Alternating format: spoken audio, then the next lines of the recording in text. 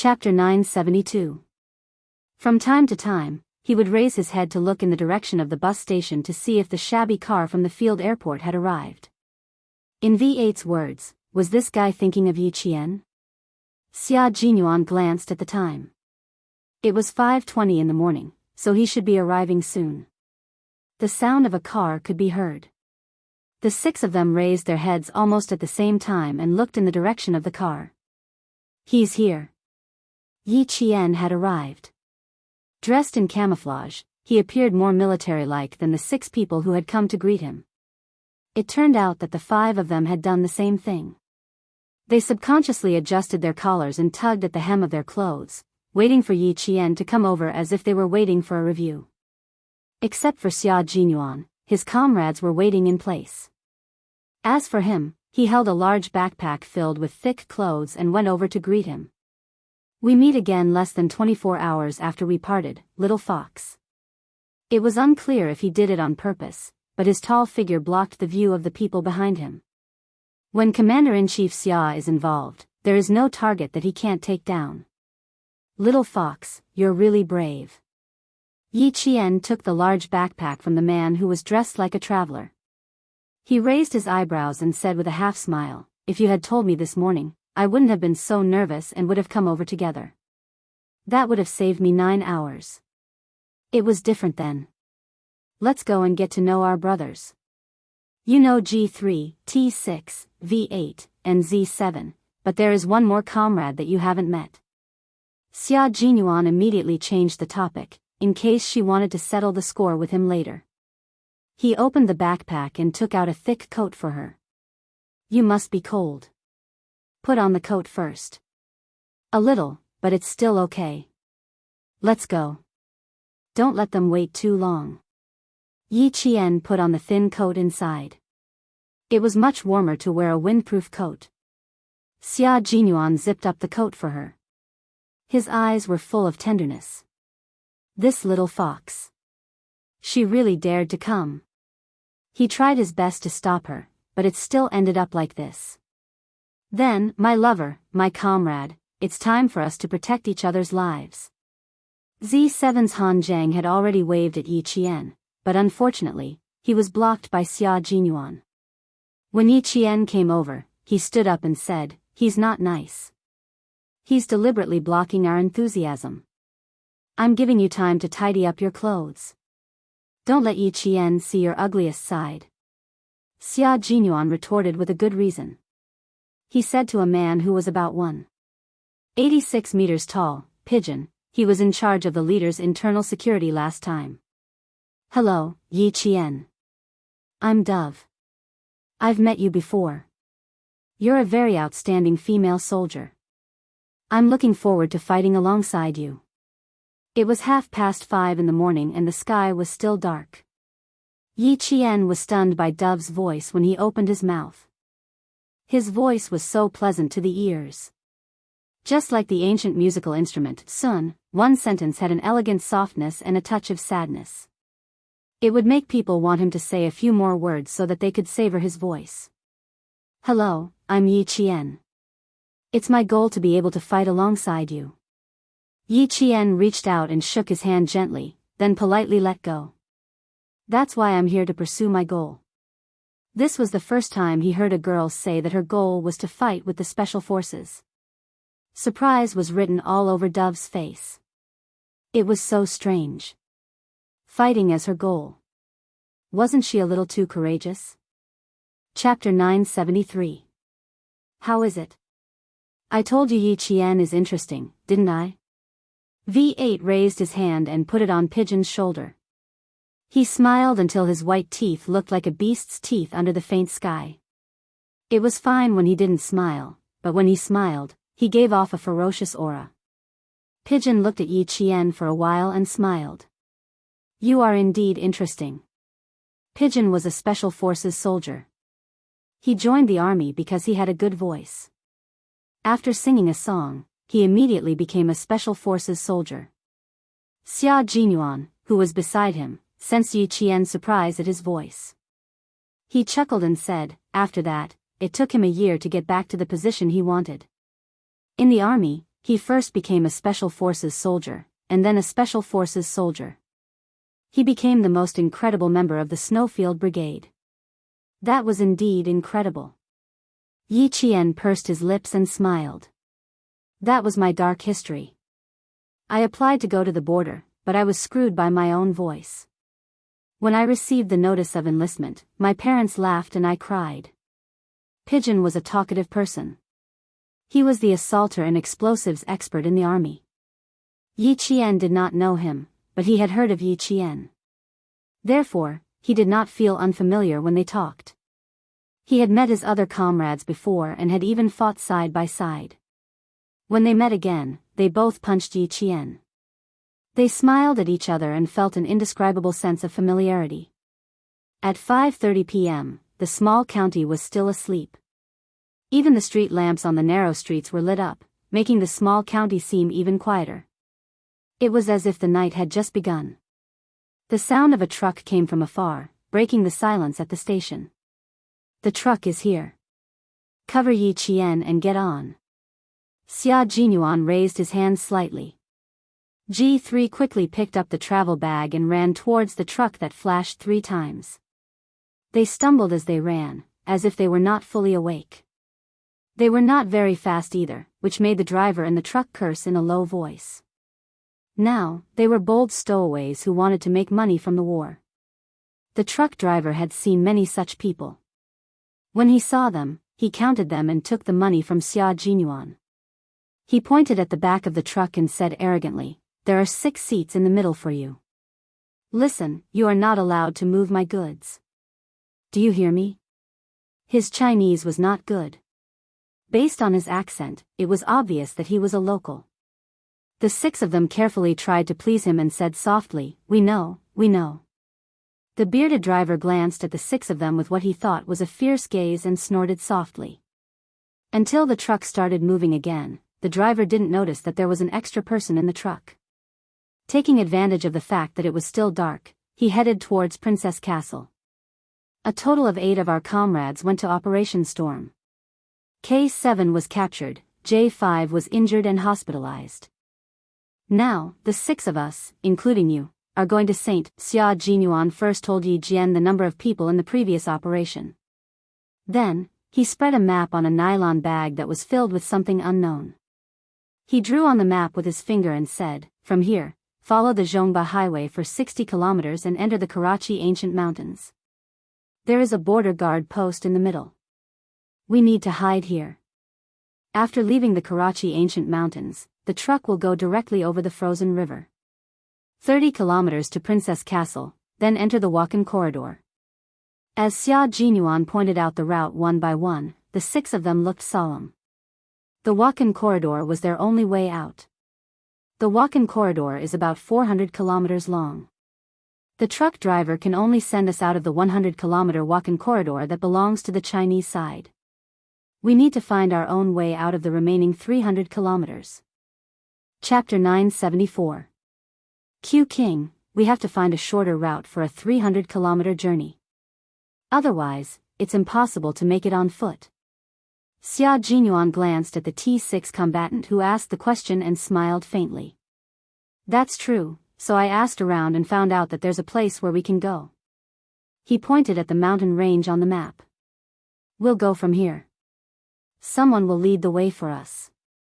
Several pairs of eyes stared at the mountain range he pointed at. They needed to hike up an iceberg 6,000 meters above sea level and cut into the desert country where the ST Mercenary Corps was located as quickly as possible. The time is 1 day, 24 hours. What do you think? When he finished speaking, Xia Jinyuan's gaze slid past Yi Qian's face. Little fox, you chose a mission that was difficult from the beginning. Do you regret it? Regret? Yi Qian's lips curled into an extremely light smile, and there was a hint of provocation in his eyes. Major Xia, when she was running for her life, her endurance, leg strength, and perseverance had been accumulated over 2 lifetimes. Climbing icebergs was no problem for her. In the days in the no man's land, she and Principal Chen had climbed icebergs and snowy peaks the most. Sometimes, they would walk through the snow all night while carrying a 13-kilogram sniper rifle on their backs. That was how she got through it. After preparing for so many years, it could be said that she had been preparing from her previous life to this life. She had walked through her previous life with tears of blood. Even if there was a way out, she would still look down on herself. Receiving her provocative gaze, Xia Jinyuan's thin lips curled up slightly. Good girl, the more she fought, the braver she became. Can we choose to ride a horse? Look for a Kyrgyz rider? Han Zheng, who was holding a flashlight, whispered, we can ride a horse first. At least it'll save us some time. G3 shook his head and said, the ST Mercenary Corps is a disaster in the eyes of the civilians. We can't bring disaster to them. I'm in favor of walking. Also, the iceberg is not suitable for riding a horse. No, I mean to ride a horse in the walk-in corridor. We can borrow the local nomads' horses. Before Han Zheng could finish his sentence, G3 interrupted him. The walk-in corridor belongs to the high and cold mountains. Every year, except for the 3 months of June and August, the mountain is covered by heavy snow. The nomads' horses have already been fenced up and raised. Where can we borrow them? Even if we do, the horses won't be able to pass through the deep snow. In the end, we'll be wasting our own time. We have no choice but to hike the iceberg. That's right, so we have no choice. Right now, there's a civil war in this country, and the savagery of the ST Mercenary Corps makes the civilians even more afraid. Choosing to walk on foot can hide our identities, and we won't implicate the civilians. V.H. Chenling said.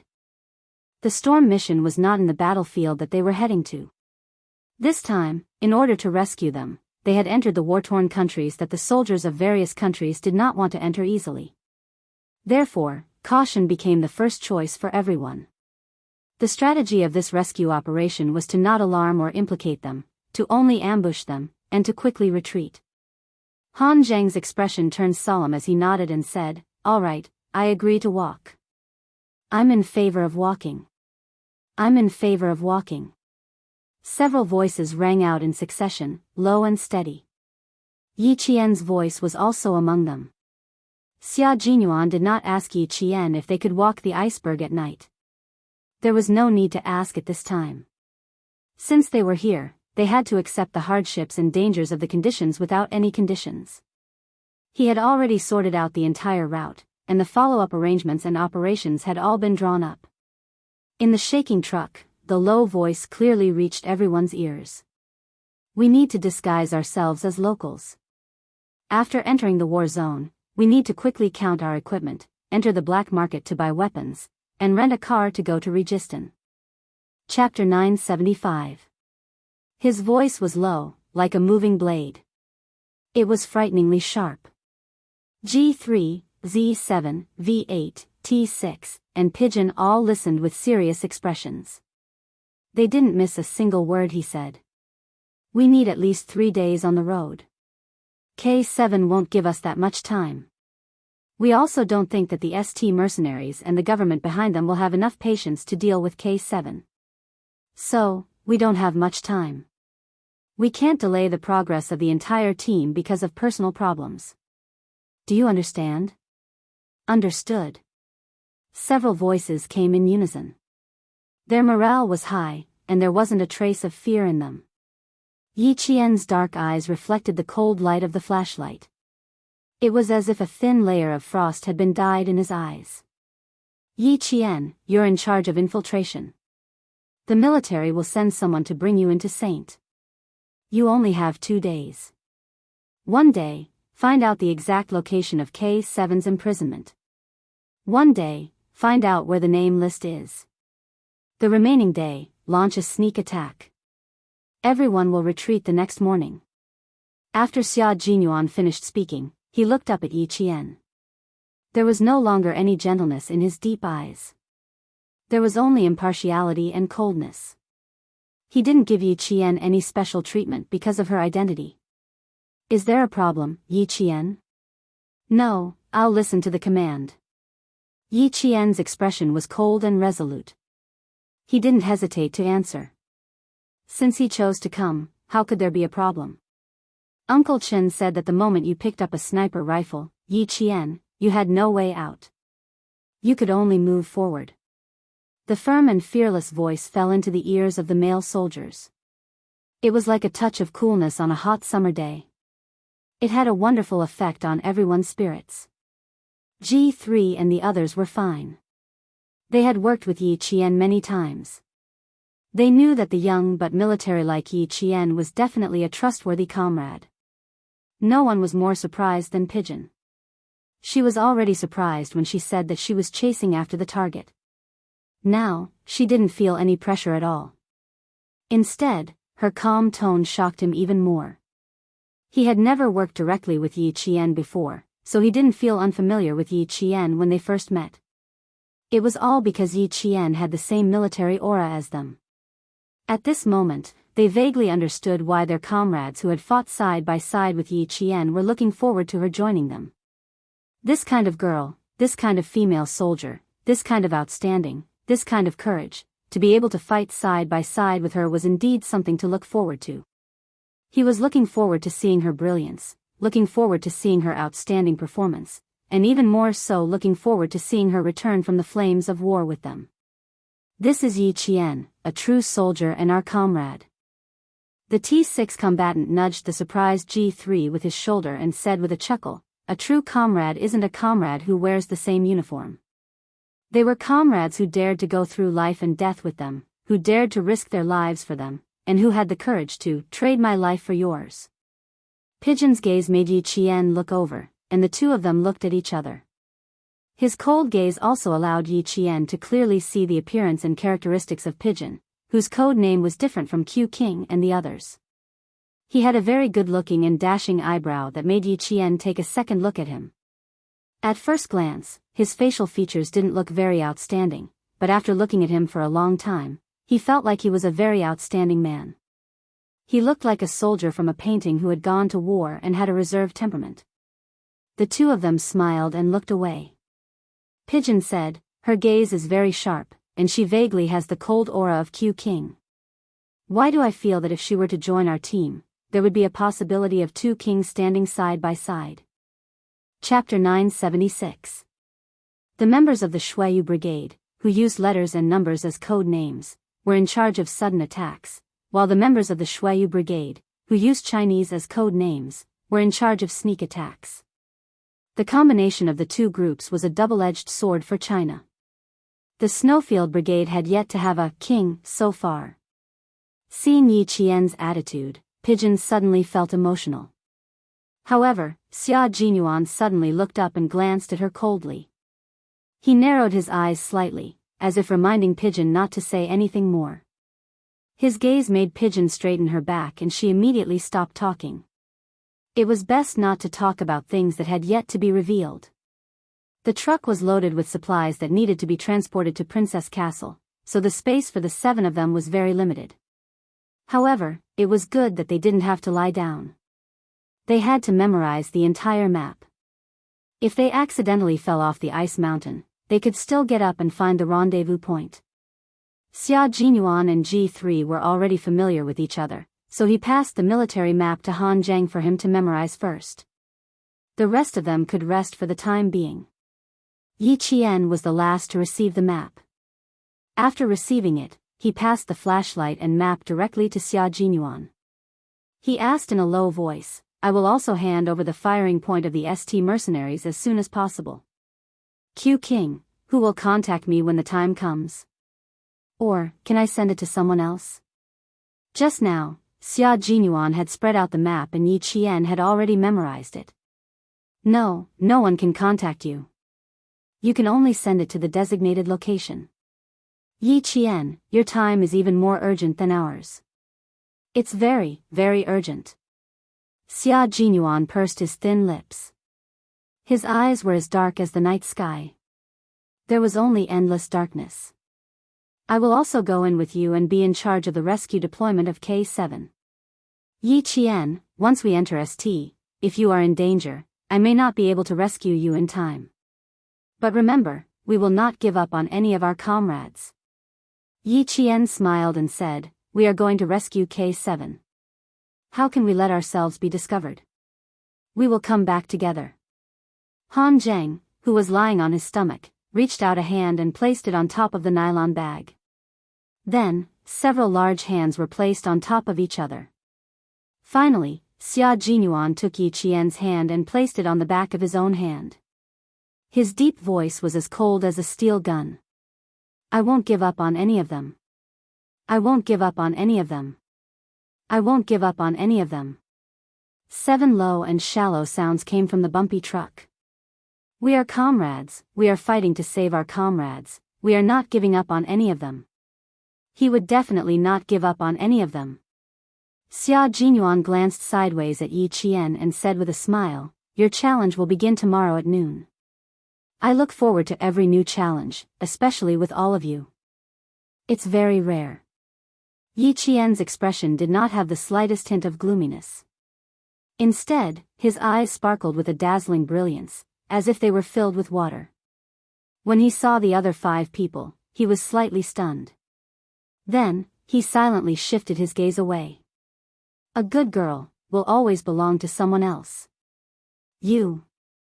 As the flashlight suddenly went off, Xia Jinyuan sighed. Then, his warm lips gently kissed Yi Qian's cheek. "Are you stupid? Why did you chase after us?" "Because all of you are my targets. I'm chasing after my targets." Yi Qian's fearless laughter came from the darkness. It was faint and gentle, and it floated into Xia Jinyuan's ears. Then, it slowly fell into his heart and was engraved in his heart. The girl he liked was just that outstanding. She used her own fearlessness to write a magnificent legendary poem. Her name would not be forgotten with time, even if 100 years had passed. Chapter 977. Yi Qian didn't expect him to be so bold as to turn off the flashlight and kiss her in front of so many comrades. She glared at him in the dark and wanted to move away from him, but there was only so much space. He was on her right, and G3 was on her left. If she moved, she would have to move closer to G3. Yi Qian had no choice but to bury her head under her arm to prevent another kiss. Not only did he steal a kiss, Major Xia, who was acting like a boyfriend in the dark, put his arm around Yi Qian's shoulder and let her lean on him. "Rest for a while. At least you can lie down." Yi Qian froze. He was so stiff that he didn't dare to move at all. He even held his breath, afraid that his 5 comrades would notice something. This bastard. How dare he? Not only that, his warm lips were pressed against Yi Qian's earlobe, and his breath was hot. "Old Luo, who brought us into the iceberg, told me to give you more money and suffer less. Brothers, the money you took out just now won't be reimbursed. You know that the money a man saves is for his wife. Remember to return it all to me. It's not much, just 5 fingers. I'm sleeping. Wake me up when we reach. I don't think we've reached the plateau yet. Why do I have altitude sickness and tinnitus? You too. Me too. Do you want to take some pills? I'm already deaf. I can't hear what you said just now." After the 4 people in front of them finished talking, they heard faint snoring sounds. G3 seemed to have slept for a long time. Fuck.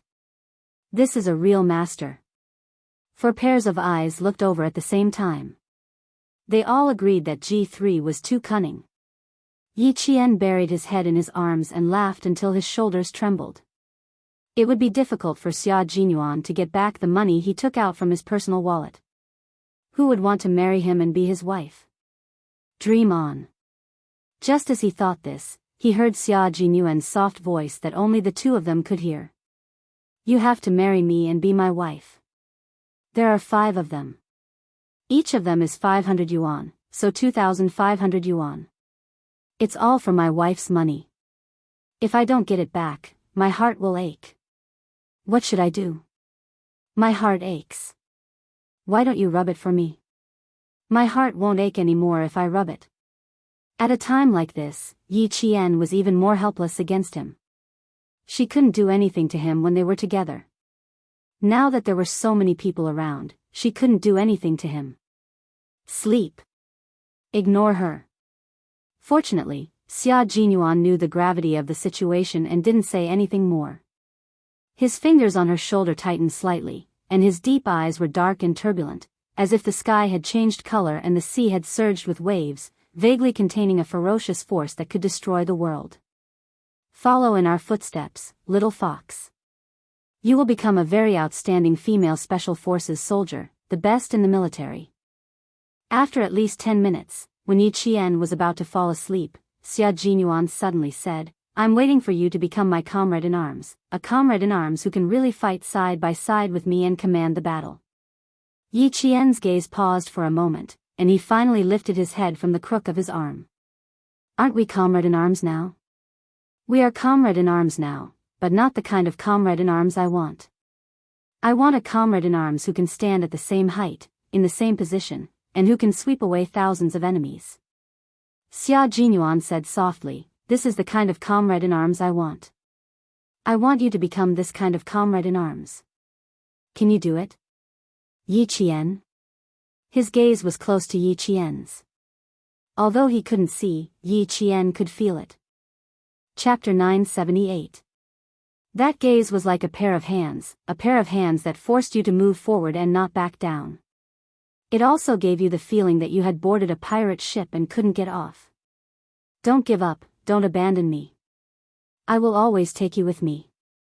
I will never let go of your hand even if we have to overcome all obstacles until we reach a height that belongs to both of us.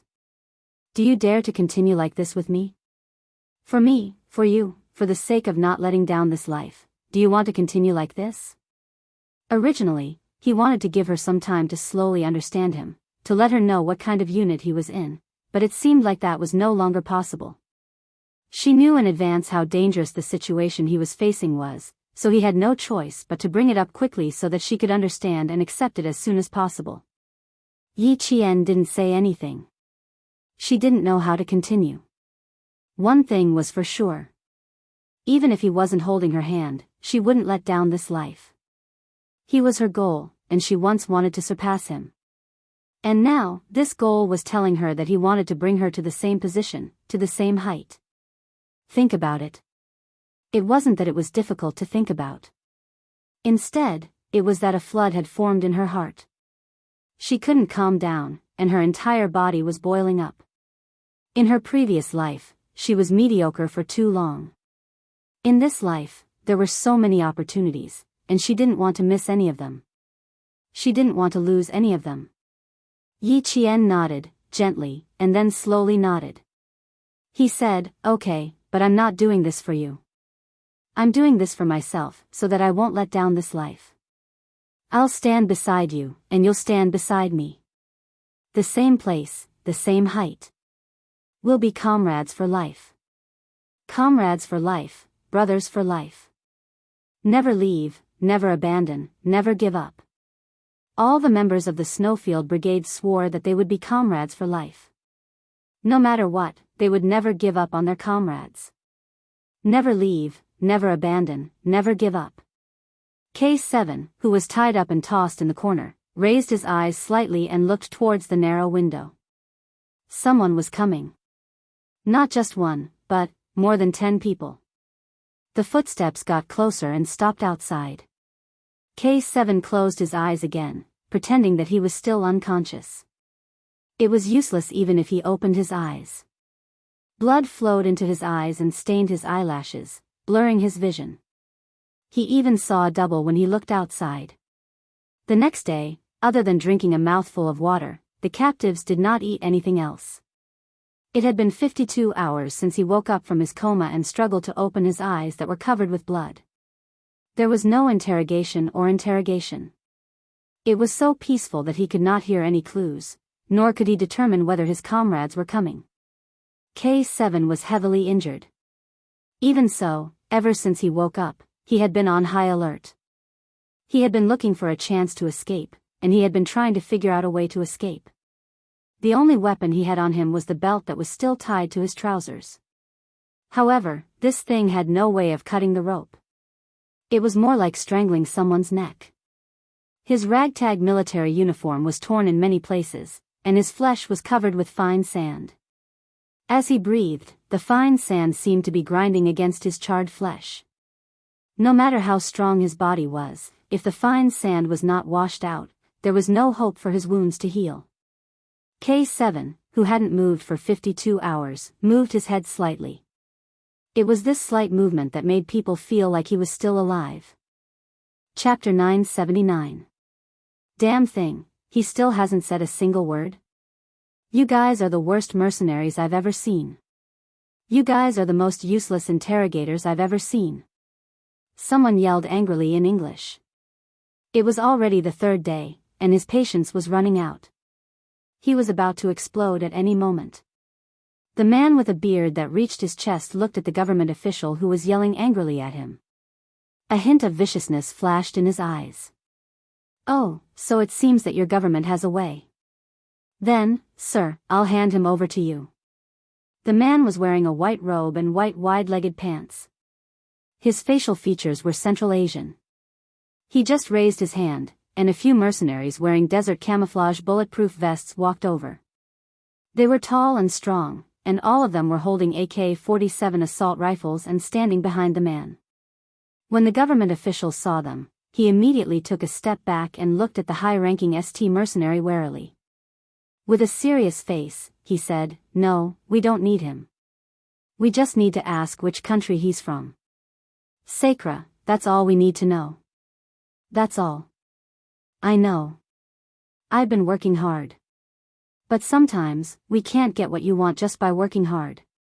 Sacra was still able to smile as he spoke. He pointed at the captive behind the closed iron door.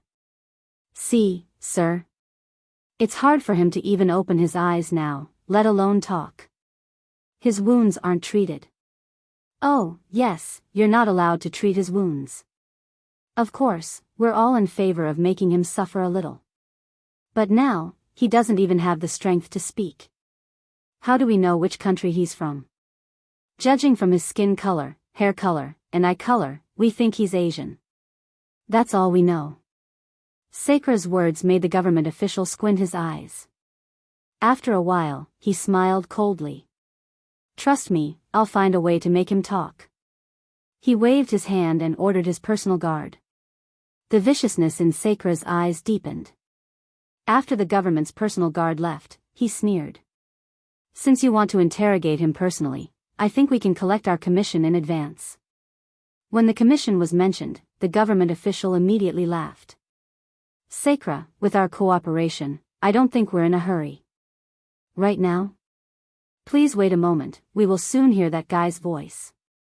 There was no need to consider anything when interrogating a captive, especially a captive who couldn't possibly return alive. As long as he got what he wanted, he would immediately end the captive. There was mistrust in their employment relationship, and their cooperative relationship was unstable. It seemed that it wasn't Sacra who had lost his patience, but the government who had lost their patience. 10 minutes later, footsteps were heard. Then, the locked iron door creaked open and 4 people came in. "Wake him up." When he saw the wound on K7's shoulder, a cruel smile appeared on his face. He lifted his leg and stepped on the wound with the heel of his leather shoe. Then, he twisted his ankle and let the heel of his shoe crush the wound. This wound had originally stopped bleeding, but after being crushed by the hard heel of the shoe, the bright red blood and the layer of scab were crushed into wisps of blood, revealing a bright red, ferocious wound. K7 did not move. It was as if he had lost consciousness, but his brows were furrowed. It was as if he was frowning in his sleep due to discomfort. Chapter 980. "Did you see that, Sacra? I told you he would wake up soon." Wait, he will wake up soon." The dark-skinned, typical Middle Eastern man smiled viciously. With the cold-bloodedness of a soldier, he signaled his guard with his eyes, and K7 heard the sound of glass breaking. 2 minutes later, an unknown drug was injected into his arm. After the needle was pulled out for less than a minute, K7 opened his eyes like a wolf trapped in a bush. Pain, his whole body was in extreme pain. All of his wounds felt like they were being pricked by thousands of needles. It was so painful that the veins on K7's neck were bulging. It felt like his blood vessels were going to explode from his skin. They had injected an unknown drug into his body, causing the pain all over his body to increase by dozens of times, and the pain was amplified and amplified. That kind of pain wasn't enough to make K7 pass out. His wounds hurt, his bones hurt, and his organs hurt. Rapid breathing didn't lessen the pain. Instead, it increased the sensitivity of the pain. Some people said they were in so much pain that they didn't want to live anymore. Some people said they didn't want to live anymore. Some people said they didn't have a good day. What they said was just empty talk. The real pain wasn't to the point where you didn't want to live anymore. It was to the point where you couldn't fight back. You were in so much pain that your muscles were spasming. Sweat the size of beans kept dripping down into your wounds. Which country did you come from? Tell me, buddy. The officer used his leg to kick K7's bleeding shoulder. K7, who was lying on his side with his hands locked behind his back, was forced to lie on his back. That way, the officer could clearly see what happened to the man who was injected with the pain-increasing drug. Thanks to the pain, K7's tears washed away the blood in his eyes. Through the intense pain, K7 saw a ferocious East Asian face. K7 focused his gaze and quickly observed the other person's expression. His heart was in pain, but he had to stay awake to observe the other person's expression. If he wanted to live, he first needed to know what the other party wanted, how long he could endure, and whether he could kill him in a fit of rage, or if he could endure it for the time being. The man was in a hurry. It wasn't a hurry that came naturally. It was a hurry that was urged by someone. That was right. The man they beheaded was not a normal person. If they wanted to find out the truth, how could they let a captive go so easily? Very well, as long as he knew that the man wouldn't kill him now. After he used up all of his energy to stay awake, K7 growled like a trapped beast. His body couldn't help but twist. He stuck his tongue deep into his throat. He wanted to vomit. If you wanted to get information from him, you had to make sure he was still alive. The special forces from the Shuayu Brigade were invincible. They could return in triumph, or they could die without hesitation. They could face being captured calmly, and they could overcome their fear of death. To die for one's country was an honorable death. Fuck, bro. K7, smile for me. We've known each other for a year, and I've never seen you smile before. Fuck you, I even drank your saliva. Hello, I'm Q King. Nice to meet you. And my brothers. My brothers, was. Chapter 981. K7 forced himself to vomit until his tongue almost got cramps. Only then did he feel nauseous. He had developed a resistance to the drug, which could be seen from his vomiting. He was a forensic doctor, so he had to know what he needed to know. Since the other party couldn't do anything to him, then the real game had just begun. On the ground, K7, who was tied up in a bow shape, was convulsing violently. When he started to vomit from the pain, the military officer panicked. Quick, quick. Save him. He didn't despair anymore. As long as there was a chance of survival, he wouldn't despair. He wouldn't give up. As long as he could stand up, he wouldn't give up. But this thing was really fucking painful. The sandstorm was so strong that it was blinding. The sun outside was so bright that it made him dizzy. It took a total of 6 hours to travel from Ta County to the Wakan corridor. The Snowfield Brigade packed their luggage and took the supplies that the military asked the border guards to store in the Princess Castle, towards the iceberg. Since the military is providing the supplies, they should at least give me a gun. Z7 Han Zhang rummaged through his backpack. There were windproof and cold-resistant items in his backpack, but there were no weapons. He picked up 2 wooden sledges that could be used to ski on the iceberg. He wanted to say a few more words, but when he turned around, they were all gone. Fuck. They didn't wait for him. He put on his windproof hat and chased after his comrade who didn't even check what was in his backpack. Yi Qian caught up to Xia Jinyuan with the wooden sledge. I need to learn how to ski. I've never skied before. Okay, you only have 10 minutes. If you don't learn how to ski, grab the rope and I'll bring you down. Xia Jinyuan, who was using a compass to determine the direction, said faintly.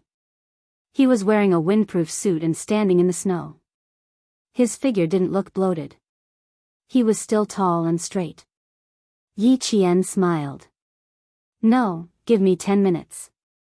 Uncle Chen taught me the basics. It's a pity I didn't bring a sledge. Looks like you did learn a lot in the no man's land.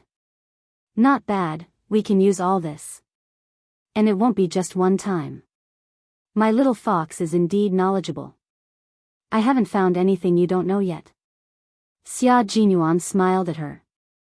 The curve of his thin lips made Yi Qian look away. She didn't want to see him smile. After a few hours of driving, whenever he had time, he would kiss her and shamelessly say, "Relax. Relax."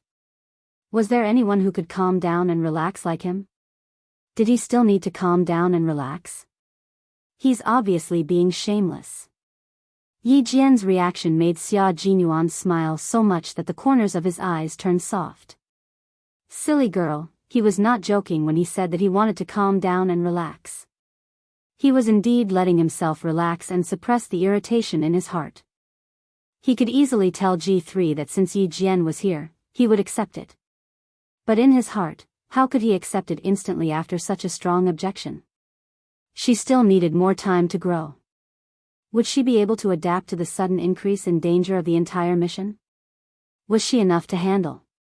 One had to know that Yi Jian was truly fighting alone this time. After a few hours of settling down and seeing that she was calm and normal, he gradually suppressed the irritation in his heart and slowly relaxed.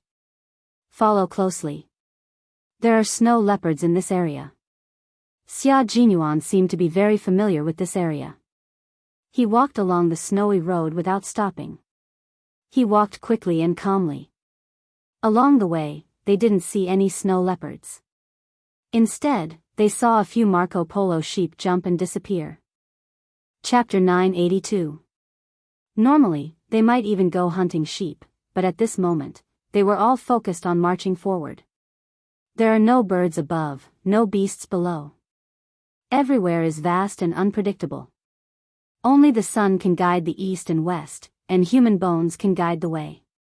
The journey described by Fa Shi, a monk from the Eastern Jin dynasty, was now the journey of the Snowfield Brigade.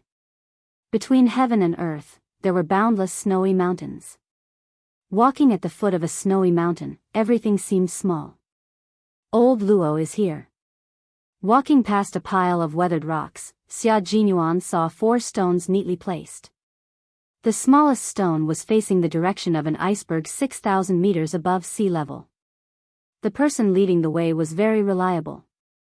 During the Civil War, Old Luo was the first to escape to China with his eldest son on the iceberg. When he went back to pick up his wife and 3 children, he took the iceberg again. When he escaped to China, he took the iceberg again. The 2 of them went back and forth once, a total of 4 times. He was the most familiar with this route. The 7 of them headed towards the iceberg like stowaways. The deeper they went, the deeper the snow became. When they reached the bottom of the slope, the 7 of them tied wooden sleds to their feet and rushed down the valley. Yi Qian was very slow at first. His upper body was relaxed, his center of gravity was forward, his knees were bent, his eyes were looking forward, and his ski poles were pointing outwards. He didn't even need Xia Jinyuan's guidance. After he went up, he started to paddle.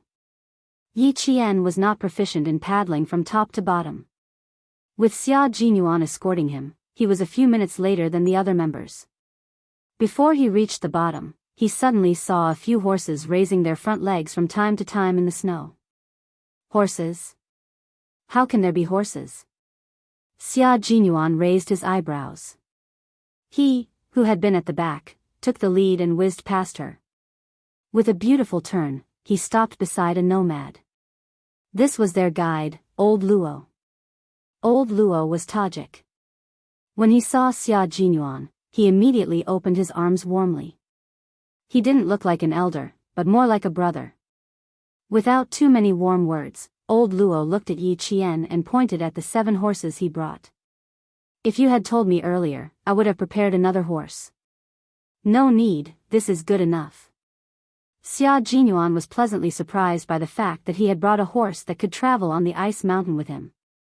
The pigeons had already mounted their horses. Let's hurry up and set off before dawn. They had to travel at night tonight, but it was better to travel early in the morning than late at night. Past the snowy mountain at 6,000 meters above sea level was another country. At the end of October, the Wakan corridor was still quite sunny, and the bad weather had yet to arrive. From day to night, they stepped on the snow and braved the knife-like wind that could cut their faces as they persisted in entering the war zone. The ability of the special forces to withstand harsh conditions was not something that ordinary soldiers could imagine. They could stay on the snowy mountain for a year and a half, just like the locals. At night, the horses could not walk as well as they could during the day. They walked on gray stones that were not covered by snow, and their legs were numb from the cold. When their blood reached their hearts, it was still cold. The people could not rest, and neither could the horses. With the horses riding during the day, the whole day and night journey was shortened to no more than 20 hours. Yi Qian walked in the middle from the very beginning. At 4:00 in the morning, she was still walking in the middle. Her thighs were wrapped in old Luo's fur jacket and tied with straps. She pulled one foot out of the snow and then the other, and walked like this for less than half an hour. Chapter 983.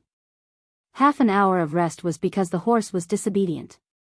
The path they took was not the most difficult one. Old Luo had climbed the iceberg at night 4 times.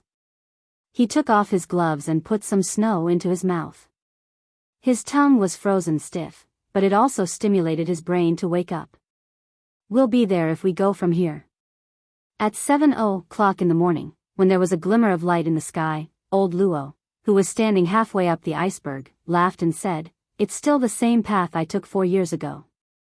The weather is very cold, and it didn't snow at night. Once it snowed at night, the march would only be slower due to the strong wind and heavy snow." Looking at the endless winding road below, Xia Jinyuan's dark eyes narrowed slightly. Rush down in one go, rush to the bottom of the mountain, and rest for an hour before we set off. They chose the most difficult path because they were all illegal mercenaries. Because they couldn't expose themselves and let the country they were protecting have a trace of stain. From 11:40 p.m. to 7:00 a.m., a full 20 hours passed through the iceberg 6,000 meters above sea level and arrived at their destination. Old Luo didn't go back immediately. He went to a Tajik house to rest.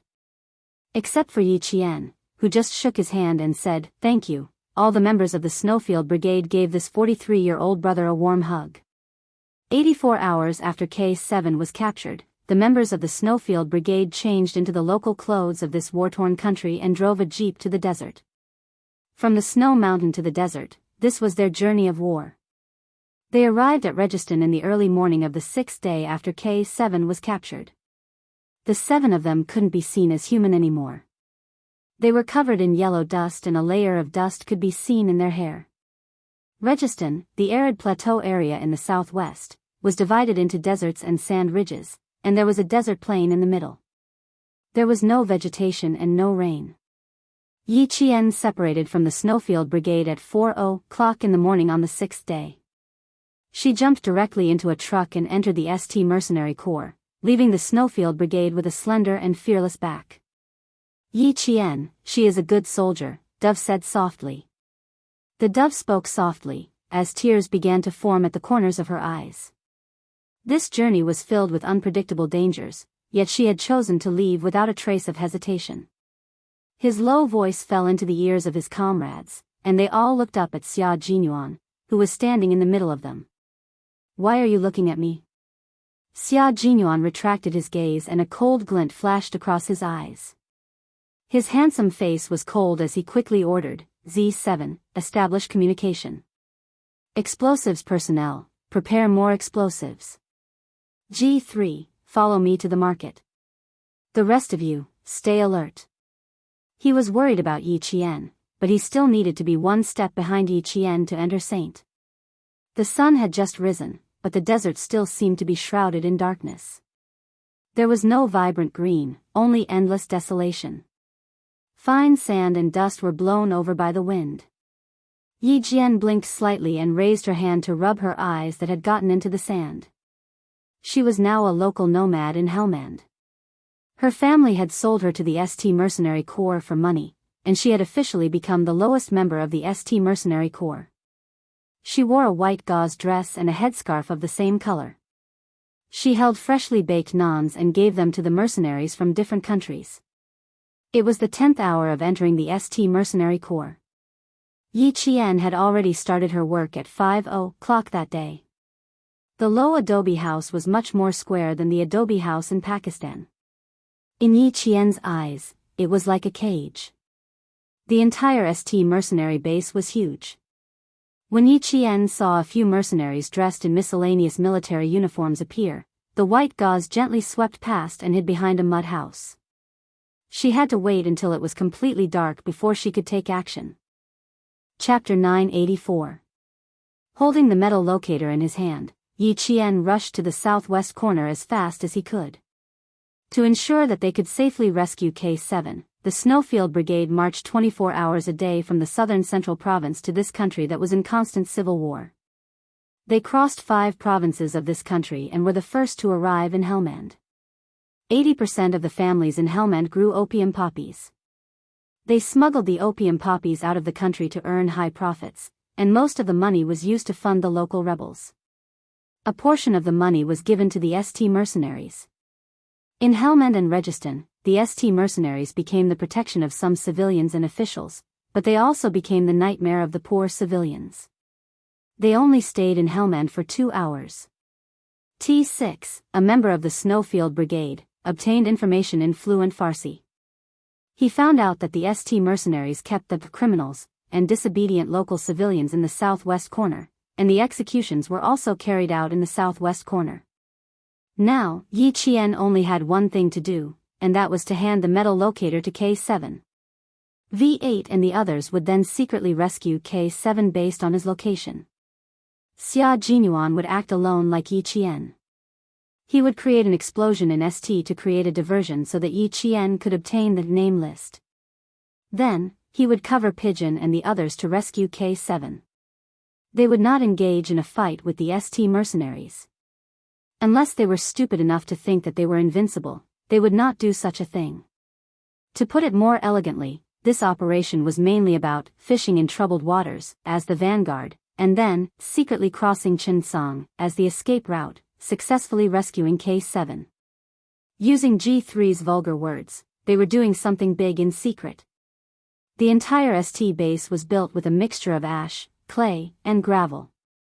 Every time Yi Qian lay down in a corner, her white gauze would be stained with a large amount of yellowish-brown dust. If she could, she wanted to roll in the dirt and turn her white body yellow. It was late at night, and wearing a white gauze that fluttered when the wind blew, it was too conspicuous. What's the situation? Is there any movement? 12 hours after Yi Qian entered ST base, the Snowfield Brigade established communications.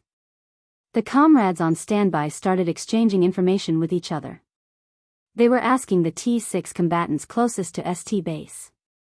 An hour ago, Z7 had set up a very small ultra-short wave radio base station. Although it was small, the transmission signal was stable. It could even transmit images and data through infrared scanning. The location data of the metal positioning device had already been downloaded onto the portable computer purchased from the Helmand market. As long as Yi Qian found K7 and turned on the positioning device, they would immediately be able to pinpoint K7's exact location. There was no response from the radio waves. Z7 said in a low voice, "Nothing. Let's see if Q King is doing anything. He's in electromagnetic silence. We can't contact him for now." Electromagnetic silence meant that the connection with the radio waves was cut off. Xia Jinyuan was afraid that ST base had an electromagnetic interference system that would capture their radio waves. The operation had not yet begun, but they would be directly exposed.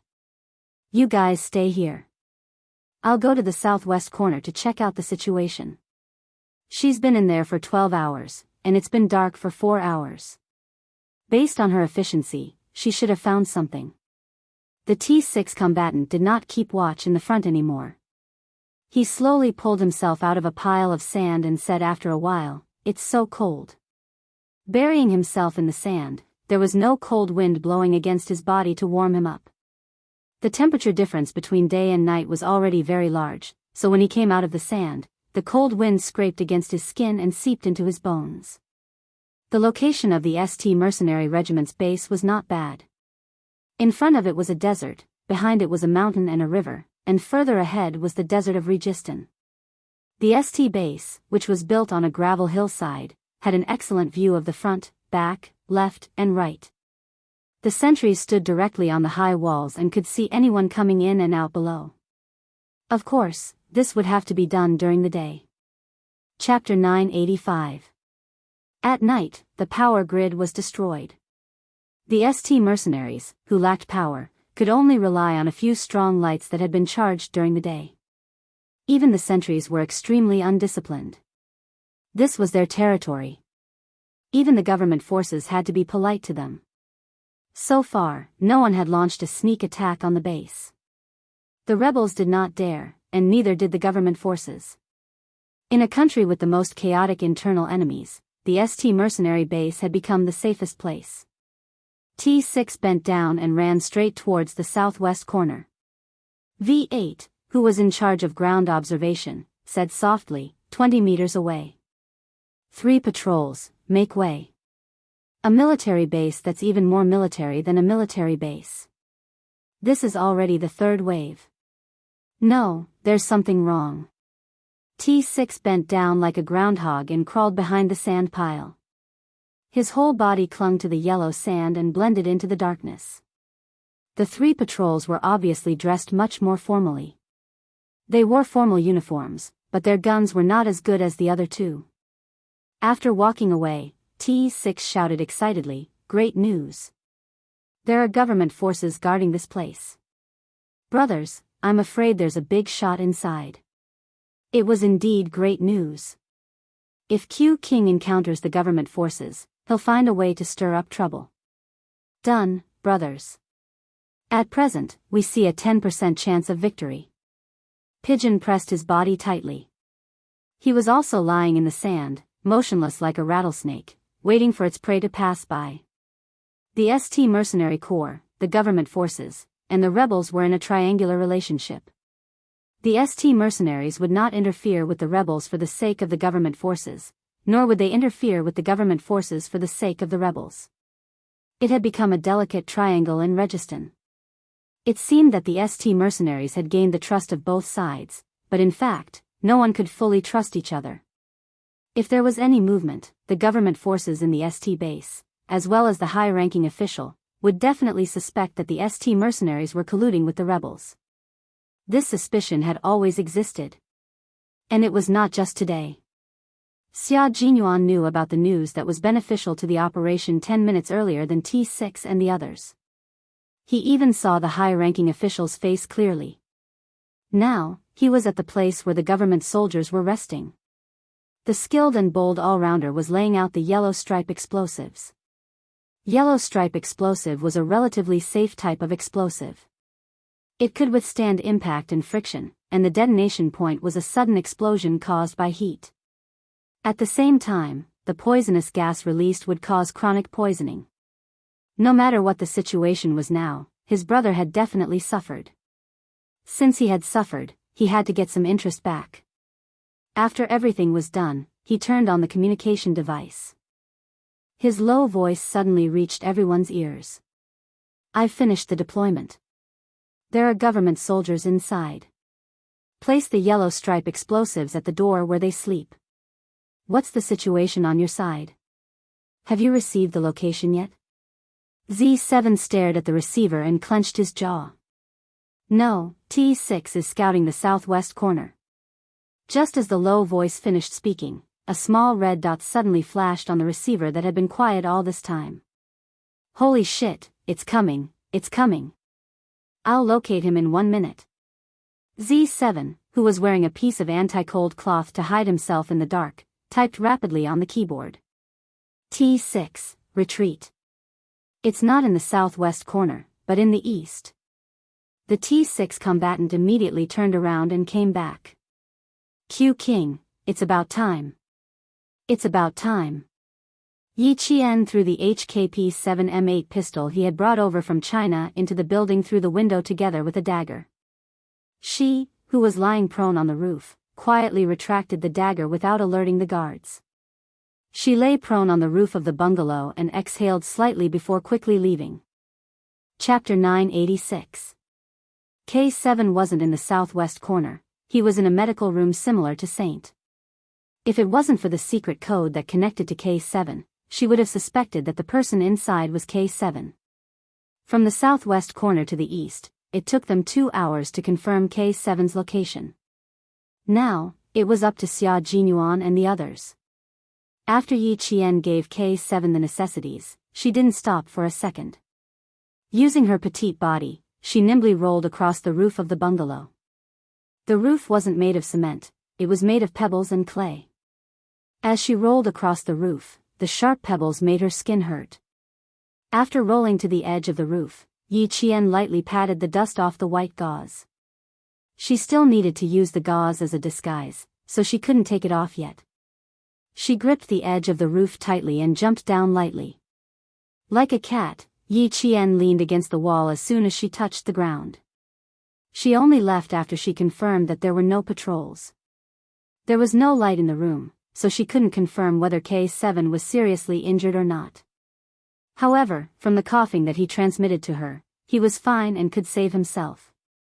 His cough was low and hoarse, like a broken tempered glass surface. It sounded fragmented and unstable.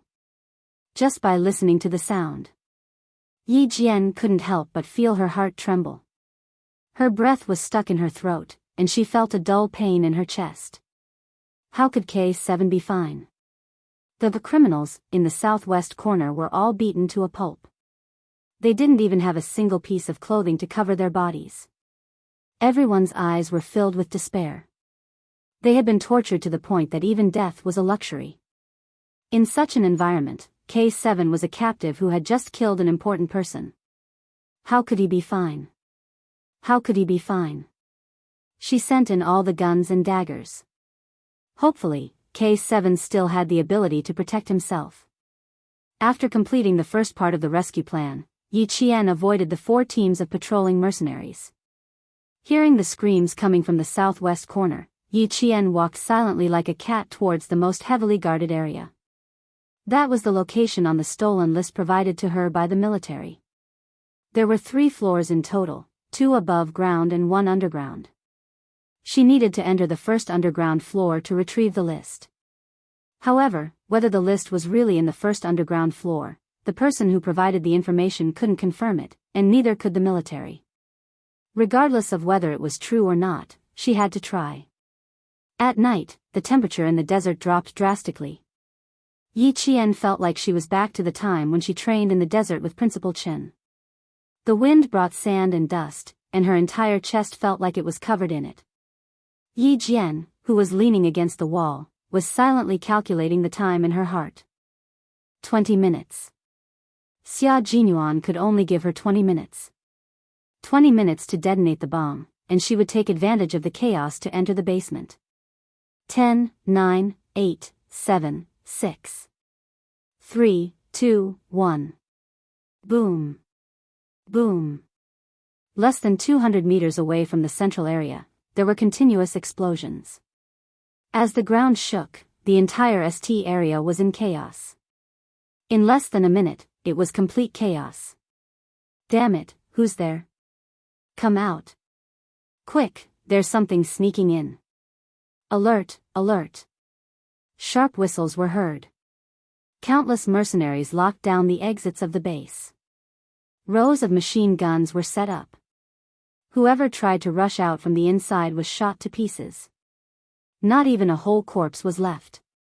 The smell of the explosives was terrible.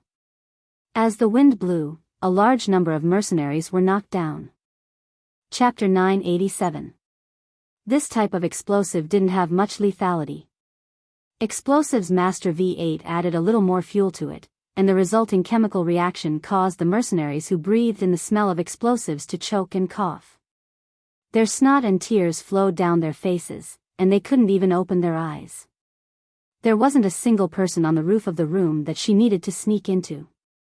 When the explosion came, Yi Qian saw several mercenaries rushing into the room. They immediately found cover and set up their guns to lock down the surroundings. There were 4 soldiers on the roof and 4 below. She couldn't be sure how many soldiers were in the room. It wasn't easy to get the name list, and she only had half an hour at most. She rushed past several patrols and headed towards the central area where Yi Qian was. Xia Jinyuan couldn't let Yi Qian carry out another dangerous mission alone. With the support of the pigeons and the support of a mercenary in St, he could free up his hands to help Yi Qian. Her military boots left footprints in the wind and sand, but the footprints were covered by the sand when she lifted her feet. She looked for a possible spot where Yi Qian could break in, but she didn't see him. Instead, she saw a mercenary on the roof flapping his hands as if trying to grab something. Yi Qian went up to the roof. What a bold fox. She actually wanted to break in from the roof. On the roof, she made a collar out of the silver wire and quickly and fiercely wrapped it around the neck of a mercenary. As she jumped down, a black-skinned mercenary didn't even have a chance to struggle. His hands flailed in the air, and his legs kicked a few times before his limbs drooped down and he stopped breathing. Letting go of silver wire, Yi Jian quickly caught his body before he fell to the ground. She held him firmly and slowly let him fall to the ground. She did it quietly and did not alert the other 3 mercenaries who were armed with guns. Xia Jinyuan stomped his feet, and his military boots stepped on the wall mixed with gravel. He quickly flipped onto the roof. Before he could touch her, he felt a sudden chill on his neck, scaring Xia Jinyuan into grabbing Yi Qian's wrist. The moment the silver thread tightened around his neck, Yi Qian was startled and quickly withdrew his strength. Xia Jinyuan. Yi Qian mouthed the words to express his fear. If she had pulled back just a little bit later, there would be 2 marks on his neck. The man who flipped himself over was so shocked that he broke out in a cold sweat. He almost lost his life just now. What a fast move. Her hand strength was also very strong, and it was very easy for an adult man to lose their life. He gestured with his hands to the left and right, then pointed to the mercenaries in the west and south corners. He made a horizontal cut across his neck to express, "You take the left, I'll take the right, we'll take the west and south. In the middle, close the rope." Yi Qian gestured an OK sign, and the 2 of them flanked the mercenary from about the same distance. This time, Yi Qian didn't use the silver wire in her hand. If she wanted to strangle someone's neck within a second and make them lose the ability to resist, she would have to rely on external forces. At a time like this, it would be better to use a dagger to solve the problem. It would be faster. On the right, Xia Jinyuan's hands were around the man's neck. After the sound of bones breaking, in less than 2 seconds, he twisted the man's entire cervical vertebrae in a strange 180-degree angle. It was quite terrifying. Yi Qian forcefully withdrew his dagger from the back of the man's neck to his throat. The dagger had to grind against the cervical vertebrae before it could be pulled back. Chapter 988. To strike from this angle, one had to be fast and accurate. They had to cut through the nerves at the back of the neck and pierce through the throat. The trachea would also be cut in half. This kind of assassination was filled with blood, but there was no need for a second stab. It could be done in one go. Sensing danger, the mercenary who had been staring at the east corner turned his head. He saw that his comrade was still half-squatting in the west. Just as he was about to speak, Xia Jinyuan approached from the south. Like a ferocious beast that specialized in biting people's necks, he clamped down on the mercenary's neck at the fastest speed. Then, with a forceful twist, the 4 mercenaries on the rooftop were taken care of by the Chinese soldiers just like that. Were the Chinese soldiers weak? No, the Chinese soldiers were never weak. The members of the Snowfield Brigade weren't just special forces. They were specialized in anti-terrorism, decapitation, assassination, and other high-difficulty operations. This type of soldier was definitely not inferior to the special forces of the American Delta State.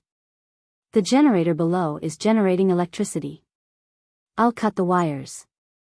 Bring this with you for communication. Xia Jinyuan's breathing quickened. He placed the infrared imaging device in Yi Qian's hands. Then, he took out a receiver and earplugs. He placed the receiver on her waist and placed the earplugs in her ears. Z7 made his own ultra-short-wave radio base warfare device. It can ensure that we can communicate normally. The Snowfield Brigade was filled with talented people. They could make simple wireless communications, explosives, and so on. As long as they had simple materials, they could establish communication. Yi Qian fastened the receiver and opened the channel. He pressed the earplugs with his hand and said something. Z7's voice came from the receiver. Work together with Q King. Finish the mission as soon as possible and come out. The pigeons have already gathered with K7. The STs are now searching for K7. Yi Qian, you and Q King should finish the mission as soon as possible and support them. The two of them looked at each other. Then, they picked up 2 submachine guns and entered from the rooftop. The wire cutters cut through the main wire, and then there was the sound of someone pulling the trigger. Yi Qian jumped up from the top of the stairs and approached the place where the smell was the thickest. Without the help of infrared and night vision goggles, Yi Qian could only rely on his own intuition and judgment of the source of the smell. He cooperated with Xia Jinyuan at the fastest speed and headed down to the basement. Yi Qian's combat ability was not inferior to a grown man's, and she also had the upper hand in terms of physical strength. However, she still had a shortcoming. Her strength still needed to be improved. If they fought head-on, they would win at the beginning, but they would definitely be at a disadvantage later on. She knew that as well, so she chose the most bloody and direct method of assassination. As time passed, Xia Jinyuan stood there like a guardian angel. He was waiting for Yi Qian to come out of the basement. Countless footsteps came from outside. Someone kicked open the door and shouted in Farsi, "Open the door, get out." Yi Qian did not come out. Xia Jinyuan did not move. He raised his submachine gun and aimed at the entrance. "Let's go." Yi Qian's voice came from behind. He said it clearly and hurriedly. Then, he ran up the wooden ladder and ran up to the rooftop. "Retreat, retreat. Everyone retreat." Xia Jinyuan, who was covering the rear, contacted everyone, including pigeons. "The location is there. Hurry." Pigeons carried K7 with one hand. The two of them hid in a corner of a bungalow and reported the location. She smiled at K7 and said, "Brother, you can't be a weakling now. Q King and Yi Qian are here to help us. If you came half a day later, I would have died. Sakra is fighting with the government forces. Damn it, I got the advantage, but you got the advantage." K7, who was running a high fever, opened his cracked lips and said coldly, "I didn't want to die here. Since I'm here, I want to go out with you." Chapter 989. Pigeon listened to his brother gritting his teeth behind his back and couldn't help but chuckle. "Brother, you're really lucky to have encountered ST and the government. I let you rest for a few days in vain." But a few figures flashed past his eyes. Pigeon shut his mouth and signaled K7 to hide. The running ST soldiers were all wearing military boots. Pigeon squinted his eyes in the dim light and smirked, "The government is here. Looks like we are going to have to fight, Saint Brother. Even if you want to sacrifice yourself, you won't have a chance." "When did I say I wanted to sacrifice myself?" K7 suppressed the itch in his throat and pressed his fist against his Adam's apple. He tried to suppress the itch that was about to come out of his throat. "Save my life, I still have a lot of things to do." Being willing to sacrifice yourself did not mean that you had to sacrifice yourself. The country did not raise you to be a soldier for you to think about sacrificing yourself all the time. Even if you were captured, as long as there was a slim chance of survival, you had to try your best to survive. K7 had never given up on him, but he had never thought about asking his comrades to come back either. Therefore, when he heard the familiar secret signal, his entire brain had a 3-second lapse in thought. It was all an ST. Why would he send a fake message? It was because he knew they had entered ST's base. He did not expect that after he sent the message, they would come back. That's what I call guts. If he really died, then our trip would have been for nothing. Pigeon signaled Case 7 to keep an eye on the window while he went to the door. Someone was coming their way, and they were flashing lights. The sound of footsteps passed by the door. Pigeon, who was hiding behind the door, let out a sigh of relief. That was close. The place they were hiding in was not a good place. There were a few dead bodies inside. The window was the best place to watch. Pigeon, whose alarm was lifted, returned to K7's side. Just as he took a breath, K7's cold voice came into his ears. How many of you are here? Including Xiao Yi, there are 7 of us. J5 had a bit of a bad back. His butt was injured, and his thigh ligament had to be stitched up 14 times. He insisted on coming over, but the brothers who stayed behind to take care of him knocked him out with a backhand chop. In the dark room, only his eyes seemed to emit a cold light. Never leave, never abandon, never give up. Brother, we have sworn an oath to the war flag. We are just short of swearing blood as an oath. K7 smiled. He finally smiled in the dark. It was not the kind of smile that came from the corner of his mouth. It was a smile that came from the bottom of his heart. Never leave, never give up. Thank you, brother. No matter how rugged the road was, no matter how dangerous it was, and no matter how deep it was, he came with the determination of the peak of a snowy mountain. He was not afraid that he would die in another country. He came to his side just for the oath under the war flag. Thanks. A lifelong comrade in arms, thank you. Brothers for life. Pigeon turned his head and smiled at K7. His low voice was like a sun falling into a low and deep tone. What are you thanking me for? This is called following through life and death. Do you understand? If you really want to thank someone, you should thank Yi Qian properly after we get out of here. This little girl. Pigeon paused as if he was thinking about how to describe Yi Qian.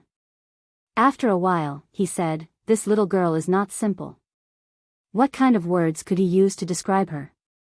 Even the most beautiful words couldn't describe it. No amount of words could express his appreciation for her. He could only use the simplest 3 words to express his thoughts. Chapter 990. Not simple. Everyone knew how complicated Yi Qian was. It was still a mess outside. The entire ST mercenary base was in a state of high alert. All the generators were turned on. As the generator roared, it started to spin faster and faster. The lights in the ST mercenary base did not come on as expected. It was still pitch black. 2 silhouettes stuck close to the base of the wall, stepping on the soundless footsteps as they jumped in through the window, landing on the ground and rolling in the air, sticking close to the wall. Yi Qian, be on guard. Xia Jinyuan did not even catch his breath when he came in.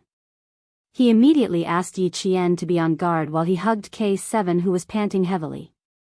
He then put his hands on K7's shoulders and said in a low voice, "You gave us fake news. Go back and write the report for us." He was still alive. Even though he was injured, he was still alive. As long as he was alive, it didn't matter if he was injured. K7's mouth twitched. He was not used to it and wanted to force a smile. His chest heaved up and down as he said anxiously, "I had no choice. Later, when I wanted to send a text message, I smashed my phone into pieces. Trying to be brave." Pigeon chuckled and said to Xia Jinyuan, "How is it? Did you get in touch with them?" "I found them. Draw a map for me." Xia Jinyuan took out an extremely small flashlight. He turned on the red light and shone it on the ground. He then used a dagger to draw an escape route on the ground. G3, T6, and V8 will create chaos in the front. We will climb out from the back. There is a 90-degree slope at the back. It is 900 meters away from the exit. Yi Qian will cover the rear. I will attack. Pigeon will take care of K7's retreat. Xia Jinyuan turned off the flashlight and looked at K7's face. Can you walk on your own? I want to hear the truth. K7 opened his mouth and frowned. 900 meters is not a problem for now. Let Pigeon carry me. I will be a burden if I run on my own. I was injected with a strong nerve pain agent. There are some side effects, muscle weakness. Hearing this, the three people's faces darkened. Xia Jinyuan bit his cheek and said to Pigeon, I'll leave it to you. Okay, no problem. Pigeon nodded. In the darkness, her eyes were filled with murderous intent. You too, be careful. The ST and the government forces did not trust each other at first, but an explosion directly shattered the fragile layer of trust. In addition, a government soldier said that he saw a mercenary in a military uniform leaving before the explosion. The two sides directly confronted each other with guns, and no one believed it. When Sakura found out that the captive he was holding had gone missing, the firepower of the entire scene escalated again. The T6 combatant who was mixed in with the government troops cursed in official Persian and fired a few shots in other directions. And when the high-ranking government officials who were still sitting in the room heard the gunshots, their expressions changed drastically. They took out their guns and pointed them at Sakura. This was the kind of scene that Xia Jinyuan and the others were happy to see. This was also why they said it was great news when they saw the government troops appear. How could it not be great news when a third party retreated while the two armies were in a confrontation? What's more, the Chinese side did not think of directly using firepower to fight ST head-on, nor did they think of becoming enemies with Saint. At least for now. Of course, the premise was that ST did not provoke the Chinese side. Chapter 991. The fight was a little fierce. Hearing the gunshots behind her, Yi Jian raised her hand and knocked down a mercenary who had rushed out and bumped into them. She covered the mercenary's mouth and nose and used the military dagger, big white lackey, she bought from the black market to cut the mercenary's aorta on his neck. Then, she cut into his vocal cords and moved the blade upwards. The struggling mercenary's body twitched violently. As Yi Jian withdrew the dagger, one of the obstacles was removed. Keep up, Yi Qian. Xia Jinyuan's cold reminder came through the earpiece. He didn't want Yi Qian to fall too far behind them. He didn't want the four of them to split up and allow ST to take the lead. They saved one, but lost another. Yi Qian grunted softly and dragged the corpse in the middle of the road to a dark corner. His feet swept across the blood-stained ground and covered the blood stains with a thin layer of yellow sand. He didn't stop at all and chased after the pigeon that was protecting K7. Dodge to the right. Dodge. Xia Jinyuan, who was in charge of assault and reconnaissance, saw a strong light coming from the corner. He rolled on the ground and hid behind a pile of protruding gravel. The pigeon was a bit slow with K7. It didn't jump or roll elegantly. 1 second before the strong light shone on it, it jumped into the darkness with K7. He didn't even know where he landed. Move another 10 centimeters to the left, quick. Yi Qian's urgent voice came into their ears. Based on the maximum width of the strong light, the pigeon and K7 had to move another 10 centimeters to the left to avoid being hit by the light. K7 rolled on the ground, and the gravel hit his back and shoulders. There were multiple wounds on his body, but he didn't even make a sound. It was a group of 3 mercenaries. They were probably a patrol team. They rushed out from the back to support their comrade who was firing from the front. Their footsteps were hurried. The strong light swayed left and right and shone on K7 who was 1 step slower. Yi Qian was like a leopard, pouncing from the darkness. He grabbed the barrel of the K7 and twisted it violently. With the help of the pigeons, he knocked out the enemy's flashlight. All that could be heard was the sound of fighting coming from the dark corner. They shouted loudly, trying to attract the attention of their companions, but the sound of gunfire in front of them drowned out their shouts. Yi Qian stabbed a mercenary's inner thigh with his big white lackey military dagger. As the mercenary screamed in pain, Yi Qian quickly pulled back the hunting knife and used the full, sharp edge of the knife to cut the mercenary's thigh artery. Bang! Bang! 2 gunshots were heard. The pigeon that fired the gun shouted, "Take the K7 and leave." In front of them, Xia Jinyuan dragged 2 mercenaries to death. Yi Qian's eyes darkened. He said angrily, "I'll drag these 2 obstacles away. You take K7 and leave. Quick. Q King, speed up." If they were discovered by the patrolling mercenaries, they would be in danger. Xia Jinyuan's face was covered in blood. His eyes were bloodshot. He clamped a mercenary's neck with his legs and twisted it. He broke the mercenary's neck with the strength of his legs. After getting rid of the 2 mercenaries, he smiled in a low voice and said in a warm voice, "I've finished cleaning up here. There are still V8 and T6 fighters disguised as government soldiers and mercenaries behind. They will clean up for us while they are at it. So there's backup." Yi Qian was relieved. Pigeon helped K7 up. His heart was beating wildly. "Brother, we finally got out. Don't fucking die like this. Hang in there. Hang in there." Chapter 992. My throat is so dry that it's on fire. Don't make me talk all the time. K7, who had his arm on Pigeon's shoulder, spoke in a hoarse voice to show that he was still alive and wouldn't die so easily. 900 meters wasn't a long distance, but at this moment, it wasn't an ordinary distance. Alert, clearing, hiding, and avoiding. After countless encounters with the mercenaries, they finally reached the bottom of the wall where they could retreat. 1, 2, 3, jump. Xia Jinyuan half-squatted and placed his palms on his knees. He let Pigeon step on his palms first. As Pigeon rushed up, he raised his hands to help Pigeon jump onto the 5-meter-tall wall. K7 gritted his teeth so hard that the roots of his teeth were rusted. Suppressing his pain, he prepared to step on Xia Jinyuan's palms and jump onto the wall. "Sit on me." Xia Jinyuan supported himself on the wall with both hands. His tall and slender body was half-squatting as he gestured for K7 to sit on his shoulder. He would then send him up. It wasn't easy to save your life. Don't give us a shock attack again. Yi Qian had been holding the assault rifle he snatched from Xia Jinyuan. When he heard countless footsteps in the sandstorm, his eyes turned sharp and he shouted, "Hurry." At the top of the wall, Pigeon caught K7's hand.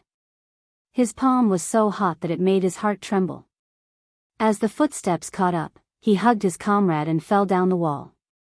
"Why are you so slow?" "Fuck, where are the others?" Z7, Han Zhang, and G3 worked together to catch the 2 falling people. Without waiting for anyone to appear at the top of the wall, they rolled down the 90-degree slope like a ball. Pigeon didn't forget to reply even after rolling down a mouthful of sand. "There are pursuers." Q King and Yi Qian didn't manage to escape in time. Protect your base station well. Don't let the brothers inside lose contact. How did it feel to stuff a mouthful of sand into your mouth? If you ate too much, you wouldn't feel anything. Rolling down the slope, you wouldn't even have time to vomit. Yi Qian had also eaten a mouthful of sand. At this moment, she secretly used her tongue to clear the sand. The pursuers suddenly appeared. She pulled Xia Jinyuan and ran wildly. When she saw a cover, she didn't think much of it. She jumped into the pile of sand and ate a mouthful of it. No one knew where the pursuers had gone. After some noise came from the earpiece, V8 said, "Fuck, someone took advantage of the chaos to escape. T6 and I thought our identities had been exposed. How are you guys doing?" The message wasn't very good, and he couldn't hear it clearly. Xia Jinyuan crouched down and held his submachine gun. His eyes were cold in the dark, and when he looked ahead, his eyes were filled with hostility. "Escape to your 11:00 left, 400 meters to your 10 o'clock. You guys retreat first and catch up with Pigeon and the others. Yi Qian and I will be there in 10 minutes. "No, it's fine now." With a mouthful of sand stuck in her mouth, Yi Qian couldn't even speak properly. She felt pain in her mouth. The man beside her had been holding back his laughter. After the call ended, he turned to look at Yi Qian, who was still spitting out sand with her head lowered. He raised his eyebrows and leaned over to her, chuckling softly. "Just drink some water. You don't have to work so hard." "You brought water?" Yi Qian looked up. It didn't feel good to have a mouthful of sand in her mouth.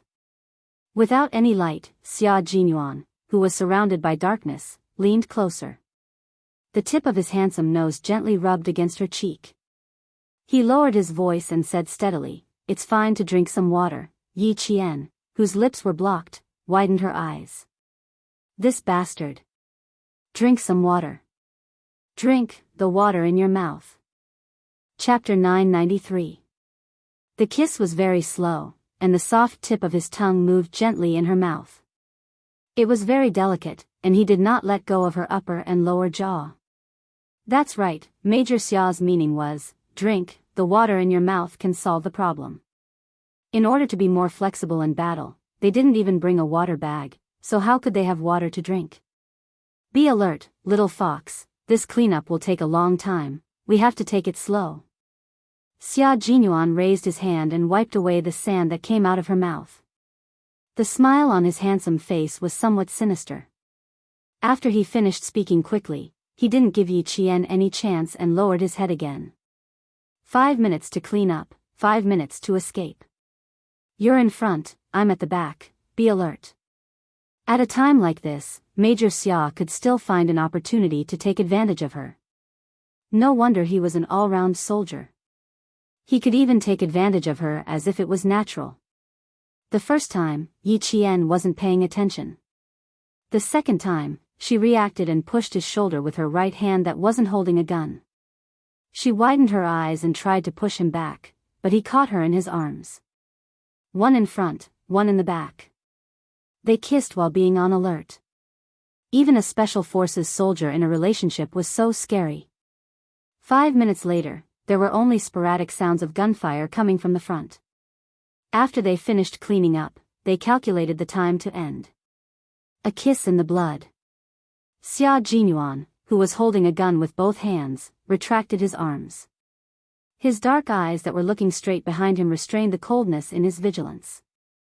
When he smiled at Yi Qian, the coldness dissipated slightly, revealing the gentleness that came after a tough battle. "How is it? Did we clean up well?" As soon as he let go, Yi Qian immediately squatted and held his gun to the back to be on alert. Hearing this, Yi Qian, who was blushing, pursed his lips and said, taking advantage of the situation, "I think it's not bad." Xia Jinyuan wiped away the last bit of sand from the corner of his mouth, then bent over and stood up. The gentleness that he showed just now also disappeared when he stood up and bent over. On the battlefield, he adjusted his emotions in a second and said to Yi Qian behind him in a low voice, "Charge, you first, I'll follow." When he was with him, Yi Qian also felt that he could control his emotions freely. After 20 minutes of intense fighting, both sides refused to back down. Yi Qian stepped on Xia Jinyuan's knees and jumped onto the wall that was several meters high. The walls were high and the line of sight was far away. Lights began to come on in the pitch-black ST base. Yi Qian's pupils constricted as he said in a low voice, "Power is restored. Quick, Xia Jinyuan." The restoration of power meant that they had found the cut in the power line. Then, they would discover that there was a third party. Plus, K7 had rescued them. How could the leader of the ST mercenary group and the government officials not realize this? The only bright spot on the edge of the desert was the ST mercenary base.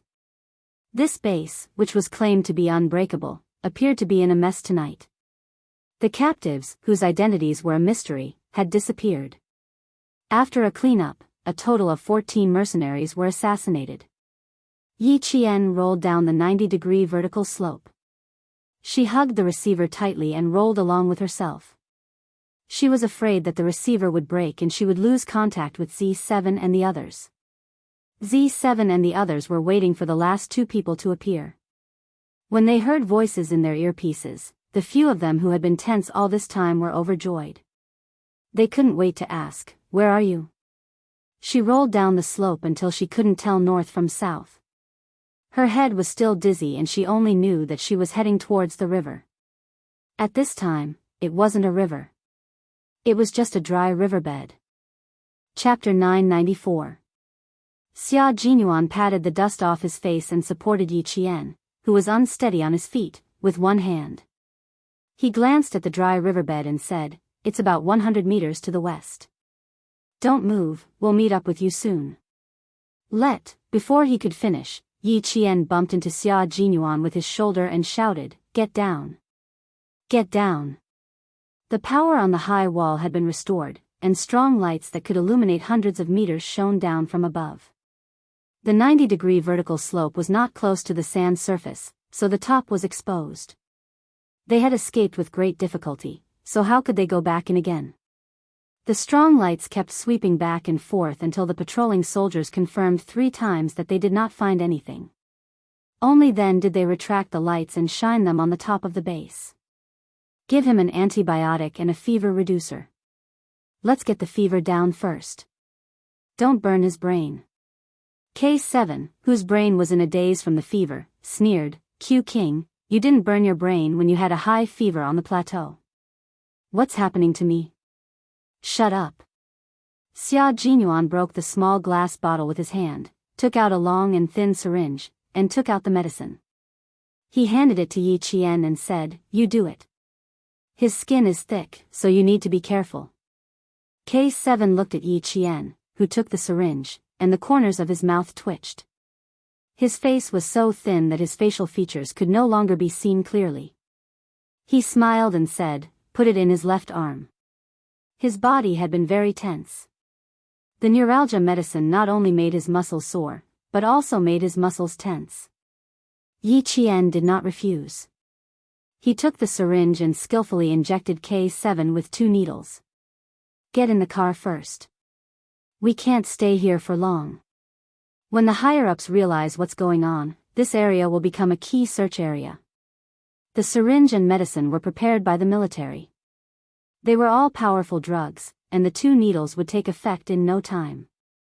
After the 2 needles, Yi Qian felt K7's tense body slowly relax. He retracted his hand and clenched it gently. There was a sticky feeling in his palm. It was stained with K7's blood. He turned his head and whispered to Xia Jinyuan, "K7 is still bleeding. We have to leave as soon as possible. Let him catch his breath before we leave." Xia Jinyuan was not calm when he heard that his comrade was injured. Even his voice was a little tense when he answered. They finally met again after being held captive for 6 days. No one wanted such a thing to happen. Once it happened, they would do their best to rescue him, even if they were injured. Yi Jian tilted her head and looked at the man who had fallen silent. Then, she raised her hand and patted his shoulder gently. There was gentleness in her low voice. "It's over. Leave this place. Everything is over."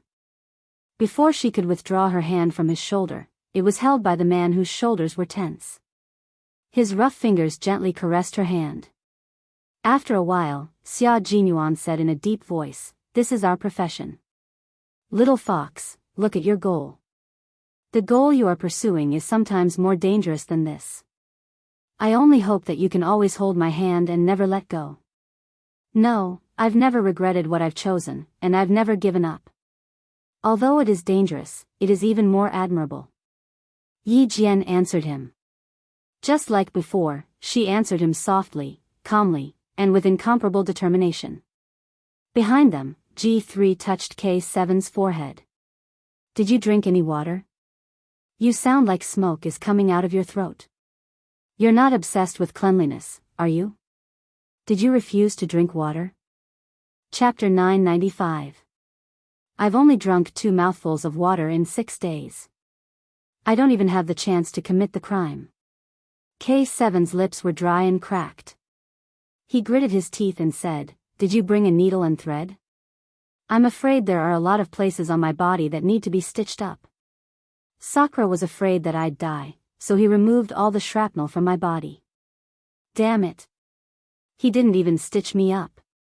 When the T6 combatant who was on guard heard that, he cursed and laughed. Don't be too greedy. If you were an ST, you'd definitely be the first captive they'd give preferential treatment to. The group of 8 people moved forward by following the clues given to them from the inside and retreated towards a safe zone.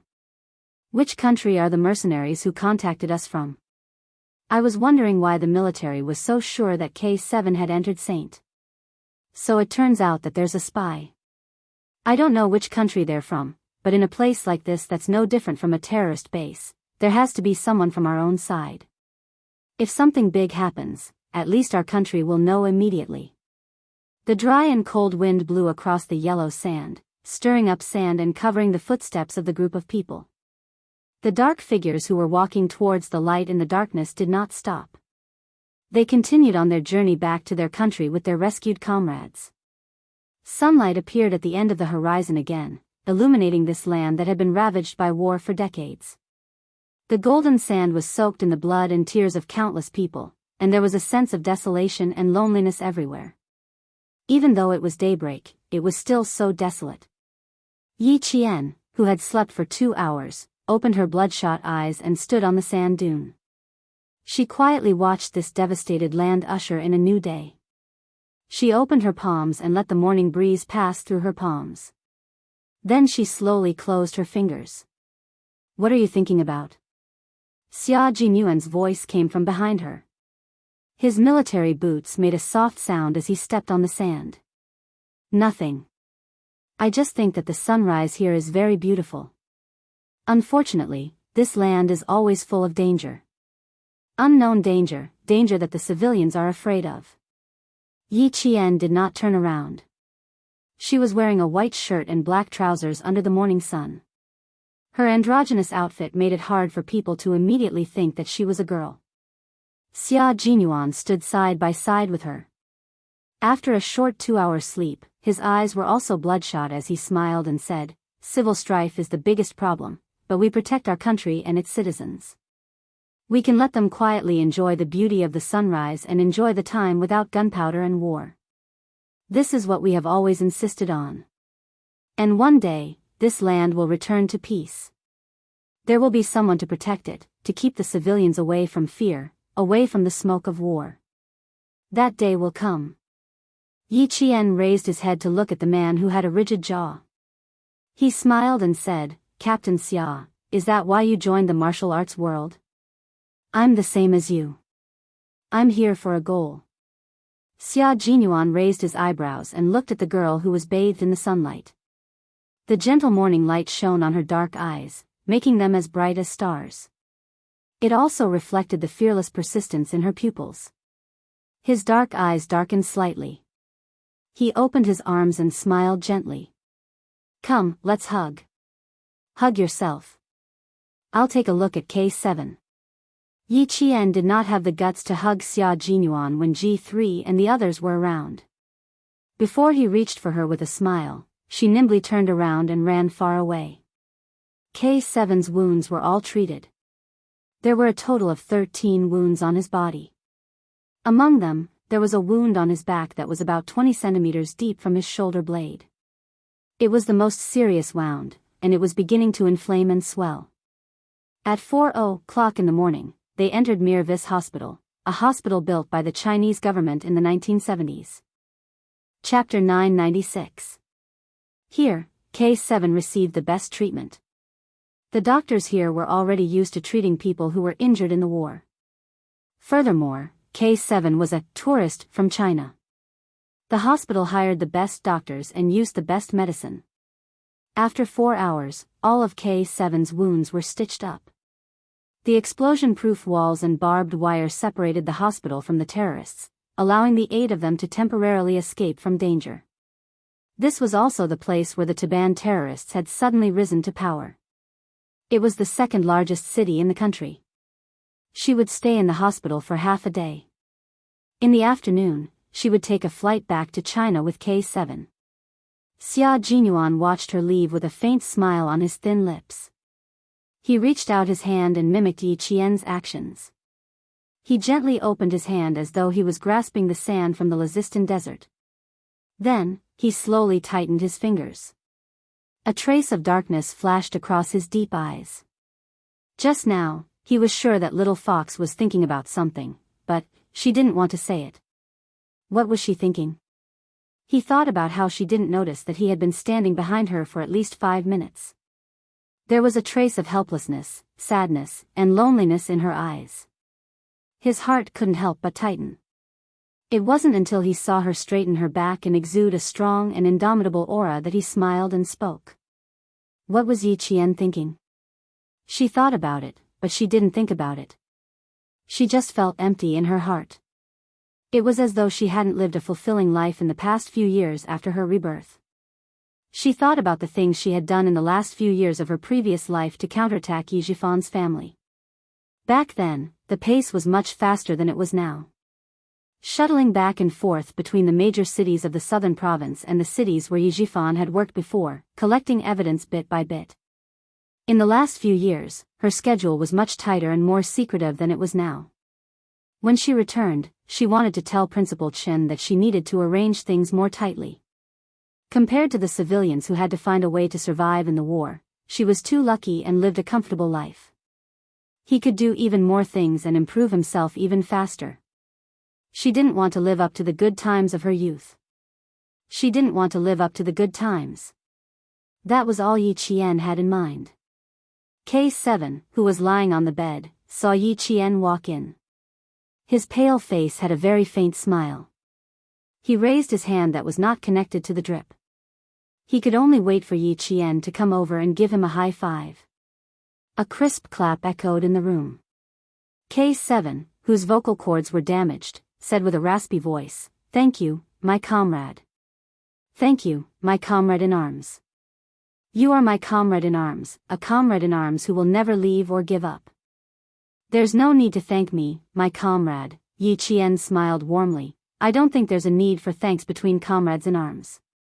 You were in the enemy camp, so it was normal for us to save you." V8 laughed. "Did you hear that? You're a man, yet you're not as broad-minded as a woman. I have to thank everyone who comes in. My teeth are aching."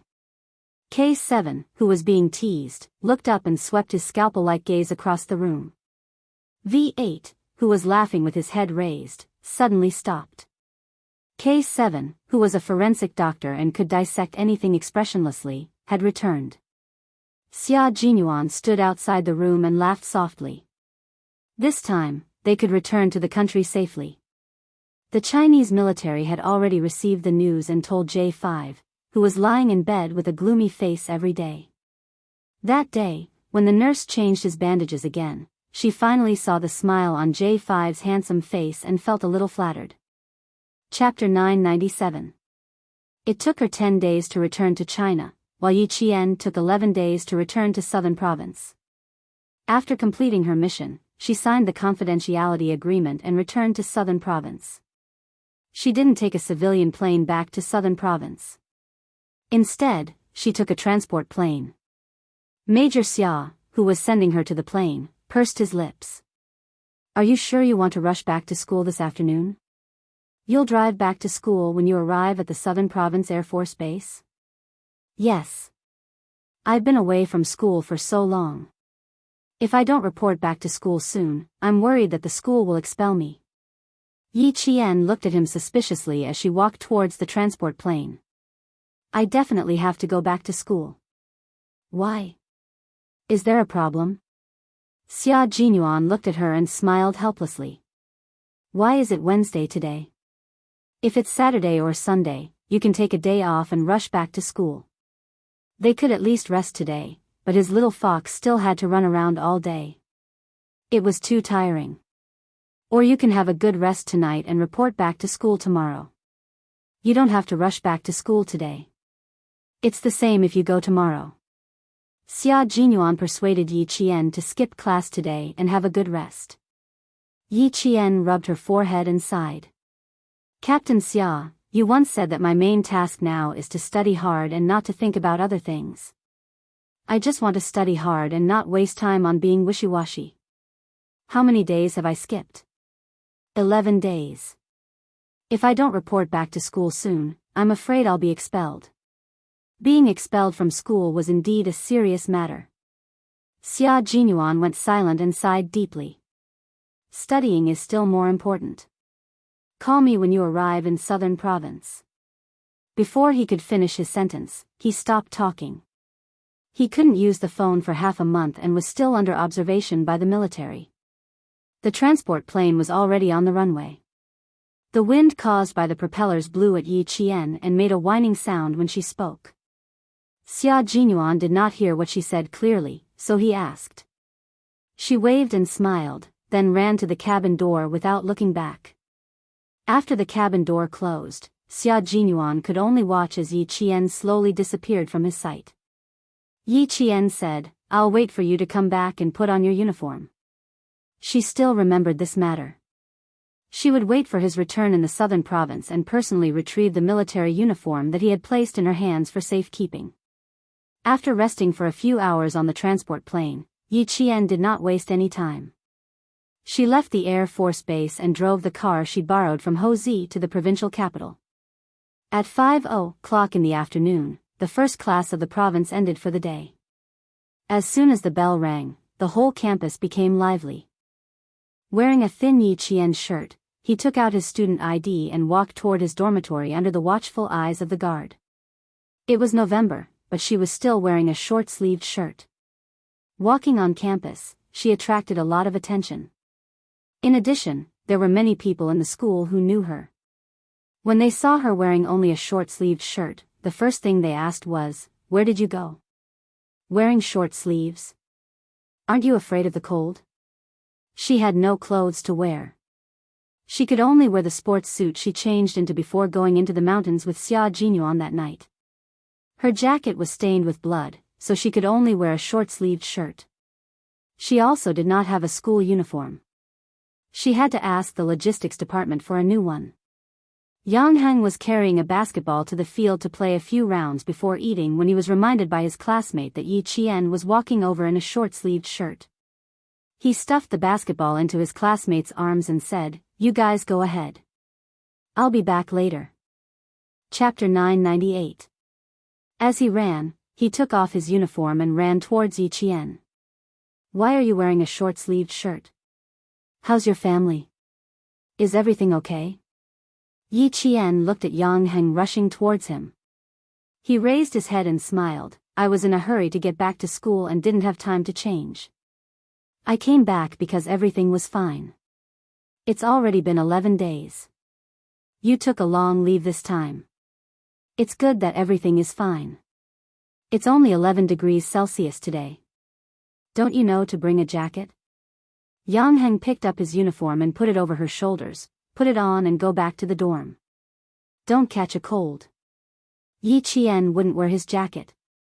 He quickly raised his hand to stop him. "I'm not cold. I ran all the way here. My back is still warm." Under the camphor tree, someone's gaze fell on them.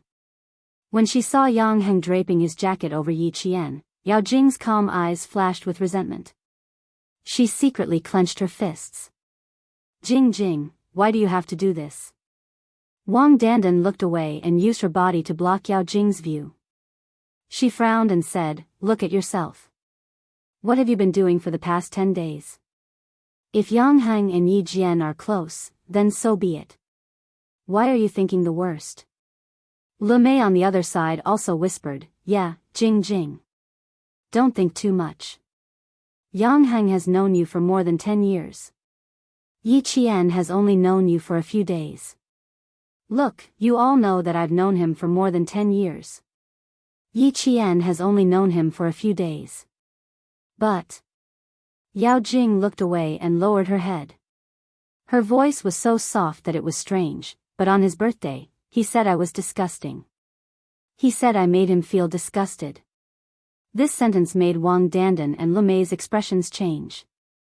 They didn't know about this. After Yao Jing finished speaking, she raised her head and said to her friends, "Do you think I'm inferior to Yi Qian? Am I that disgusting? Am I that disgusting?" Her expression was not only a little strange. She was clearly smiling, but her smile was filled with coldness, making Wang Dandan and Le Mei's hearts thump fiercely, and a layer of goosebumps appeared on their backs. Something was wrong with Yao Jing. Her smile, it's too scary. Jing, don't be like this. Wang Dandan, who was braver, pulled her sleeves and resisted the goosebumps. She calmly said, let's go eat. What's there to look at?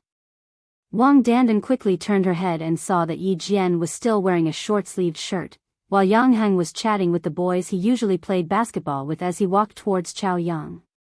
Wang Dandan immediately said, look, nothing happened at all. Yi Jian didn't take his shirt to wear. Yao Jing stared at Yi Jian's back and then stared at Yang Heng. He said, I'm disgusting. I want to ask him if I'm really that disgusting in his heart. Why do you have to ask? He might have said it in a fit of anger. Wang Dandan was a little anxious. Should I call Auntie Yao? Something was wrong with Yao Jing. But she couldn't tell what was wrong. After standing for a while, Yao Jing took the initiative to go to the cafeteria to eat. Let's go eat first. I'm a little hungry. She wanted to do something big. In front of Yang Heng, in front of Yi Qian, she wanted to ask him if she was really disgusting. If she didn't ask, she wouldn't be satisfied. She wouldn't be satisfied. She wouldn't be satisfied that the person she liked said she was disgusting in front of the person she hated. Yang Heng, I'll give you one more chance. You must seize it. Otherwise, you'll never have peace in this lifetime. Chapter 999. Yao Jing's reaction made Wang Dandan feel that something was amiss. She looked at Yao Jing's cold smile and knew that Yao Jing liked to twist her fingers every time she wanted to do something. Wang Dandan felt her heartbeat quicken. She had to call Uncle Yao and remind Yang Heng. As for Yi Qian, Wang Dandan hesitated. If she told Yi Qian, wouldn't she be letting Yao Jing down? But if she didn't say anything, her intuition told her that Yao Jing was up to something big, and it wasn't something ordinary. Yang Heng's words had provoked Yao Jing into acting so abnormally. However, seeing how Yi Jian's face had darkened after talking to Yang Heng. With Yao Jing's temperament, it was not impossible for her to make trouble for everyone. Lemay saw that her friend didn't catch up, so she turned around and smiled. Dandan, what are you looking at? Let's go. The wind blew. Wang Dandan put both of them in the pockets of her uniform and ran to catch up. Forget it, it shouldn't be a problem. The midterm exams were coming up. Jing Jing said that she would do better this time, so she wouldn't cause trouble. At the end of October, the weather changed and the temperature dropped sharply. During military training, it was so hot that they had to wear short sleeves, but at the end of the month, they could wear jackets. Those with weaker physiques even had to wear a thin singlet.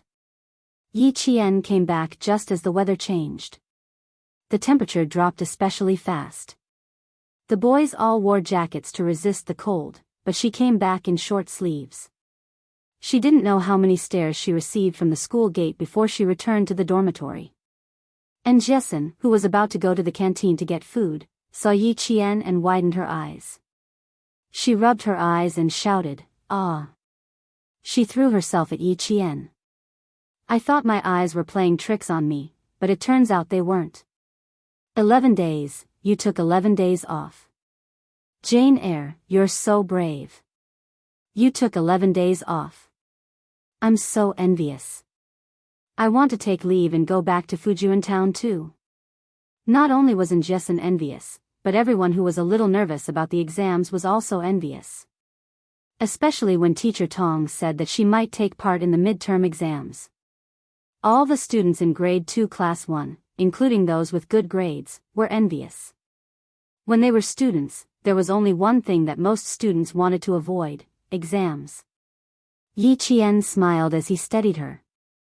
He raised his eyebrows and said, "You're considering it on the 3rd, 4th, and 5th. It seems like you're not fully prepared.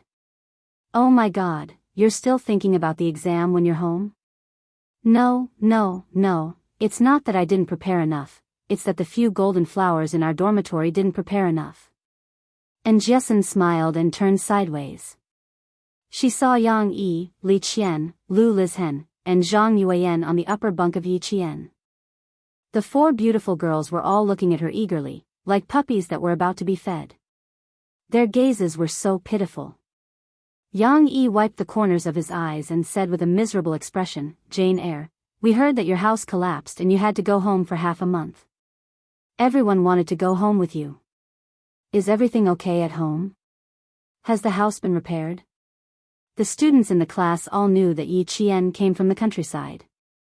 They didn't think much of it until teacher Tong mentioned that Yi Qian's house collapsed due to the storm. Only then did they remember that Yi Qian, the absolute number one genius, was from the countryside and not the city. In 1997, there was still a certain difference between the urban and rural households. Some people in the city even looked down on the villagers. This phenomenon existed everywhere, even in the 20th century. Chapter 1000. Meng Wen, who had always been secretly competing with Yi Qian, sneered, "Yi Qian's house collapsed because of a rainstorm. How poor is his family? No wonder he studies so hard. If he doesn't study hard, he'll be cooped up in the countryside for the rest of his life." Meng Wen's cold words carried the arrogance of a city resident. In the end, she added, "Luckily, I live on the 5th floor, so I'm not afraid of a rainstorm." Meng Wen only sneered to herself. If she really said it out loud, her classmates wouldn't do it. Yi Qian opened the closet and put the bag containing Xia Jinyuan's military uniform in the innermost part. Then he put his few clothes outside. When he closed the closet door, his gaze paused for a moment before he closed it again. "Xia Jinyuan, your military uniform is here. I'll wait for the day you come back." Yi Qian, who was wearing a jacket, smiled and answered Yang Yi, "Everything's fine." As he put on his clothes, he looked at the pitiful golden flowers and said, "You want to study at night, right?" "Sure. I haven't been in class for 11 days, so I have to study at night. But I can't study from Friday afternoon to Sunday. You have to study on your own. You don't have to go to the training base for the next few days. You took 11 days off, and you don't have to study at night when you return to school. It's really not appropriate. At least wait until the midterm exam results are out. You should hurry back to school and rest in the dorm. I'll bring you food." And Jessen, who was also from Fujian town, knew that it would take more than 10 hours to travel from town to the provincial capital. As a good friend, she was more considerate than Yang Yi. Yi Qian didn't refuse. He was indeed a little tired. He hadn't rested much since returning to China. She stayed by K7's side the whole time. Xia Jinyuan, Pigeon, and the others were vigilant all the way back to China. They didn't even close their eyes. When Jessen brought the food down, she saw that Yi Qian was already asleep. Upon closer inspection, she could see that there was a layer of dark circles under her white eyes. "Shoo, lower your voice, lower your voice. She's asleep."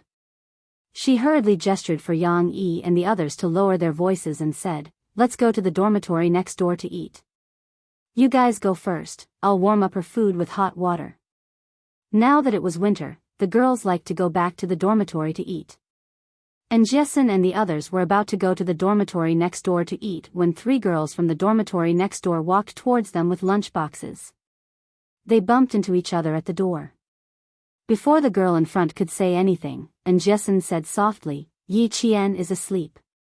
Let's go to your dormitory for dinner." "Asleep? All right then. Even if you're going to sleep, you still have to eat. Are you going to sleep on an empty stomach? I'll heat it up with boiling water. When she wakes up, she'll still be able to eat hot food." Even outside, Jessen was still suppressing her voice. She then asked Li Qian, who was the last to come out, "Is the door closed?" Li Qian turned to take a look. It's off, it's off. Go over quickly. It's so cold.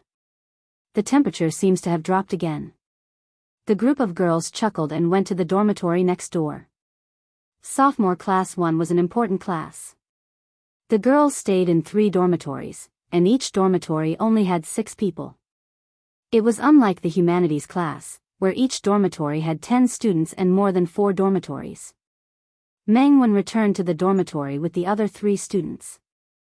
When he saw that Jessen and the rest were all there, he couldn't help but smile. Isn't Yi Qian back? Why aren't you guys accompanying her? The girls all knew that Meng Wen secretly liked to compete with Yi Qian, but it was all for the sake of his studies.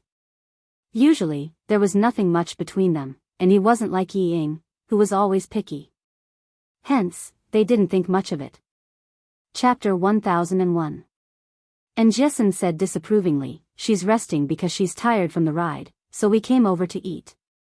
Didn't you come over to ask me when Yi Qian would be back and ask her to help you solve the questions? TSK, you can ask her tonight." It would have been better if she hadn't mentioned it, but the moment she did, Meng Wen's expression changed. She said angrily, "Didn't you say she might not even take the midterms? Why did she come back early?" "Yeah, I said she might, but I didn't say she might." And Jessen stuffed a mouthful of rice into her mouth and didn't notice that something was wrong with Meng Wen's expression. "I think she's quite tired. I'm afraid she didn't rest well at home because she had to rush back for the exam." Meng Wen's expression became even more unhappy when she heard that. There was a hint of disappointment and resentment. "Is it necessary? Is there a need to rush back to school for an exam? Doesn't she need to rest? If she's so tired that she sleeps as soon as she gets back to school, she might as well rest at home for a few days before coming back. What's the difference between resting at home and resting at school? If she rested for a few days and came back on the day of the midterms, wouldn't she?" And Jessen answered her. As she spoke, she seemed to have thought of something and stared at Meng Wen. Her eyes looked Meng Wen up and down, and after a while, she let out a long, "Oh, oh, oh. Oh." Meng Wen, who felt uncomfortable under her stare, harumphed. "Oh what? You're so weird." And Jessen chuckled.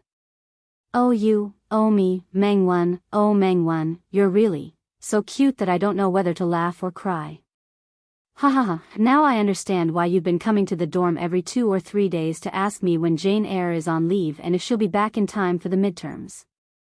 I couldn't tell that you had so many little schemes in your mind. Ha ha ha, Meng Wen, your thoughts aren't right. You've wasted a week of military training." Yang Yi and the others were confused when they heard Jessen's words. They didn't understand what was going on, but Meng Wen, who knew, blushed and glared. "Don't talk nonsense. I didn't think that." "What do you mean you didn't think that? What are you two talking about? We don't understand. Isn't it normal to ask when Yi Qian will be back for the midterm exams?" "Jessen, what do you want to say?"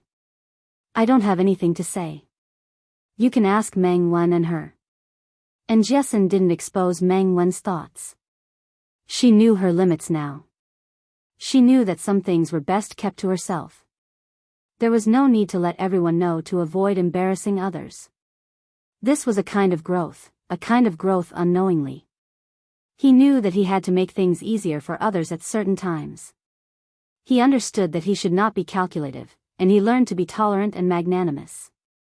When Meng Wen saw that Jessen didn't say anything, she naturally heaved a sigh of relief in her heart. When she saw the other students continue to ask, she wanted to take the lunch box to the dormitory next door to eat. However, she was afraid that Jessen would say something after she left, so she sat alone in a corner and sulked. This midterm exam was very important. It was very likely that it would be used as a reference for the direct enrollment of key universities. If Yi Qian was so good, why would he need to compete with his classmates for a spot in the direct enrollment? Even if her midterm results were 0, it would not affect her admission to a key university. Meng Wen, who was scheming in her heart, pursed her lips tightly. Even eating was a little robotic. Seeing her like this, Jessen laughed in her heart. She didn't want Yi Qian to return to school for the midterm exams.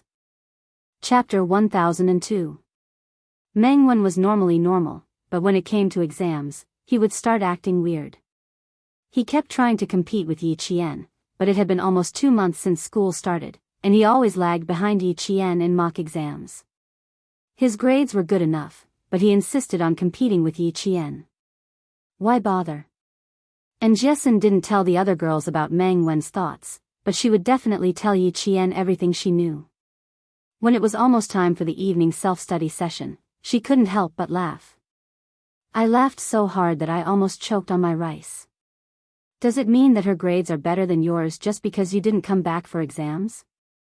Ayaya, I want to laugh again. Why is she so awkward? If you have the time to make fun of others, why don't you spend more time on your own revision? The midterm exams on the 3rd and 4th, do you think you can do it? Yi Jian flicked her forehead with her finger and entered the classroom with a pile of books. There was another round of cheers when they arrived at the classroom. Jiao Hai and a few other students with good grades waited for Yi Qian to sit down and surrounded him. They were all very concerned about Yi Qian's family. After talking about their families, they started to talk about their studies. When the midterm exam was mentioned, everyone looked a little nervous. Jiao Hai said, I heard that a few universities have come to our provincial number 1 high school to scout us out. The results of the second-year midterm and midterm exams will be used as a reference for direct enrollment. The school is taking it very seriously this time. Teacher Tong even said that our class will be the key class of several key universities. You suddenly took 11 days off and learned a lot of new knowledge. Yi Qian, you have to hurry up and revise. Another boy said, take out your math, physics, and chemistry textbooks. I'll draw them for you. There are still a few days left, so hurry up and revise. Don't miss out on important matters. Direct enrollment from several key universities? Which ones? Yi Qian handed the textbooks to the boy and frowned slightly. Is the news reliable? How will the third year's class react? They should be the focus of attention now. Jiao Hai smiled and proudly said, the first high school is the number 1 school in the province. Every year, a few important schools will come to the school at this time to inspect the third-year students and second-year students. Class 1 of liberal arts and Class 1 of science are always the focus of attention. Every year, there are students who are directly admitted to the provincial first high school for the college entrance examination, and there are also students who pass with high scores. In short, we have more opportunities than other schools. Why would parents choose a famous school for their children? It was not only because the school had a strong teaching staff, but also because there were many more choices. Yi Qian paused for a moment before asking, do you know which schools are coming? Which schools are you guys interested in? In his previous life, Yi Qian did not attend high school. In this life, he had only been in high school for less than 2 months. Therefore, he did not know much about the college entrance examination and enrollment. It was not too late to do so now. I don't know yet. The school only revealed some small news, and Teacher Tong didn't say much. Yi Qian, which school do you prefer? She only had one school in mind. She smiled and said, I'm afraid you guys won't believe me. If it was Hua University or Shi University, I wouldn't choose. I don't have any other schools either. Yi Qian raised a slender finger and said slowly, I only have one goal in high school. One school. I really haven't considered other schools. Meng Wen hoped that she would not take the midterm exams. It was probably related to the direct enrollment for the college entrance examination.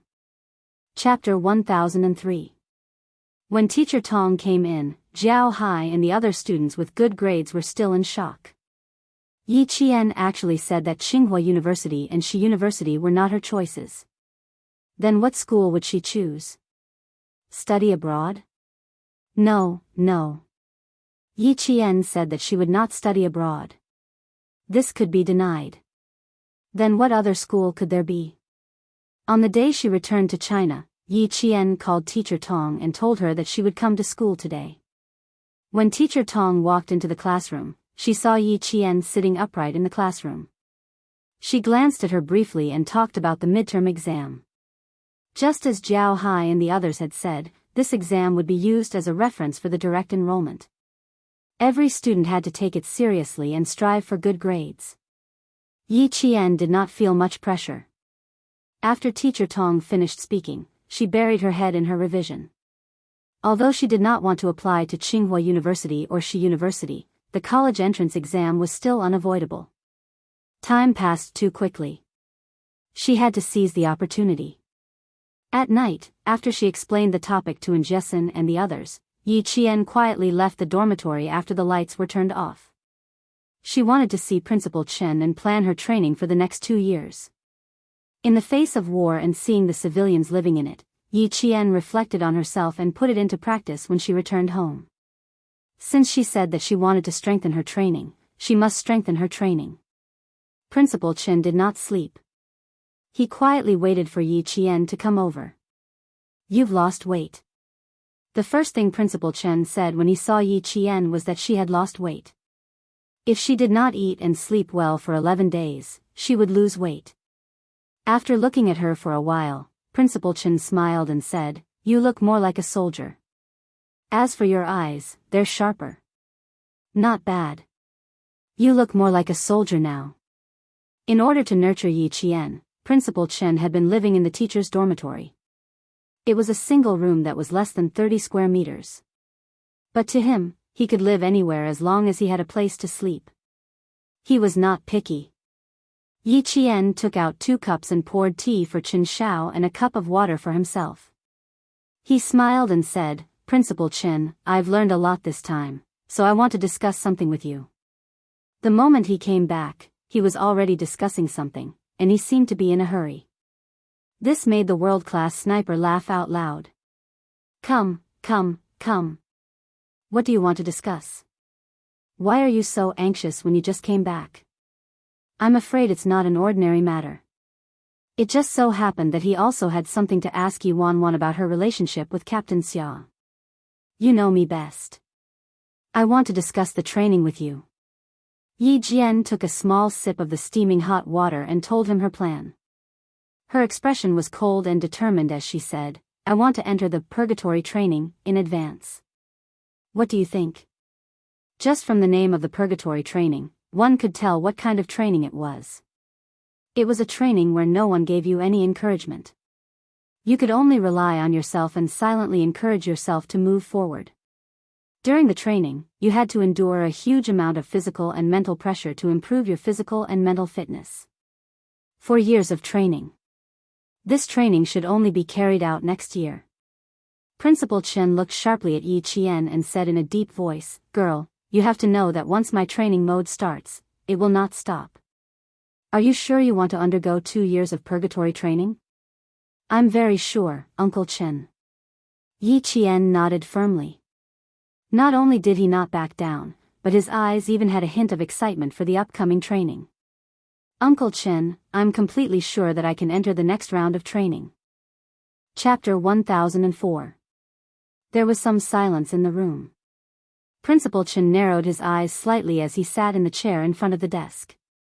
After some time, he nodded. "All right, I see that you're ready. You can start training in advance. Rest well for the next few days and prepare for the midterm exams. We'll start right after the exams. Train until 11:30 every night. You're still young, so you have to make sure you get enough sleep." Yi Qian smiled. "I'll be careful. I'll have to trouble you again from now on, Uncle Chen." "Ha ha ha, silly girl. My trouble will be much easier than your purgatory training. Enjoy your last few nights of leisure. You'll have to suffer from the night of the 5th. The purgatory training was divided into 3 parts. From 7:00 p.m. to 11:00 p.m., the focus was on physical training and skill training. Friday night to Sunday was survival training. This time, Yi Qian was obviously weaker than the members of the Snowfield Brigade in terms of physical fitness. They could march for dozens of hours at night without stopping. They could also maintain a high level of vigilance and detect abnormal situations. They could quickly formulate a battle plan within a few seconds. This kind of reaction and physical fitness was based on physical training and skill training. It could only be achieved through professional and systematic training. Yi Qian also had physical and skill training in the early stages, but it was all within the normal range and not training to challenge one's limits. The purgatory training was all about challenging one's limits. In the past, one could reach the standard with 8 or 10 points. But now, the purgatory training required 12 or 15 points. In the past, Yi Jian used to be able to complete the sniping in 5 minutes with his bare hands. Now, Yi Jian had to be able to complete the sniping in 20 minutes with his bare hands. This was the purgatory training. Since Yi Jian's goal was to join the Snowfield Brigade, he had to build a good foundation before he could get closer to his goal. The wound on his arm had healed after 11 days, but it hadn't healed enough to form a scab. It should be fine by the 5th. Yi Jian didn't mention his situation to Principal Chen, and Principal Chen didn't ask either. Instead, he drafted a training plan. The black pen scribbled on the white paper. Principal Chen's gaze was cold as he said, "If you want to join the Special Forces, you won't be able to snipe alone. You have to develop in all aspects. Take Captain Xia for example. He's known as the all-around soldier king in the army. I heard from Commander Liu that he's extremely talented in explosives, reconnaissance, electronics, and commanding. In terms of shooting, he's even better than the entire army. Even one of Commander Liu's Gun King veterans couldn't beat him. He has talent, and your talent isn't bad either. If you set him as your goal, girl, you really have a lot to learn." Yi Qian, who had been watching Principal Chen draft the training plan, was caught off guard when he heard this. He choked on the water in his mouth and coughed. This caused Principal Chen to stop writing. He laughed out loud and said, "Girl, why are you so nervous? What, you think I don't know? Ha ha ha, that would be troublesome. I know everything that's going on between you and Captain Xia. I even talked to Commander-in-Chief Xia on the phone and discussed your future development with Captain Xia." Yi Qian choked and coughed even harder. Uncle Chen even talked to Commander-in-Chief Xia on the phone and discussed his future development with Captain Xia. He looked up and stuttered, "You? How did you know? I didn't tell you? Commander-in-Chief Xia called you to tell you?" Chapter 1005. Even if you didn't tell me, someone else would. I was also quite surprised that Commander-in-Chief Xia called me, but I was even more surprised that he actually approved of it. Principal Chen still felt a little incredulous at the mention of his call with Commander-in-Chief Xia. That year in the No Man's Land, he knew that Captain Xia was interested in Yi, so he deliberately mentioned family Xia and mentioned that their family backgrounds were not compatible. He vaguely implied that Commander-in-Chief Xia would most likely not approve of his son falling in love with a helpless female soldier. Who knew that, not only did Commander-in-Chief Xia not object, he was even happy to see it happen. He even discussed with him not to stop the two young people from getting together and to let nature take its course. Yi Qian calmed herself down and took a big gulp of warm water. She cleared her throat and said, "Captain Xia and I are indeed getting along now, but I also told him about our relationship. The real confirmation will have to wait until after we graduate from high school. I also met Commander-in-Chief Xia. He participated in our big review on the last day of military training. I took his car back. About Captain Xia and I." Yi Qian's expression was extremely unnatural under Principal Chen's teasing smile. She braced herself and continued, "Commander-in-Chief said that he didn't object, but I had to be careful. After all, I'm still young." She blushed as she spoke. It was as if she was caught in the act by an adult when she was secretly dating. She was at a loss of what to do. Principal Chen laughed, but he still had to talk about business. Ever since he received the call from Commander-in-Chief Xia, he had been thinking about finding an opportunity to ask. Now that Yi Qian came up to him and brought up the topic herself, it saved him a lot of trouble. "Captain Xia is interested in you. I knew about it during the last training in the No Man's Land. He didn't hide it from me at that time. He even said that he is definitely a man worthy of you.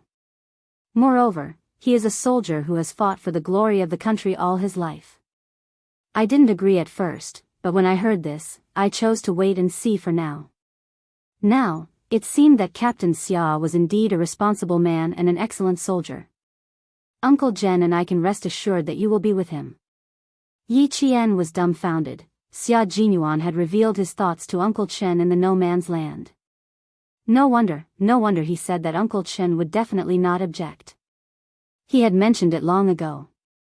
He's indeed an excellent soldier. I've learned a lot from him, and I've learned a lot.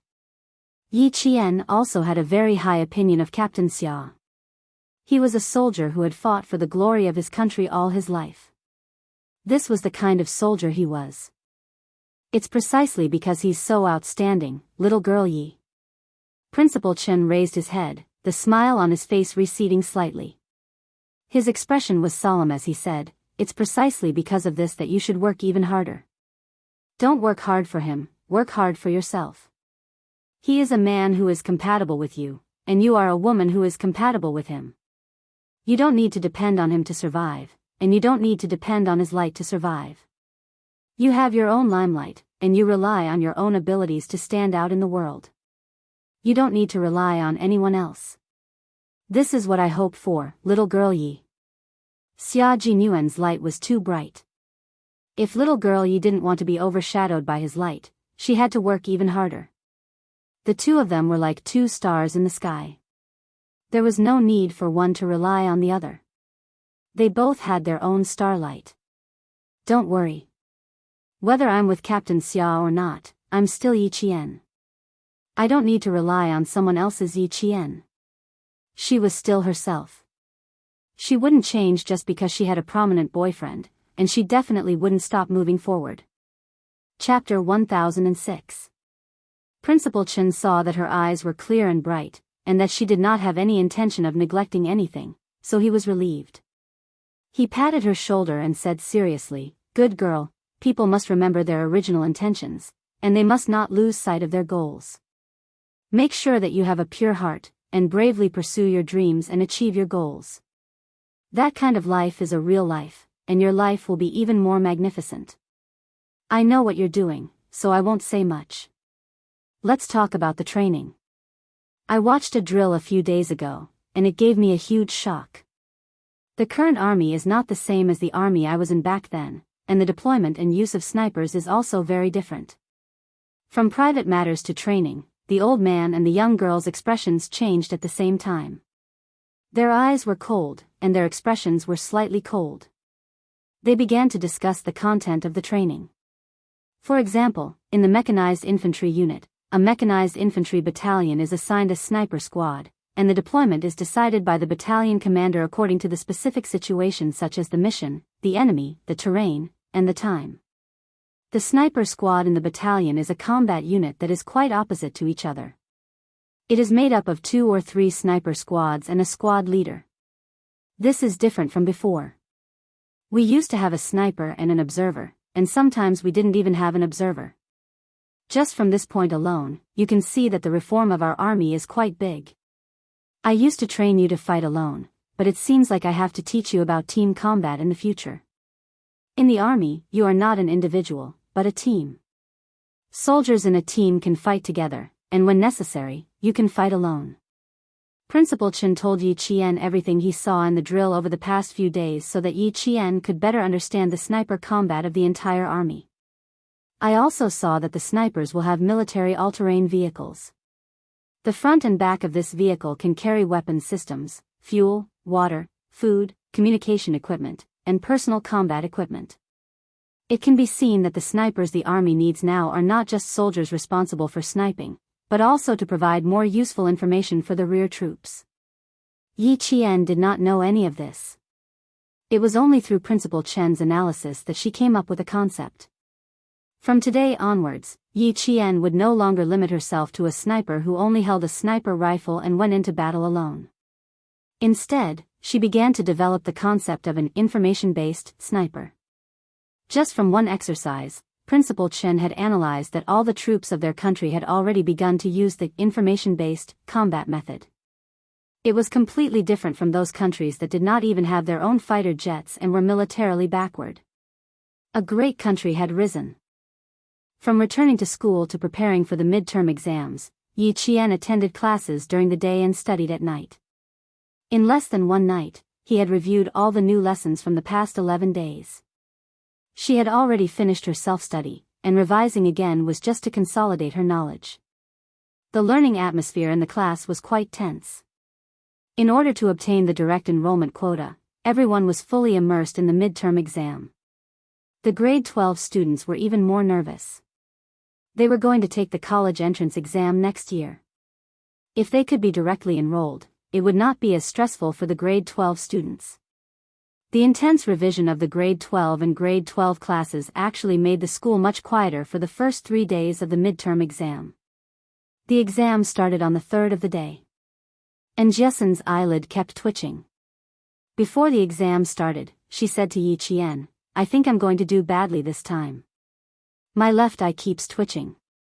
Chapter 1007.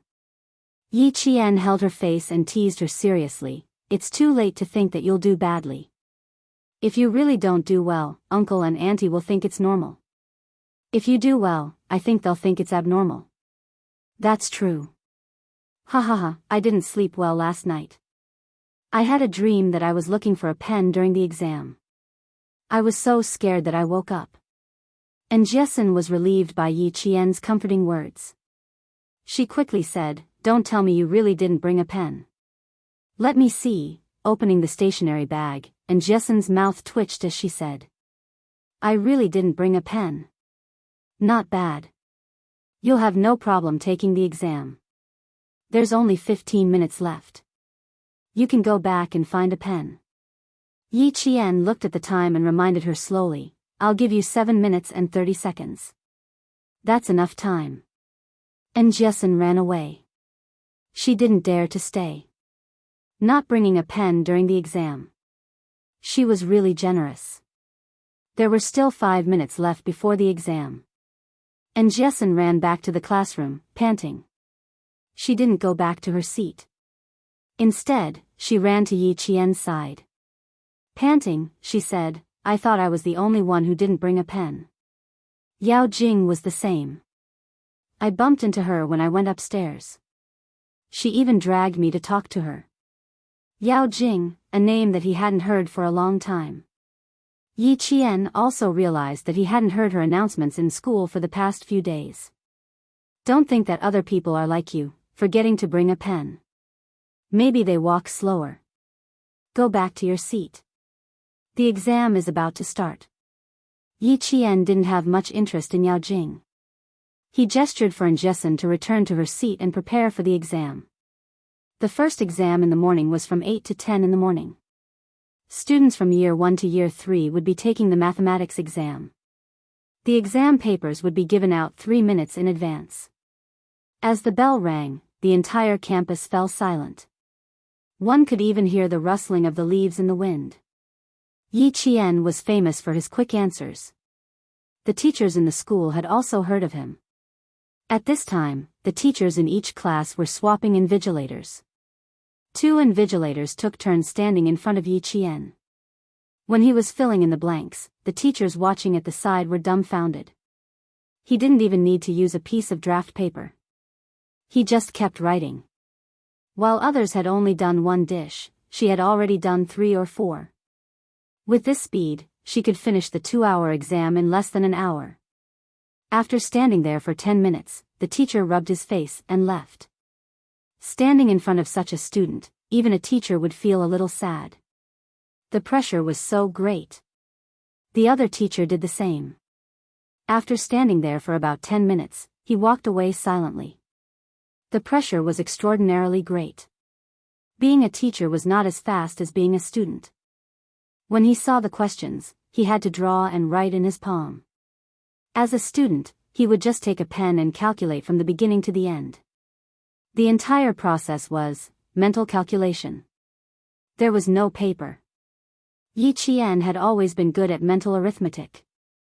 Otherwise, how could he have won the individual gold medal in the mathematical Olympiad?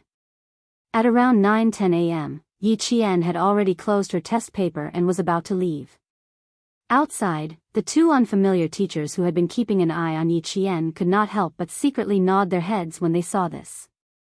They said to Principal Chow, "Principal Chow, when her midterm exam results are out, we'll have to trouble you to keep an eye on her. No rush, no rush. There are still 3 days before the exam. The 2 of you can keep an eye on other students." Principal Chow, who was accompanying the 2 Western University admissions teachers, was playing Tai Chi. Yi Qian did not even need the admissions teachers to keep an eye on her. When the results were out, many schools would fight to get her. However, Old Shen had already reminded him that Tsinghua University and Western University would not be Yi Qian's choice. Chapter 1008. When the teacher from the admissions office of Western University heard this, he smiled and said, Nan No. 1 Middle School has always been full of talents. 2 of the exchange students that our school selected to go to the United States graduated from Nan No. 1 Middle School. The relationship between Western University and Nan No. 1 Middle School is not ordinary. If there are good top students, President Chow, you have to tell us in advance. The relationship between West University and Southern Province First High School was indeed close. Almost all the top scorers in science had chosen West University. At 9:12, Yi Qian handed in her paper and came out. Principal Chow, who was waiting outside, waved at her. Yi Qian, come here for a moment. Upstairs, there was the sound of running footsteps, followed by a girl's shrill and frightened voice, Jingjing, where are you going? Such a loud voice suddenly rang out in the quiet exam time. The students upstairs and downstairs could all hear it. Naturally, Yi Qian and Principal Chow also heard it. The second-year student sitting by the window paused and glanced outside. Close the classroom door. Don't disturb the student's exam. Principal Chow was the first to remind the invigilator of Year 2 Class 1. He then personally closed the classroom door and turned to Yi Qian and said, there's still 50 minutes left. Why don't you go back to the dormitory and rest for a while? You shouldn't have handed in your papers so early on such a cold day. It's much warmer to sit in the classroom. Before Yi Qian could answer, the commotion upstairs grew louder. A teacher's panicked voice could be heard, quick, go find the principal. Something happened to a girl in grade 12 class 6. Quick. Something happened to the girls in grade 12 class 6. Principal Chow didn't have time to talk to Yi Qian. Even the 2 admissions teachers from West University hurriedly said, excuse me, and hurriedly left. When something happened to a student, the teachers in charge of the admissions office of West University all changed their expressions. How could they still have the mood to go to other classes to take a look? They all chased after Principal Chow. Yi Qian furrowed his brows. The girl who screamed was Wang Dandan, and the Jing she mentioned was Yao Jing. Something happened to Yao Jing? Would something happen to her? What could have happened to her? Class 1 was on the 4th floor, Class 6 was on the 5th floor, and Class 3 was on the 6th floor. Yao Jing didn't rush downstairs, but went upstairs instead, to find Yang Heng. Instead of focusing on the exam, he rushed to the 6th floor to look for Yang Heng. Yi Qian thought to himself as he went downstairs. He raised his head thoughtfully and looked up through the gap in the stairs. Something's not right. When they were about to reach the 4th floor, they heard Wang Dandan's shrill voice, Jing, come back quickly. Don't scare me, come back quickly. Come back quickly. Hearing this, Yi Qian, who was heading downstairs, stopped abruptly, turned around, and ran upstairs. When she reached the 5th floor, she saw the form teacher of Class 6 stumbling down the stairs in a panic. She was so flustered that she missed a step and fell forward. Don't worry, be careful not to fall. Yi Qian, who had sharp eyes and nimble hands, rushed over and supported the teacher. What happened up there? Is there anything I can do to help? Yi Qian supported her in time, but the form teacher of Class 6 still sprained her ankle in her high heels. She gritted her teeth and walked down the stairs. It's Yi Qian, quick, help me get Yang Heng out of Class 1. Tell him that something happened to Yao Jing and ask him to come over. Something big had indeed happened, and it wasn't just an ordinary thing. Yao Jing sat on the edge of the rooftop of the teaching building with her feet dangling outside. She swayed from time to time as if she was admiring the scenery. Wang Dandan was so scared that she fell to the ground and cried. She stammered, I don't know. She suddenly told me that she wanted to go up to the rooftop and asked me to find Yang Heng. Otherwise, she would jump off the building. Chapter 1009. Wang Dandan was in a daze. She was so shocked that she couldn't continue speaking and even bit her own tongue. I don't know what happened. I was in the middle of the exam and didn't even finish the questions when Jing Jing suddenly came over and snatched my exam paper. I don't even know what happened. Wang Dandan, who was paralyzed, was really frightened. Her face was so pale that her lips were trembling. She was sweating profusely, and her bangs were drenched in sweat. Her forehead was sticking to her forehead. She was still at a loss. Seeing her so frightened, Principal Chow knew he couldn't get anything out of her, so he got the invigilator to help her to the side. Help her to the side and get her a cup of warm water. Principal, let Yang Heng come up. Grade 12 Class 1's Yang Heng. Let him come up. He'll definitely have a way to persuade Jing Jing. Jing Jing is doing this for him. Please let Yang Heng come up quickly. Although her good friend Wang Dandan didn't agree with Yao Jing's way of doing things, she had never said anything bad about her behind her back. Sometimes, she would even advise her appropriately. For example, Wang Dandan had always tried to persuade her to relax about Yi Qian and Yang Heng. Unfortunately, it was useless. Yao Jing seemed to have been possessed and didn't get the result she wanted. Ever since Yang Heng's birthday, she hadn't calmed down and let go of her pent-up anger. Not only did she not let go, but the more she thought about it, the more she felt that she wasn't wrong. Everything she did was because she liked Yang Heng. She just wanted Yang Heng to lead a good life. She just wanted to get Yang Heng's only attention. After giving so much, all she got was disgusting from Yang Heng. Why? How could Yang Heng call her disgusting after giving up so much? She gave up so much just to prevent him from being seduced by those students with ulterior motives. Didn't she know why they liked Yang Heng? Wasn't it because of Yang Heng's family background? He was good-looking, had a good family background, and was good at studying. Who wouldn't like him? They all liked him. No one disliked him. But that was exactly what they liked. Liking someone with ulterior motives was despicable. Unlike her, she only liked Yang Heng himself. From middle school to high school, she only liked Yang Heng. She liked him so much and wanted him to lead a good life. Yang Heng. What makes you think she's disgusting? How was she not worthy of him? In what way was she inferior to Yi Qian, that wretched girl from the countryside? Yao Jing was humming songs one after another. They were all sung by Yang Heng's favorite celebrities from Hong Kong and Taiwan. Sometimes they were happy, sometimes they were sad. They were all tunes that Yang Heng would hum from time to time. She didn't look back. She placed her hands on the edge of the rooftop and looked up at the gray sky. The corners of her mouth were raised high, as if she was smiling, but her smile made people panic. Hearing these tunes, Wang Dandan's tears flowed down one after another. Her hands holding the cup were still trembling. She turned her head to look behind her from time to time. Why aren't they here yet? Why aren't they here yet? Why wasn't Yang Heng here yet? Was he not coming? Was he really going to leave him in the lurch? The parents of the students have already rushed over. The police have also sent people over. There were quite a few teachers on the rooftop as well.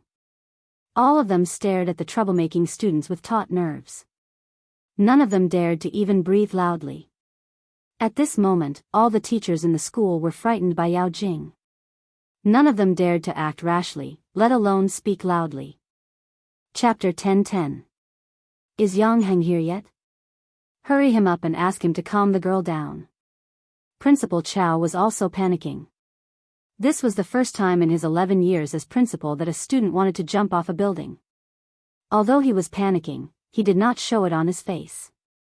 As the principal of a school, how could he be so careless? When Yang Heng arrived, he was called out by the teacher and Yi Qian before he could finish the 3 big questions on the math paper. Yao Jing wants to jump off a building. She wants to see you. That was all Yi Jian knew. As for the rest, she was equally confused. She didn't know what was wrong with Yao Jing that made her want to jump off a building in school. At 9:18 a.m., Yang Heng walked out of the classroom less than 5 minutes after Yao Jing climbed to the rooftop. Hearing this, his handsome face darkened and the corners of his mouth tightened. She really knows how to play. She even wants to jump off a building. Yi Qian, do you believe that she will jump off a building? This question. Yi Qian felt that it was not easy for her to answer. Would Yao Jing jump off a building? No, that was what she thought when she heard Class 6's homeroom teacher. Yao Jing would not jump off a building. A self-centered person who enjoyed the envious gazes of others and who had such a strong desire to show off would never do such a thing that would hurt himself so easily. Yao Jing would definitely hurt others, but she would not let herself get hurt. She was such a girl. Would she believe that she would jump off a building? She would not believe it. However, Yi Qian could not say if she would jump off a building at this time. She pondered for a moment and said, whether she will jump or not, we have to know what she wants to do. She deliberately chose to go to the rooftop during an exam and not during class. From this point of view, Yao Jing's intention to jump off a building is not big. Choosing to jump during an exam could not only avoid being surrounded by the students, but also let the teachers know what she was doing. After forcing Yang Heng to come forward, Yang Heng would not be able to reject anything Yao Jing said in a situation where there were no students around. Because the teachers would definitely persuade Yang Heng to agree to everything she said. In order to prevent her from jumping off the building and the students from getting into trouble on campus, all the teachers would persuade Yang Heng to promise her everything. Yang Heng strode towards the rooftop, his eyes flashing with a trace of mockery. He whispered to Yi Qian, "That's right, I have to know what she's up to. You took more than 10 days off, but she didn't even try to jump off the building. The moment you came back for the exam, she tried to cause trouble. Yi Qian, I can tell you now that I didn't make it after I showed up. I even had to ask you to come up here. This is indeed possible." Yi Qian raised his eyebrows. He stopped at the staircase leading to the rooftop. "I won't appear for the time being. I'll wait for her to make her move." Yang Heng nodded. He took a few steps up the stairs and disappeared before Yi Qian's eyes. The weather in November had turned cold. When the wind blew, the chill crept into one's neck. The wind on the rooftop was very strong. Yang Heng, in his blue and white uniform, appeared on the rooftop, making the teachers feel as if they had seen their savior. Principal Chow was instructing the teachers to stay in the classroom after the math exam. When he saw Yang Heng, he immediately signaled him to go back. He had to give a few instructions. "Yang Heng, something happened to Yao Jing from grade 12 class 6. Go and persuade her, but don't agitate her. Do whatever she wants to say and do as she pleases. You have to wait until her parents arrive, understand?" Yang Heng. Standing in the small pavilion leading to the rooftop, Principal Chow calmly instructed, "You have to remember, you have to wait until her parents arrive."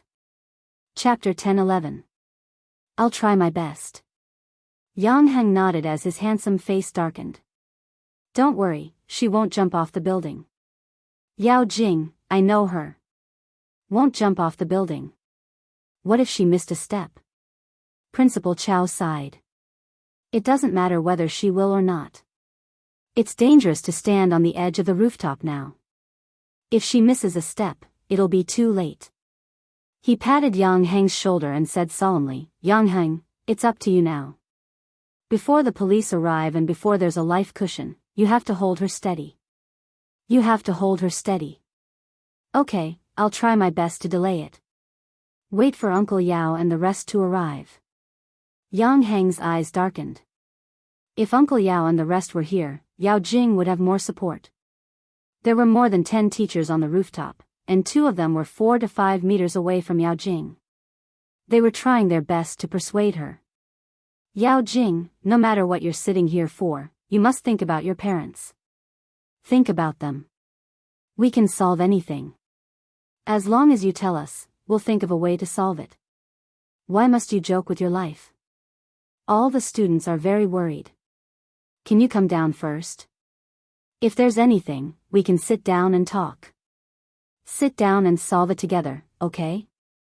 Yao Jing turned her head and said to the teacher who was talking to her on the right, "I want Yang Heng to come up. Also, don't get too close. If you get too close, I'll panic. Who knows, I might accidentally fall down.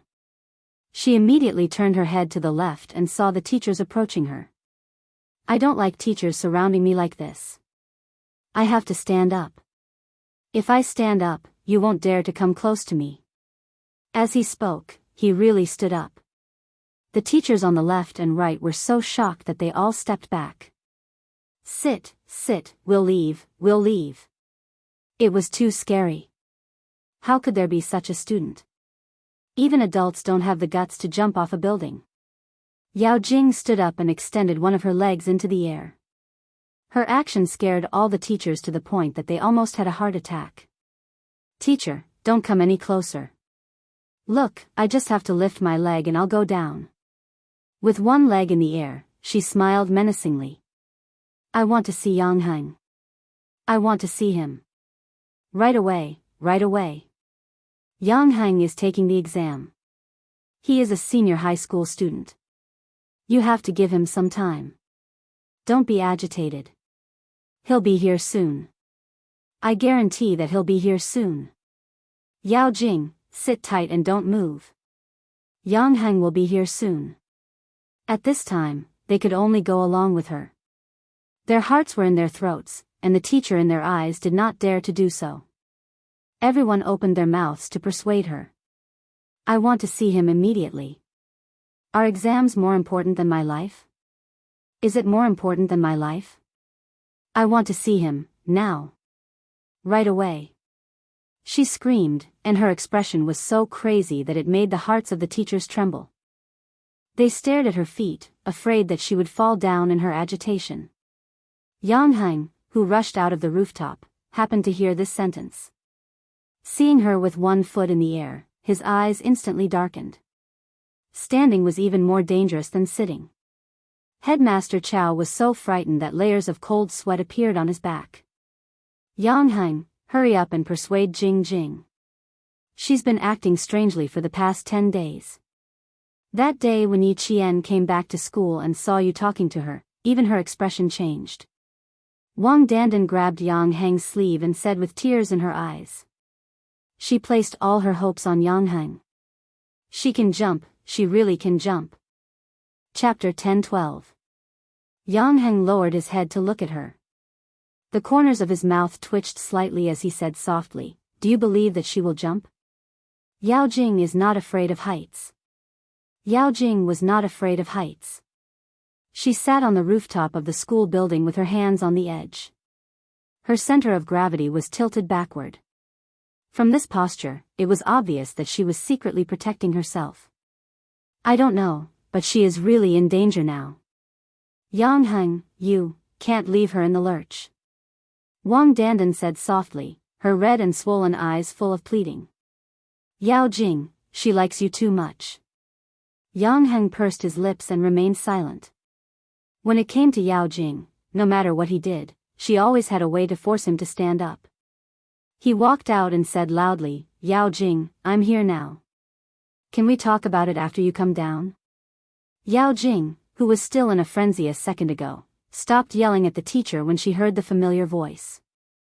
She smiled and said to Yang Heng, who was still a distance away, Yang Heng, why are you only here now? I was having an exam. Yang Heng took a few steps forward. Although he had a feeling that Yao Jing would not jump down, his heart couldn't help but skip a beat when he saw the gloomy smile on her face. Wang Dandan said that you were looking for me.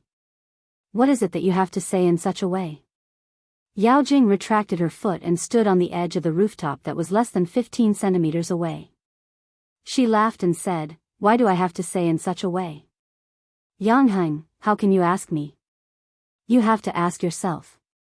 Why are you asking me the same question? I'm like this because you forced me to. What did I force you to do?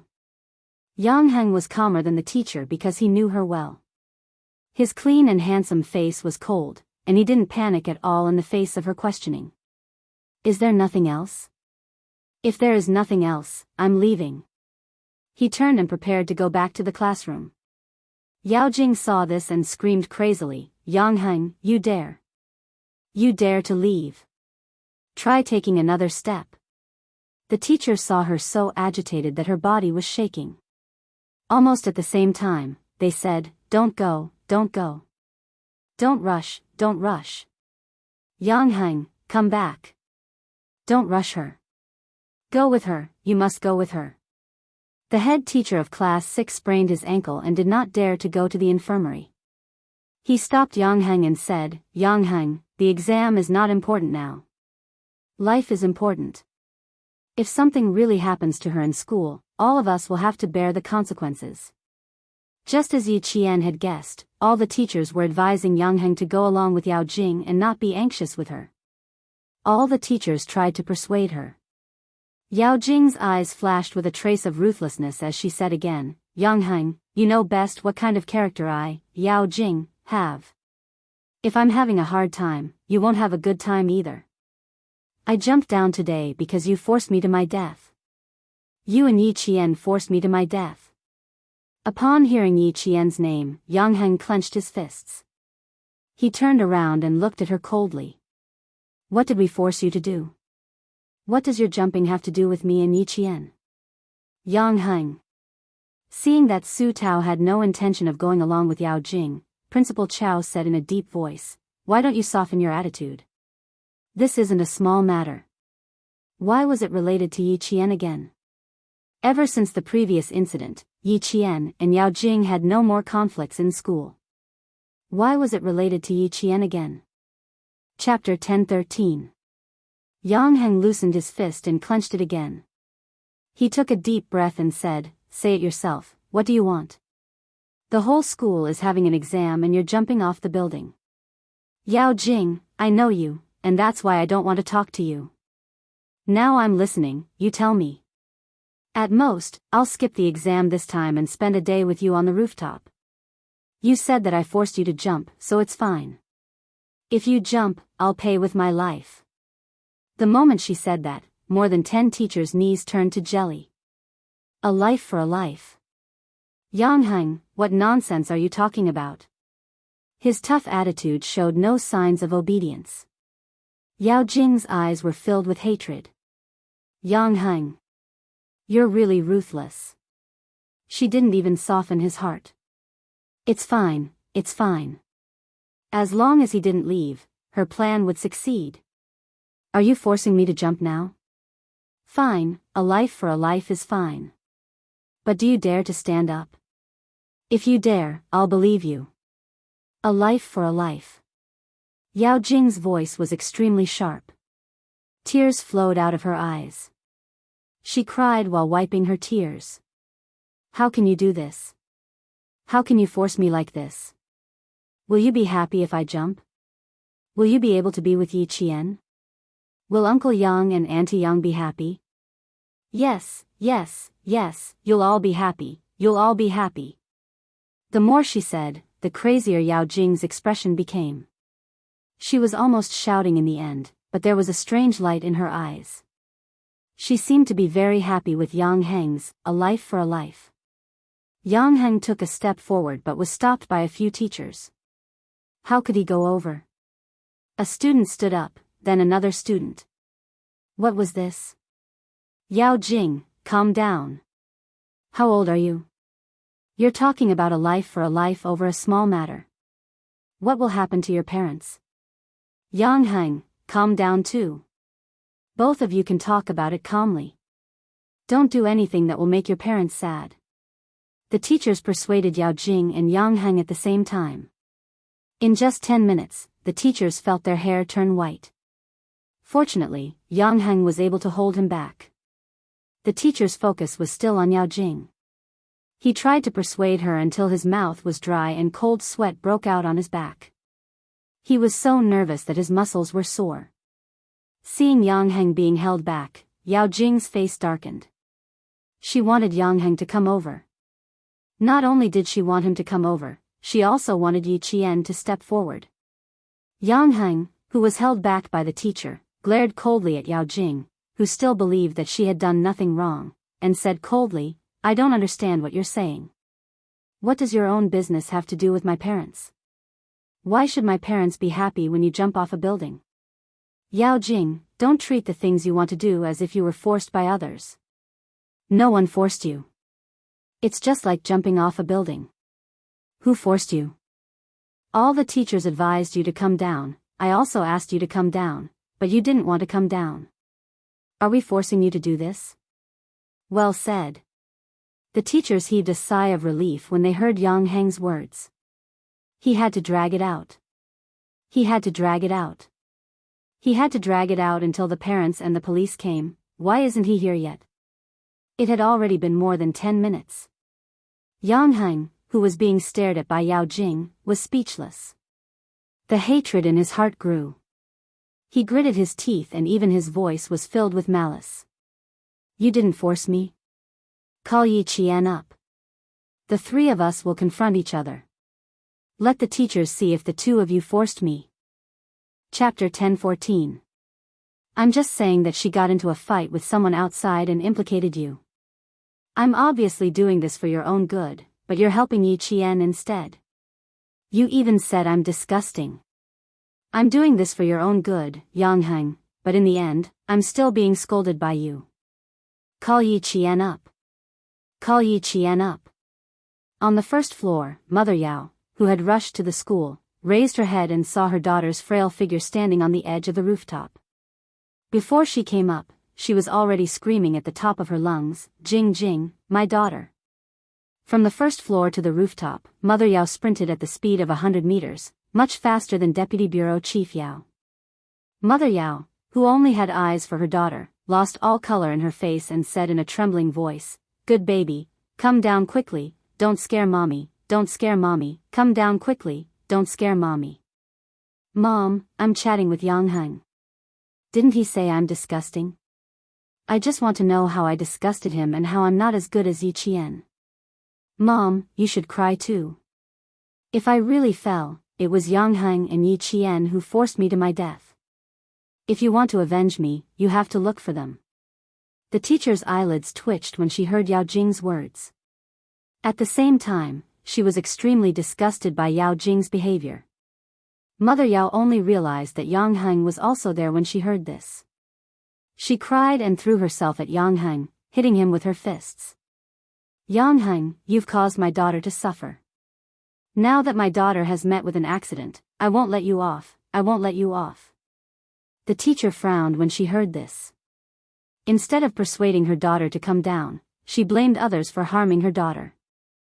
The two female teachers pulled Mother Yao away and had no choice but to persuade her again. We should persuade Yao Jing to come down first. You've seen it for yourself. If she continues to stand like this, we don't need to tell you what the consequences will be.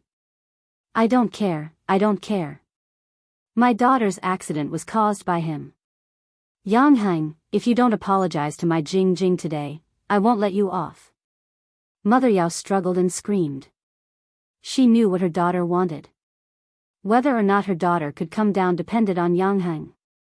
Deputy Bureau Chief Yao, who had arrived a few steps later, rushed to the rooftop and stared at his daughter who didn't even care about her own life. His vision darkened. Jingjing, what are you doing? Come down for Dad. Don't you know how dangerous it is up there? If you fall, do you want your parents to jump with you? Get down here.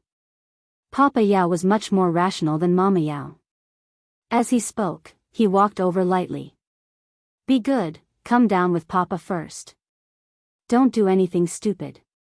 If you're unhappy or feel wronged, you can tell Dad and Mom. Dad, don't come over. I'll jump if you come over. I'll jump right away. I might as well fall to my death. Yao Jing cried until her vision blurred. Mom, Dad, I don't want to live anymore. He's still helping Yi Qian. He still thinks that I'm wrong. Dad, Mom, I don't want to live anymore. I don't want to live anymore. Yi Qian, get the hell out here. Get the hell out here. Are you happy now that you forced me to jump off a building? Come out right now. Yi Qian, yes, yes, yes, and that devilish girl. What are you teachers waiting for? My daughter, get Yi Qian out here. Get her out here. Get her out here. After Yao Jing shouted, Mama Yao continued to shout. The mother and daughter's voices were each louder than the other. As for their expressions, the older one was crazier than the younger one. Papa Yao turned around and glared at his wife. He said in a low voice, "Get our daughter down here first. Instead of persuading her properly, you're adding fuel to the fire." Chapter 10:15. Principal Chow was so angry that his temples were bulging. He had no choice but to instruct the teacher to bring Yi Qian up. Let Yi Qian come up and urge the police to find out where they are. Principal, it's useless even if Yi Qian comes up. Teacher Tong, who had been silent all this while, said with a sullen face, "You should be able to tell that Yao Jing is forcing Yi Qian to come out." This obviously had nothing to do with Yi Qian, but she kept mentioning Yi Qian. Teacher Tong's face turned cold. "There's no other way. We can only let Yi Qian come up. You go find Yi Qian." Principal Chow could only compromise. As long as Yi Qian came down, everything would be settled. The province could not accept a student who jumped off a building for no reason. Yang Heng, who had been punched by Mother Yao, held back the anger in his heart. He gritted his teeth and asked Mother Yao, "Auntie, ask yourself honestly. Does this have anything to do with Yi Qian? Does your daughter jumping off a building have anything to do with her? Don't go against your conscience. How is it not related? Now that my daughter is in trouble, my daughter asked her to come up. She dares not to come up. Yang Heng, do you want to see Jing Jing jump off the building? Tell me. Do you want Jing Jing to die?" How could Mother Yao remain calm when she thought of her daughter jumping off a building? She scolded whoever she could find. After scolding, she cried out her daughter's name. "Jing Jing, don't do anything stupid. Mom will ask Yi Qian to come up and apologize. You can't scare Mom. Don't scare Mom." Yi Qian was like Yang Heng. He did not know why he had to apologize to Yao Jing. "You don't have to say anything. Just listen to her." Teacher Tong led Yi Qian to the rooftop. She gently reminded him, "Yao Jing's mother is here too. Yang Heng was hit by her a few times just now. You have to be careful." Yi Qian's expression was much lighter than before. He was not sure if Yao Jing would jump off the building or not, but now, he was sure that she would not jump. "I'll answer whatever she asks. I won't take the initiative to speak." "That's right. If she asks, just answer. What's there to apologize for? Regardless of whether she's wrong or not, just bear with it for now. We'll settle this matter slowly after they come down." Teacher Tong's thoughts were the same as Principal Chow's. The school would definitely not accept a student like Yao Jing and would advise her to drop out. It was 9:40 a.m., almost half an hour after Yao Jing ran to the rooftop. There were still 20 minutes before the math exam ended. Yao Jing secretly glanced at the first floor. The police had not arrived yet, and there were no escape mats. But the person she was waiting for was not here yet. Yi Qian was not here yet. Mother Yao cried as she leaned against the teacher. She urged her daughter to come down quickly and blamed Yang Heng for not helping her daughter at all. He disregarded their friendship of more than 10 years and instead helped outsiders to bully her daughter. "Can you stop talking?" Father Yao, who didn't dare to approach, gripped his phone tightly. As he dialed the number, he warned his wife not to say anything that would hurt his daughter. He called the police station and asked them to send someone over as soon as possible. Yi Qian could feel the tense atmosphere on the rooftop. It was all because of Yao Jing. Everyone was tense, afraid that she would come out. "Why are you really here?" Yang Heng looked at Yi Qian and frowned. He whispered, "Something's not right. I just said that I'll pay with my life." She seemed very happy. Yao Jing was happy to pay with Yang Heng's life. Yi Qian frowned. What is she trying to do? Is she trying to jump off the building? Is she trying to force you to jump off the building? If that was really the case. Yao Jing's mind was too twisted. It was completely abnormal. Chapter 10:16. I thought so too. Let's go take a look. Yang Heng didn't let Yi Qian go alone. He walked in front and led Yi Qian over. Yi Qian and I are both here. Ask whatever you want. Mother Yao heard Yi Qian and immediately turned her head. Her gaze was as sharp as a knife. Yi Qian, my daughter is in trouble. I don't care whose daughter you are, I won't let you off. Yi Qian looked at her indifferently and said coldly, fortunately, the teachers are here. Otherwise, I wouldn't be able to explain myself. How can you blame others for jumping off the building? The director's wife is still the same as before. She's used to confusing right and wrong. I don't care how powerful you are. If my daughter is in trouble, I'll only look for you. Mother Yao shouted fiercely. Then she cried and said to Yao Jing, Jing, they're here. Can you sit down and talk? Can you come down and talk? No, she couldn't sit down, and she couldn't come down. It was still too far away. She had to let the two of them come closer. Yao Jing's eyes flashed with a trace of malice. With a hoarse voice, she said, you two are here. You're finally here. Yi Qian, you're happy today, aren't you? You must be happy to see me jump off the building. As long as I jump off now, no one can stop you from being with Yang Heng, right? Jing. Do you want me to jump with you? Mother Yao cried until her voice was hoarse. At this moment, she didn't have the authority of an office manager. She was like an ordinary woman who was worried sick for her daughter. Yao Jing didn't look at her parents again. She only stared at the two people who were a few meters away. Tears flowed from her eyes, but she was smiling. I want to ask you. I have a lot to ask you. Yang Heng, do I really disgust you? Do I really disgust you? As she asked, she stepped a little closer to the edge of the rooftop.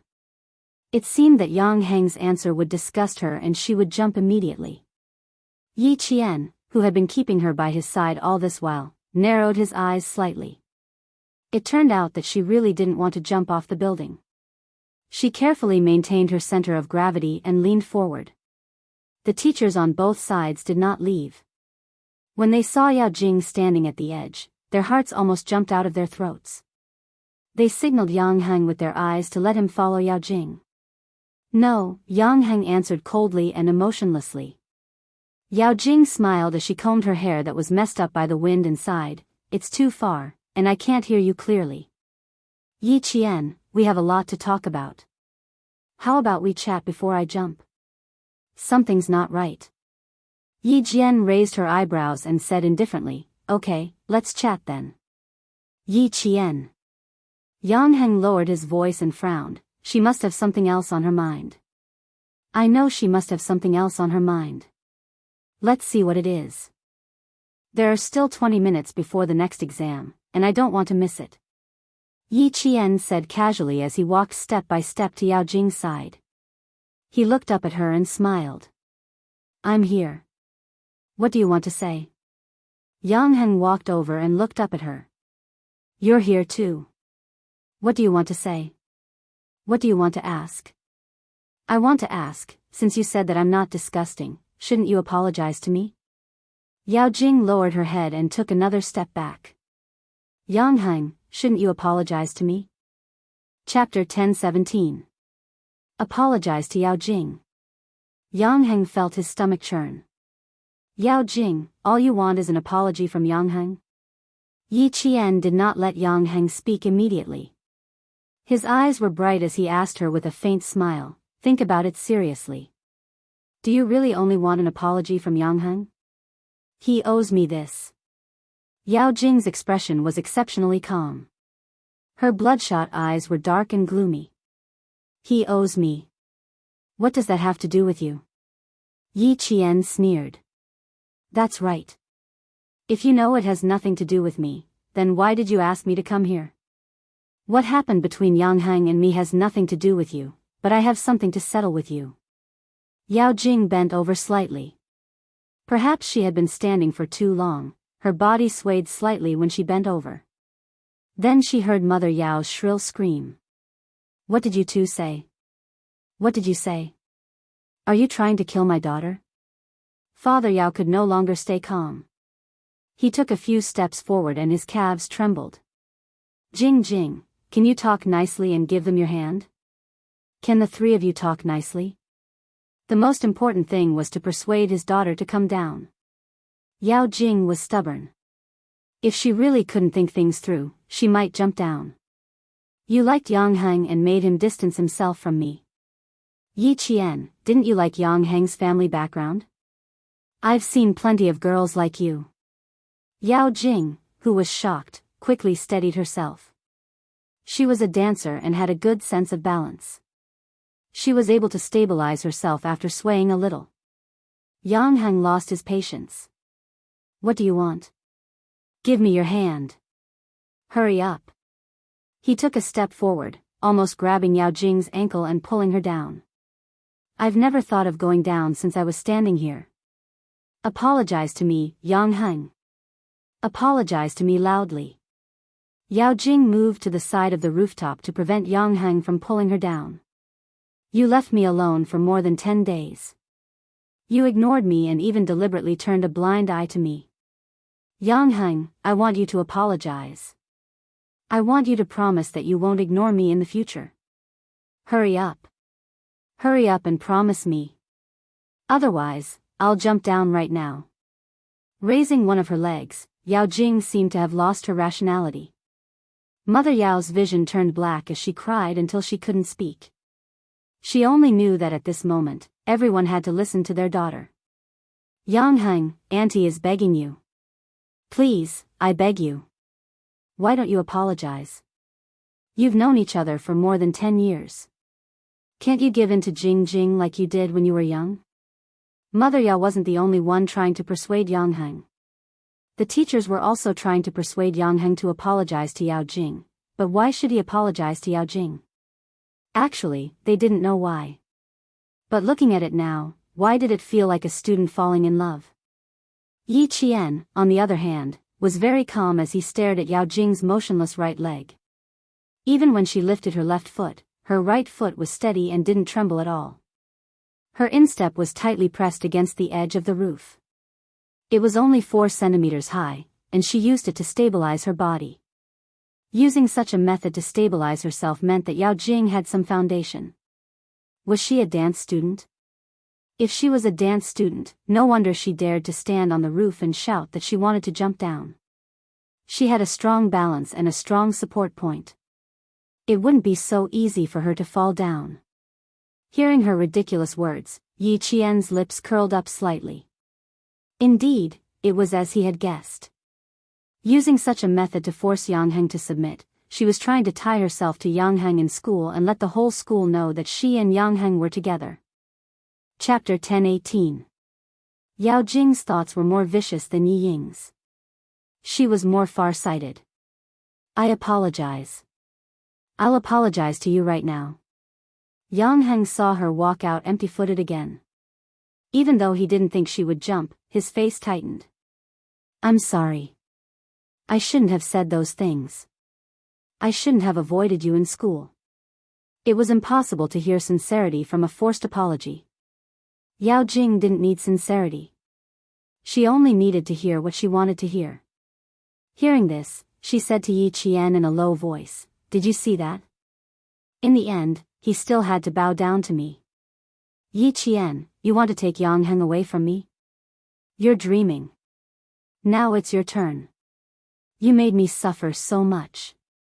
You made me stand alone on the rooftop for so long. How are you going to apologize to me? How do you want me to apologize? Yi Qian asked calmly. Simple. You'll stand there for as long as I stand there. Yao Jing said in a sinister tone. You made me so miserable. I'll let you stand there for as long as I stand there, and we'll call it even. Yang Heng, you can't come into contact with him anymore. As for me, I won't find trouble with you anymore. How's that? She said in a low voice with a strange smile on her lips. Yang Heng heard it clearly and immediately became alert. Yao Jing, what are you trying to do? I don't want to do anything.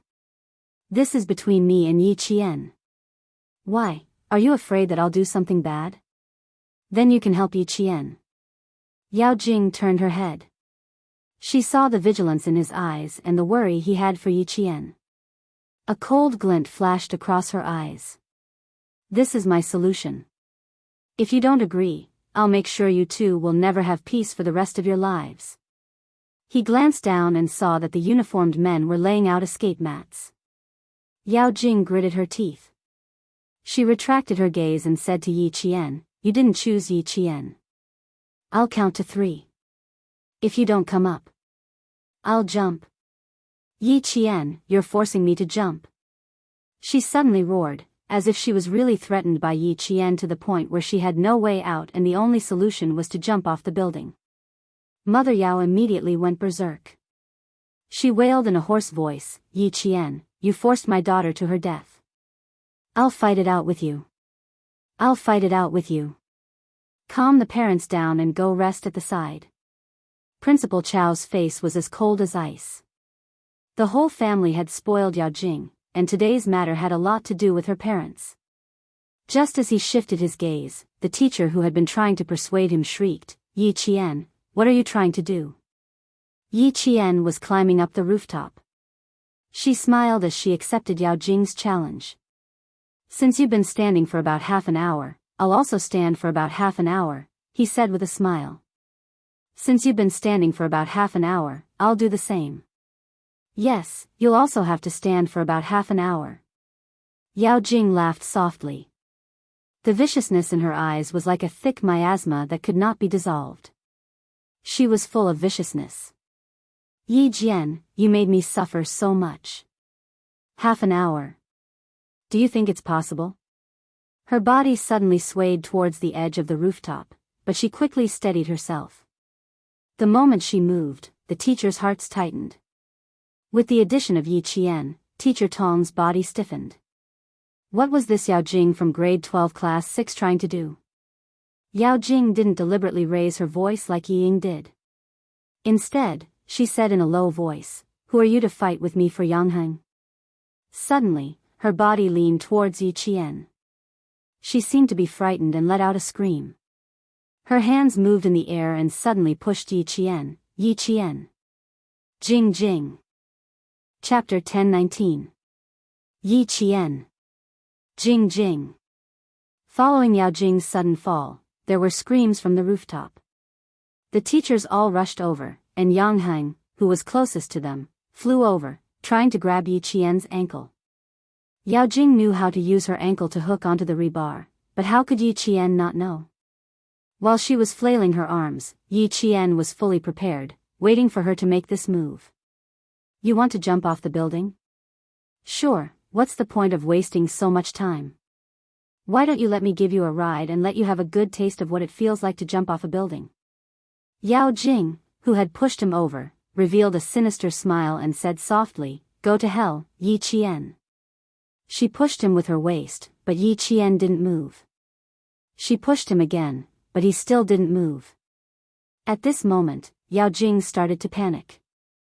"Yao Jing, I'm not interested in jumping off the building. I think you should go down." His cold voice floated over and entered Yao Jing's ears. Her expression changed in an instant, and her eyes were filled with fear. It was fear that came from the bottom of her heart. Her pupils constricted, and she stared at Yi Qian in shock. She threw herself at Yi Jian. Yi Jian only needed to grab Yao Jing's arm subconsciously. Her 5 fingers pressed on the tendons and bones of Yao Jing's elbow, causing Yao Jing to feel so much pain that the strength of the steel bar on her instep suddenly dissipated. "Ah!" Yao Jing fell and let out a blood-curdling scream. Her body fell backward from the rooftop. As she fell, Yi Qian didn't allow himself to remain standing on the edge of the rooftop. He also fell down. Jing Jing. Jing Jing. Following Yao Jing's fall, the ones who screamed the loudest on the rooftop were her parents. Yao Jing's mother and father's cries pierced through the air. Yang Heng didn't manage to grab Yi Qian's ankle. Everything happened too quickly. Even if he rushed over immediately, he didn't manage to grab Yi Qian. Yi Qian. Teacher Tong and Headmaster Chow shouted Yi Qian at the same time. They were so flustered and confused that tears flowed out of Teacher Tong's eyes.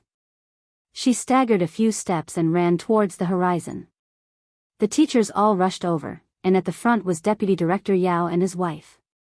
They rushed to the edge of the rooftop as fast as they had ever run in their lives. Their faces were full of shock as they looked down from the rooftop. Yao Jing fell, but Yi Qian did not. "Don't let go, Yi Qian."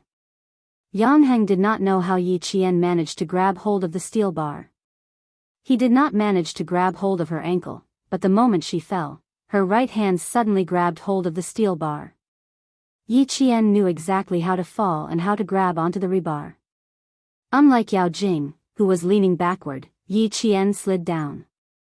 From the scene, it looked like Yao Jing had pushed Yi Qian and made her fall with both feet. Her right hand grabbed hold of the steel bar tightly. Her entire wrist crushed against the edge of the rooftop. It looked like her bones would break in the next second, and she fell with Yao Jing. "Give me your left hand, quick."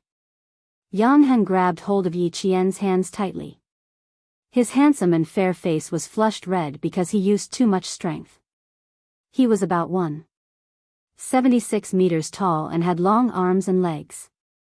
He could still grab hold of Yi Qian, but he could only grab hold of Yi Qian's hands. He did not have the strength to pull her up. Yi Qian, who was suspended in the air, did not make a sound. She was not afraid. She wanted to shout, but she couldn't. Hearing Yang Heng's words, Yi Qian, who could not see his expression, said, "I'm fine. I can hold on for a while." Chapter 10:20. Jing Jing, Jing Jing, my Jing Jing. The rooftop was a little high. Mother Yao stood on her tiptoes and couldn't see what was happening below. She cried and screamed. Then, she collapsed on the ground and started bawling. Father Yao supported himself on the edge of the rooftop with both hands. He almost propped his fat body up. Seeing this, the deputy director's face was full of tears. "My daughter, my Jing Jing. You're trying to kill me, you're trying to kill me." Mother Yao was so sad that her lips were pale. She sat on the ground alone. There was only one teacher watching her. The other teachers had come to save Yi Qian. "Yang Heng, you have to watch him closely. Don't let go. Teacher Xiao, stand on the rooftop and pull Yi Qian up slowly. Teacher Lu, go to the 6th floor and see if you can support Yi Qian's legs. You female teachers, help Teacher Xiao and Yang Heng." Principal Chao grabbed Yang Heng tightly and instructed him quickly and sternly. Thank goodness Yi Jian was fine. You have to hold on to Yi Qian. Don't panic, don't panic. Do you understand? Teacher Tong stood on her tiptoes and cheered Yi Qian on. She didn't even wipe away her tears. Her mood fell from heaven to hell, and now from hell back to earth. That's great, that's really great. Why didn't she fall? Why didn't she fall? Mother Yao, who was sitting on the side crying, suddenly roared. Her eyes swept around and saw a small white water pipe on the ground. She suddenly got up and rushed over to pick up the water pipe. Like a madman, she raised the water pipe and slammed it. My daughter fell. Why didn't she fall? Pay for my daughter's life. I want all of you to pay for my daughter's life. The pipe hit a few teachers' heads. Fortunately, it was made of plastic. If it was a metal pipe, the teachers would have been beaten until they bled. When the teachers saw this, they really risked being beaten to a pulp to stop Mother Yao. Throw away the water pipe. If you continue like this, don't talk about paying for it with your life, you'll go to jail. Mother Yao had completely lost her mind. She raised the water hose and waved it around. Her eyes were fiercely staring at Yang Heng. Her target was Yang Heng, it was this stinking brat. Instead of pulling Jing Jing, she pulled Yi Qian. Yi Qian did not fall, but her daughter did. After knocking away several teachers, Mother Yao raised the water pipe and hit Yang Heng's head. I'll kill you, I'll kill you. Jing Jing likes you so much, but you don't appreciate it. Are you worthy of our family? Are you worthy of Jing Jing? Principal Chao, who had been catching Yang Heng, was shocked. He blocked the water pipe with his body and shouted angrily, "Catch her, catch her! Madman, madman, she was a madman." Mr. Xiao, who was standing on the rooftop and carefully preparing to pull Yi Qian up, was also hit in the calf by Mrs. Yao's hose. He was so frightened that his body swayed a little. He was a physical education teacher, so he was able to stabilize himself after swaying a little. Mother Yao had indeed gone crazy. Her daughter had fallen, so how could Yi Qian be fine? The strength of the crazy Mother Yao was not her usual strength. Even an adult man could not hold her back. Deputy Bureau Chief Yao was already in great pain. Now that his wife was in such a state, he was pushed to the ground by Mother Yao. He fell so hard that his tailbone hurt. For a while, Deputy Bureau Chief Yao was unable to stand up. He could only sit on the cold cement floor and said painfully, "What are you doing here? Quickly go downstairs and check on Yao Jing. Go downstairs and check on Yao Jing. I want Yi Qian to pay with his life. Yang Heng, you just watched him die. You're not human, you're not human." Chapter 10:21. No one knew if Mother Yao had heard her husband's screams, but she raised the water pipe and hid everywhere. Her hair was disheveled, and she screamed and yelled, making all the teachers unable to get close to her. Seeing that she was still rushing towards them, Teacher Xiao couldn't stand on the rooftop anymore. He quickly jumped down and joined forces with another PE teacher to stop Mother Yao. The police on the first floor rushed up. They were fast enough to reach the rooftop in 3 minutes, but many things happened in 3 minutes. In the blink of an eye, some students fell down, and some were still hanging in the air. Police officers, quick, quick, over here, over here. Quickly pull the students down. When they came up, the teachers were relieved. Mother Yao had gone crazy. Even the teachers were not as strong as her. Yi Qian could have come up by herself, but Yao Jing was using her life to put on an act. She had to cooperate. When she heard that Mother Yao had gone crazy, Yi Qian's eyes flashed with a cold smile. Things were getting out of hand. The police didn't dare to delay. 2 of them directly grabbed Mother Yao, who still wanted the students to pay with their lives, and grabbed the water pipe. They then pinned her hands behind her back. Their actions were fast and fierce. They didn't care whether she was an official or not. When they pressed her down, they didn't hold back at all and shouted, "Don't move. What are you doing? Do you know who I am? Get out of here, get out of here. Old Yao, old Yao. Push Yi Qian down, push her down. I want her to pay with her life. Pay with your life for Jing Jing's. You talk big, asking others to pay with their lives. The bureaucracy of the southern province is really eye-opening." Someone walked over. His slender figure approached step by step. Every step he took had an unstoppable aura. When he opened his mouth, his biting cold voice suppressed the air. He walked in front of the police who had snatched the water pipe and said coldly, "This is a murder weapon. Keep it for me." The police were trying to save Yi Qian. Below them, someone was dragging Yi Qian by her feet. Above them, a police officer tied a rope around his waist. He was ready to grab Yi Qian by her arms and pull her up. As he approached, several policemen on duty could not help but reach out to stop him. However, they were shocked by the other party's cold and ruthless gaze and could not help but withdraw their hands. He passed by Mother Yao and glanced at her with a heavy gaze. He didn't stop and walked to Yang Heng's side. "Xia." Principal Chow recognized the young man who had shocked everyone the moment he appeared. He was in no hurry to say anything and immediately said, "Yi Qian was pushed down by a student. The police are trying to rescue him." Xia Jinyuan didn't even need the police. With one hand on the roof, he jumped lightly from Yang Heng's side and stood on the roof. He bent down and grabbed Yi Qian's wrist with his slender hands. He turned his head and said to Yang Heng calmly, "Thank you. You can let go now." Yi Qian, who was pushed down by Yao Jing, was not stunned. He was also not stunned when Mother Yao yelled at him to pay with his life.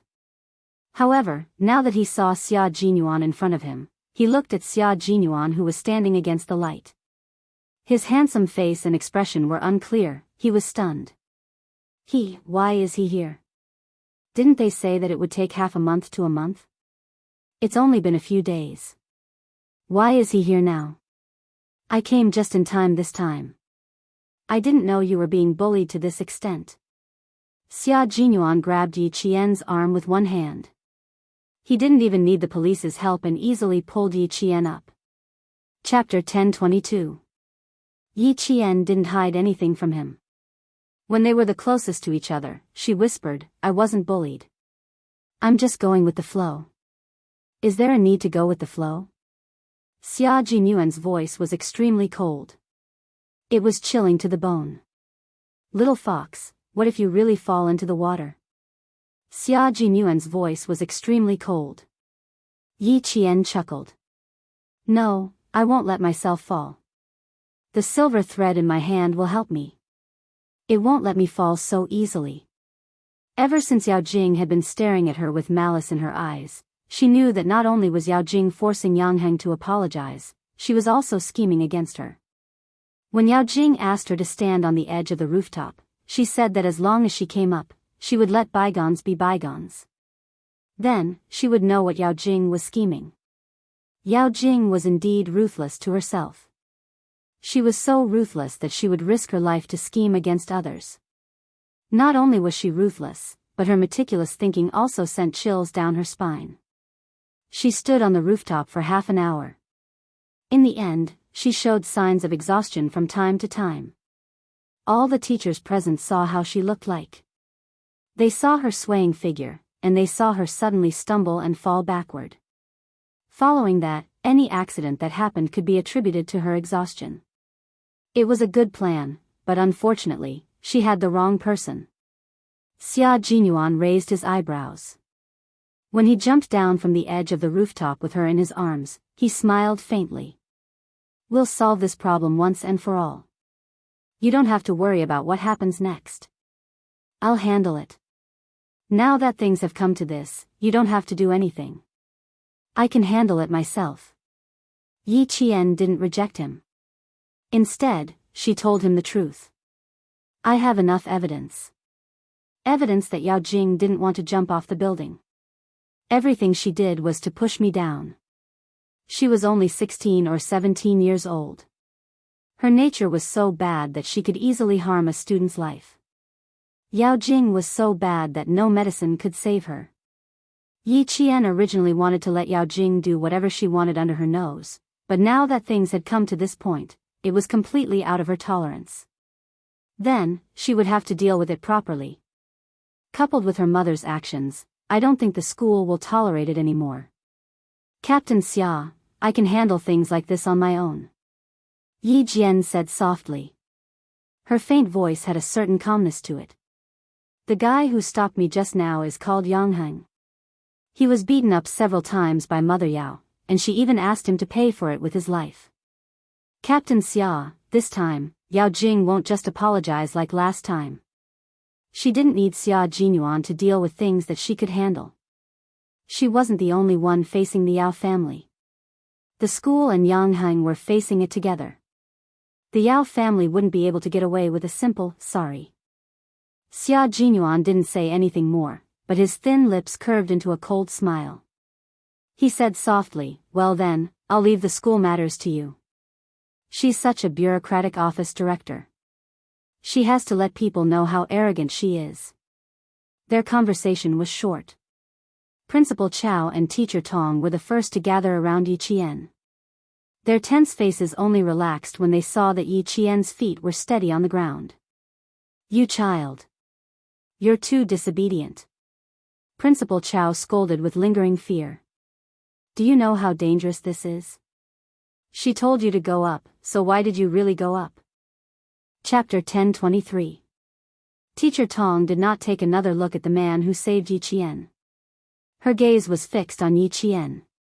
She grabbed Yi Qian's right hand and pulled his uniform upwards. Something's obviously wrong with Yao Jing, yet you're still going along with her.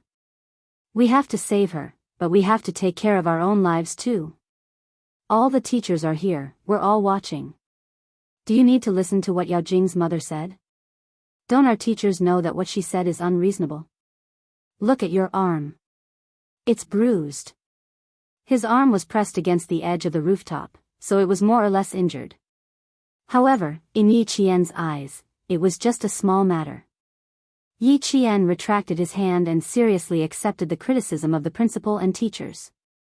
He said, at that time, I just wanted to know what she wanted to do so that I could persuade her to come down. I didn't think too much about it. I didn't expect her to suddenly push me. At that time, I was panicking. When she pushed me, I don't even know how I fell. Fortunately, I grabbed the steel bar. She spoke softly, and her serious expression made Teacher Tong's eyes sting again. Yao Jing wanted to jump off the building, but her parents forced Yi Qian to pay for it with his life. Yi Qian clearly went up to save Yao Jing, but not only did they not feel grateful, they even thought that since their daughter fell, Yi Qian should also fall. How could this be? How could they be so cruel? Principal, as a teacher, I want to seek justice for my student. I want to ask Yao Jing's parents. I want to ask them properly. What right do they have to say such shameless things? Xia Jinyuan shielded Yi Qian behind him. His deep black eyes were cold as he said, I hope the school can seek justice for Yi Qian. This matter will not end just because another student jumped down. As the principal, I won't let this matter go just like that. Principal Chao's face was ashen. He said, I'll go down and check on Yao Jing's situation first. I took a look just now. It seems that she fell on the rescue mat. The voice of the policeman downstairs came through the walkie-talkie. The policeman on duty on the rooftop replied into the walkie-talkie, the students above have been rescued. What about the students below? How's the situation? There's no problem. He's conscious. He's just scared. After the policeman downstairs said that, all the teachers on the rooftop heaved a sigh of relief. When Mother Yao heard that her daughter was fine, her originally crazy eyes lit up.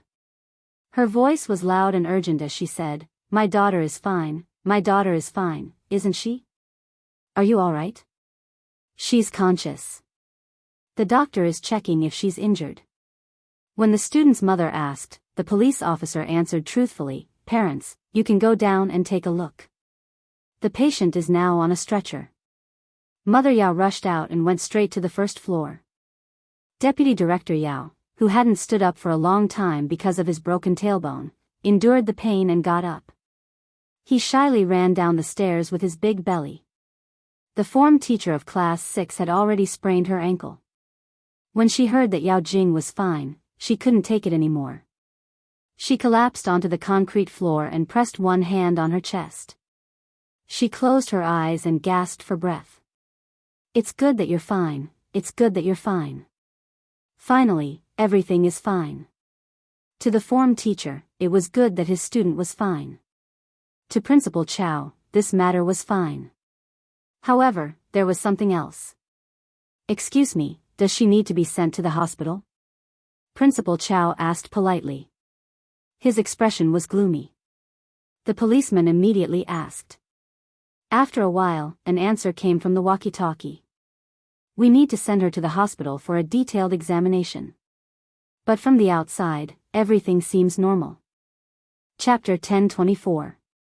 She had to be sent to the hospital for a checkup, but from the outside, everything seemed normal. Xia Jinyuan, who had a cold expression, heard this and his deep black eyes became sharp. He said to Yi Qian, when I came up, the life cushion was half full. If she had fallen a minute earlier, the life cushion wouldn't have been able to save her. She wanted to push me down, but in the end, she fell down herself. Even if she didn't fall to her death, I'm sure she was scared to death. Yi Qian moved his right hand. This hand had been through a lot this year. His old injury had just healed, and now there were new injuries. Xia Jinyuan reached out and grabbed her wrist.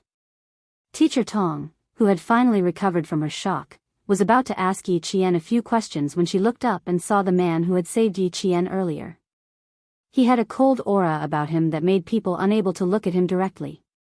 He was holding her favorite student's hand. From her perspective, she could clearly see the strange gentleness on the man's face. What was his relationship with Yi Qian?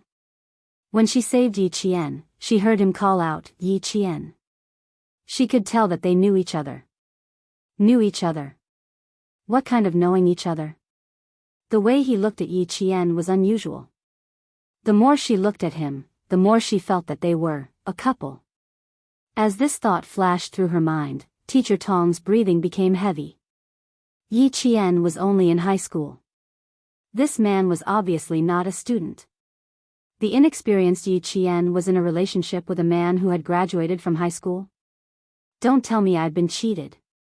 Teacher Tong, who was on high alert, walked up to Yi Qian. She didn't ask more about Yao Jing's situation. She was afraid that Yi Qian would be deceived.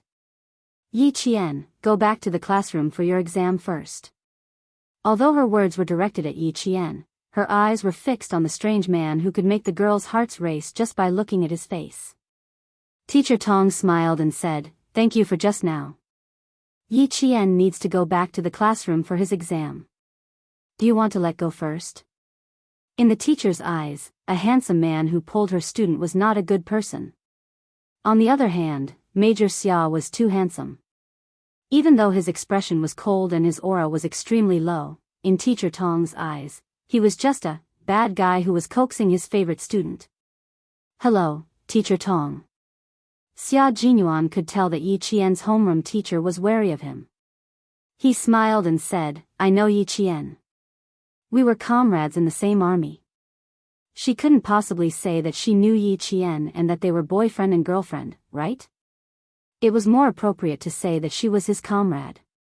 Yi Qian did not panic at all when he took the initiative to introduce himself.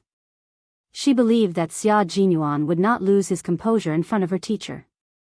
After he finished speaking, Yi Qian smiled and said, "Teacher Tong, I've known him for a few years.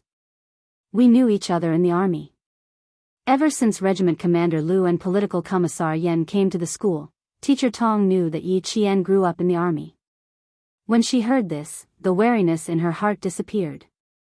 No wonder he could rescue you so quickly. You even scared the people in the army. So he was a soldier. No wonder he could rescue Yi Qian with his bare hands.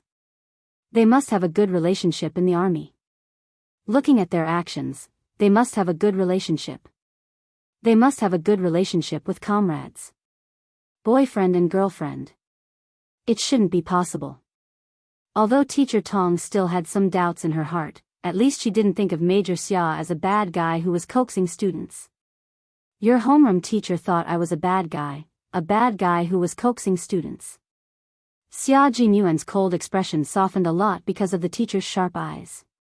This teacher had good eyesight and could see the crux of the matter at a glance. Chapter 10:25. Yi Qian did not respond. He smiled at the major, whose tone had softened, and then looked at Principal Chow, who had turned around to speak to him. A student had jumped off a building, and the police needed to understand the situation at the scene. After learning that Yao Jing looked fine from the outside, Principal Chow told her everything he knew. He then said to Yi Jian, "Yao Jing is fine. You can go back to the classroom and prepare for the exam. The midterm exam is very important and will be used as a reference for the direct enrollment. You can focus on the exam. The school will take care of some things before informing the students." The midterm exam was in progress. He did not want the police to leave Yi Qian and Yang Heng behind in order to understand the situation. He then said to Yang Heng, "The school will inform your parents to come over. Do you have any thoughts?" He meant that if Yang Heng did not want his parents to come over, the school would not do so for the time being. Since Xia Jinyuan appeared, Yang Heng, who had been secretly observing him, stopped looking at him. He suppressed his anger and said, "I don't have any thoughts. The school can inform my parents to come over at any time." This time, Yao Jing went too far. He could not take it anymore. He glanced at Yi Qian and saw her standing coldly beside an unfamiliar man. Yang Heng walked over and looked straight at Yi Qian. "Did Yao Jing push you once or twice?" Yang Heng did not evade the question and asked directly. Principal Chow and the police officer's expressions changed. Pushed him once? Or twice? Yao Jing wanted to push Yi Qian off the building. She wanted to push Yi Qian off the building?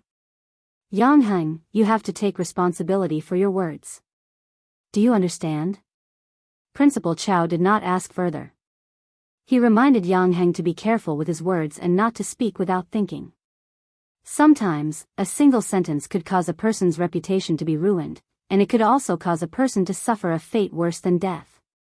His words revealed too much information, so much so that Principal Chow couldn't accept it for a while. He couldn't figure out. What was Yao Jing's motive for pushing Yi Jian off the building? If what Yang Heng said was true, then Yao Jing wanted to kill Yi Qian. Then, he would turn his thoughts into actions. This was murder. This was murder.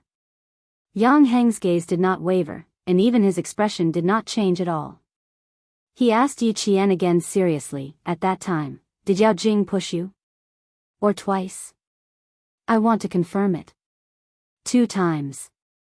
Yi Qian narrowed his eyes and said seriously, the first time, she said, Yi Qian, go to hell.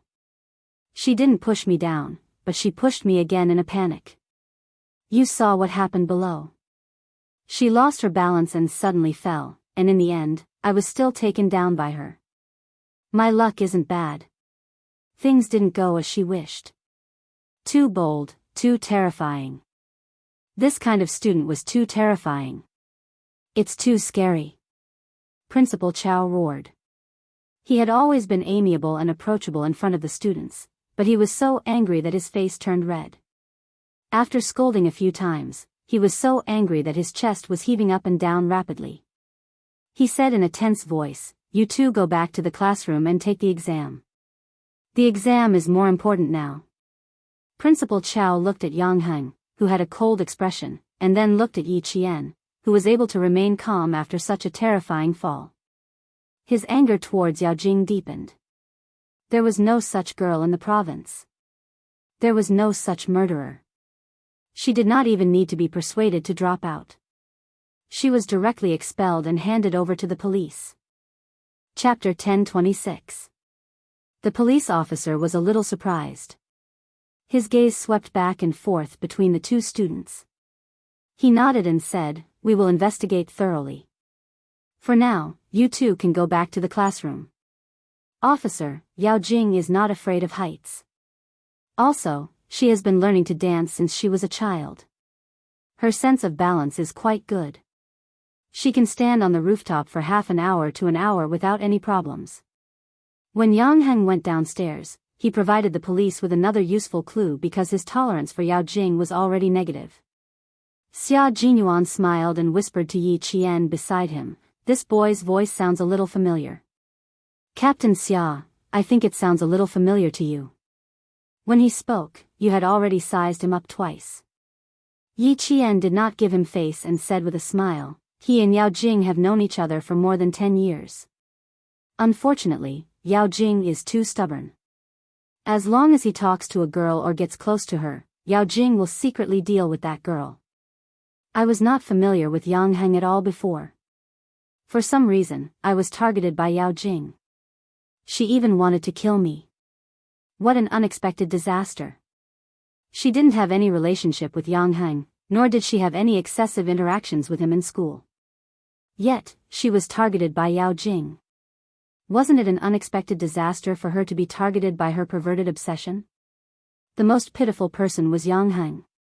Having such a terrifying childhood sweetheart, he was under too much pressure. Students nowadays are really worrying. Young people want to kill someone over a trivial matter. If this matter is not handled properly, the reputation of the school will be ruined. While the police were questioning Yang Heng, Xia Jinyuan asked Yi Qian to stay by his side and whispered, Little fox, you have a good chance of winning this time. The provincial first high school is a century-old school. It is the poster of the southern province's education industry. Principal Chow is an upright person and will not suppress this matter. That girl who wants to kill you will harm herself in the end. For people with evil intentions, life is like a prison to her. Yao Jing has evil intentions. She will reap the consequences of her own actions. Yi Qian looked at the time. It was already 15 minutes past the second exam in the morning. I'll go back for the exam first. Take a walk around the school. I'll come and find you in the afternoon. Major Xia was not in a good mood when he rushed over and encountered such a situation. He knew who Yao Jing was, and he also knew Yao Jing's parents. They were Deputy Director Yao's family, who had insulted Little Fox and thought the matter was over with just an apology. Today's matter was not as easy to resolve as the previous time. He didn't encounter it the last time, but this time, he encountered it. He listened to her and didn't interfere with the school matters, but he wasn't sure about the matters outside. Go take the exam first. I'm afraid you and that boy will have to go out of school in the afternoon. Don't worry about it. After he finished speaking, he pinched Yi Jian's cheek affectionately with his slender fingers and bent over. The smile on his handsome face was as gentle as water as he said, "Take your exams well. I'll be leaving first." There was nothing for him to do here. After speaking to Yi Qian, he turned to the boy who had been secretly observing him. Yang Heng. Thank you for your hard work. He knew Yi Qian in the army and acted intimately with Yi Qian. Was it really just because they knew each other? Was it because they were comrades? Yi Qian did not join the army. How could it be because they were comrades? Yang Heng thought to himself. His expression did not change as he said seriously, "It's my duty." On his birthday, Wang Jin said he saw a man coming out of Yi Qian's room. Was it him? It might be possible. Chapter 10:27. Yi Qian didn't like physical contact with others, but this wasn't the first time this man had interacted with her. Yi Qian didn't resist at all. Obviously, the two of them had interacted with each other regularly, and Yi Qian was already used to it. Sitting back in the exam room, Yang Heng thought for a few minutes before picking up his pen and starting to do the questions. He didn't expect to get a high score in math this time. The last few questions were blank, so he could only score in the next few subjects. Yi Qian had already picked up his pen and started on English. She had missed the first few listening questions, so she couldn't hide her abilities like she did in the monthly exams. At 12:10 p.m., the English exam was over. And Jessen rushed to Yi Qian like a gust of wind.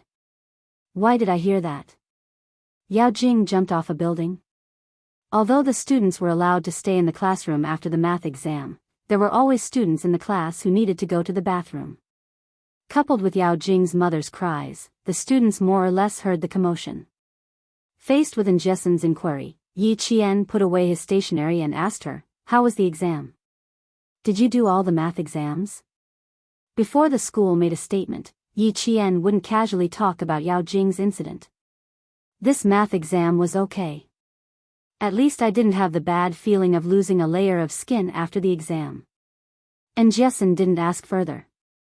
She brought up the two exams and answered proudly, "Passing is no problem."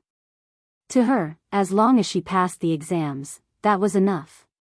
At noon, the news of Yao Jing jumping off a building spread to all the classes. As for who exactly jumped off the building, it wasn't clear. But after the exams in the afternoon, all the second-year classes knew that the girl who jumped off the building was Yao Jing from second-year class 6. As a witness, Wang Dandan immediately went to the hospital after the exams. She didn't dare to stay in school. She was scared. This matter had blown up quite a lot. It was so huge that it was beyond what she could bear. All the second-year classes knew about it, and soon, so did the third-year class. The last to know was the first-year class.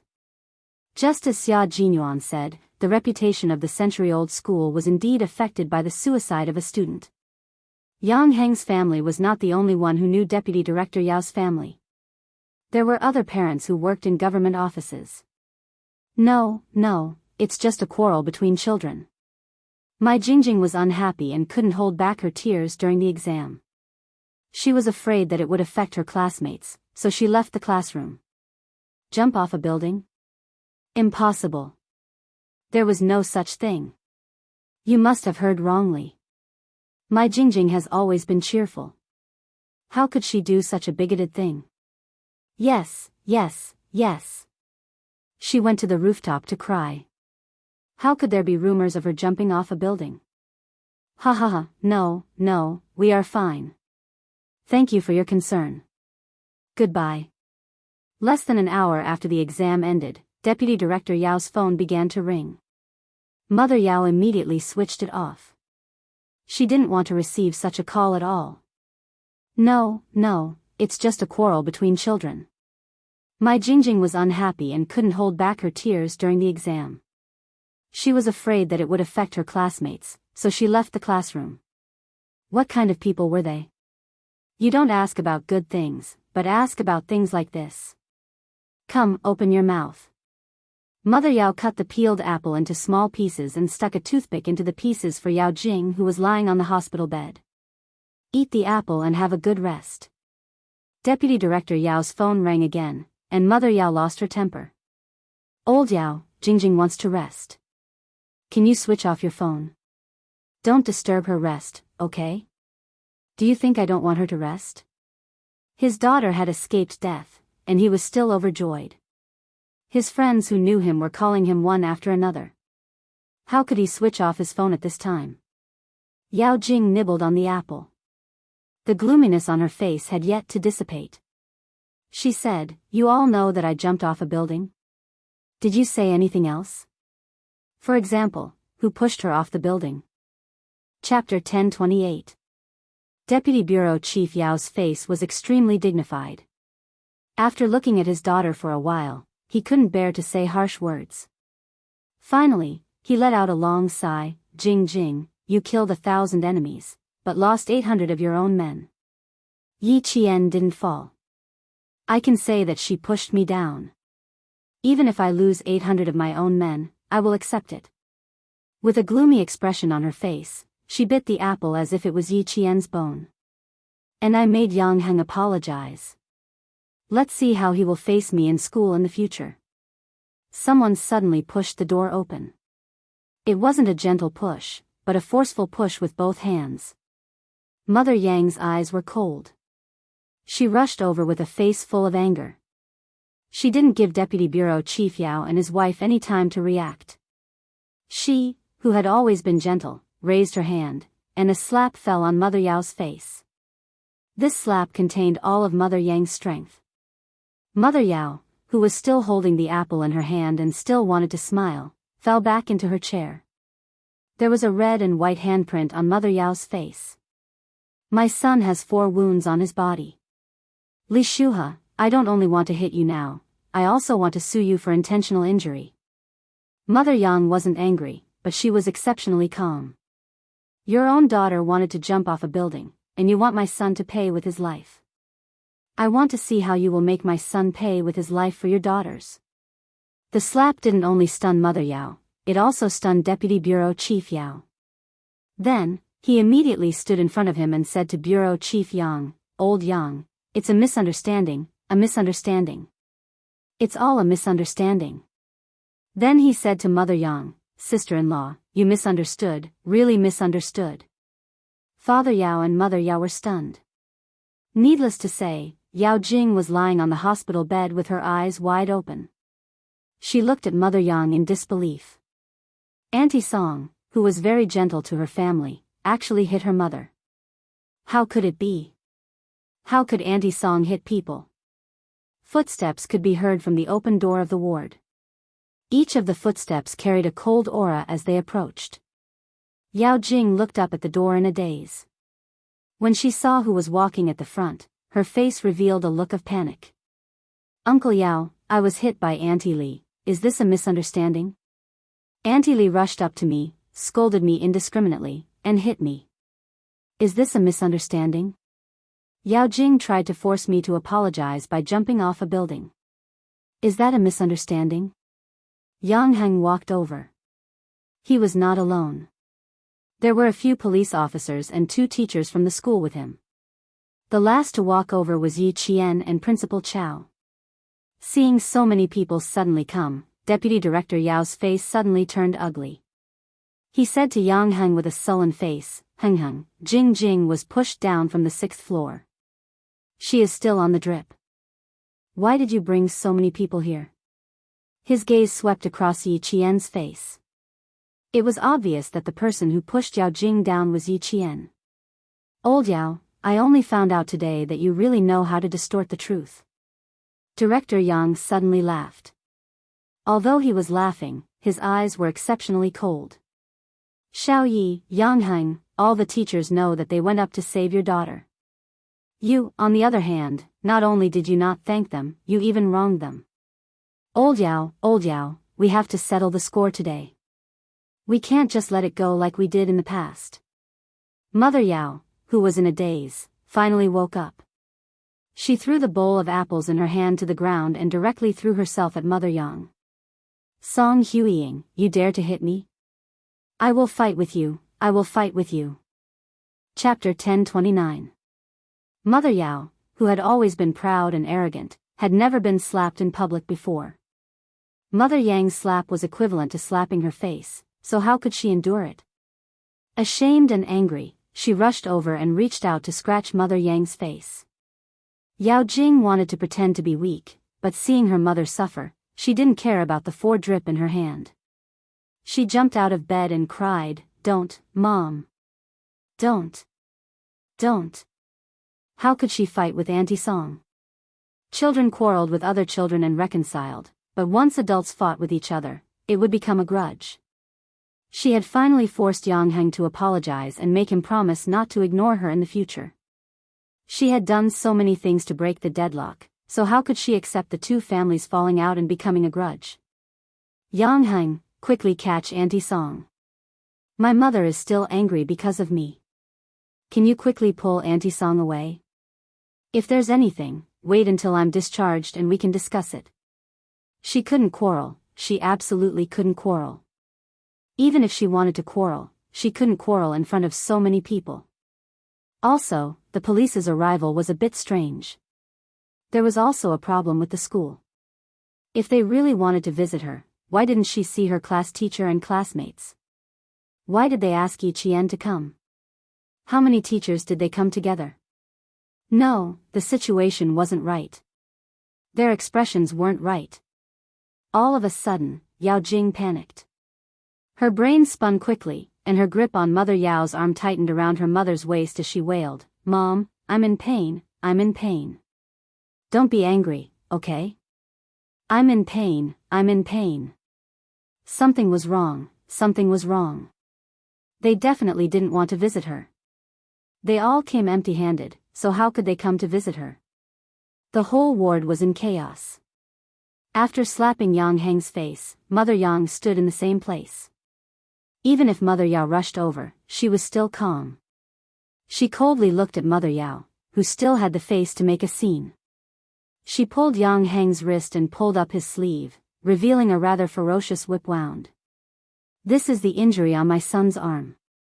It's the lightest injury among all the other injuries. Li Shuha, I only gave you 1 slap. Wasn't it too light?" Mother Yang said calmly. Her usually gentle face became stern because of her son's injury. This wound caused Yao Jing to panic even more. Her heartbeat became uncontrollably erratic. What was going on? Was the wound on Yang Heng's arm caused by his mother? When did this happen? How come she didn't know? "Yang Heng, take off your jacket." Mother Yang had never shown such strength in her son's injury. After she finished speaking, she unzipped Yang Heng's school uniform and pulled up his shirt. Yi Jian, who was standing behind Yang Heng, finally saw the severity of the injuries on his back. There were 2 bruises on his left and right shoulders. What was even more shocking was the injury in the middle of his back. It was both bruised and purple, and there were even traces of blood on the surface of his skin. When she was suspended in the air, she did hear that Mother Yao was beating someone up.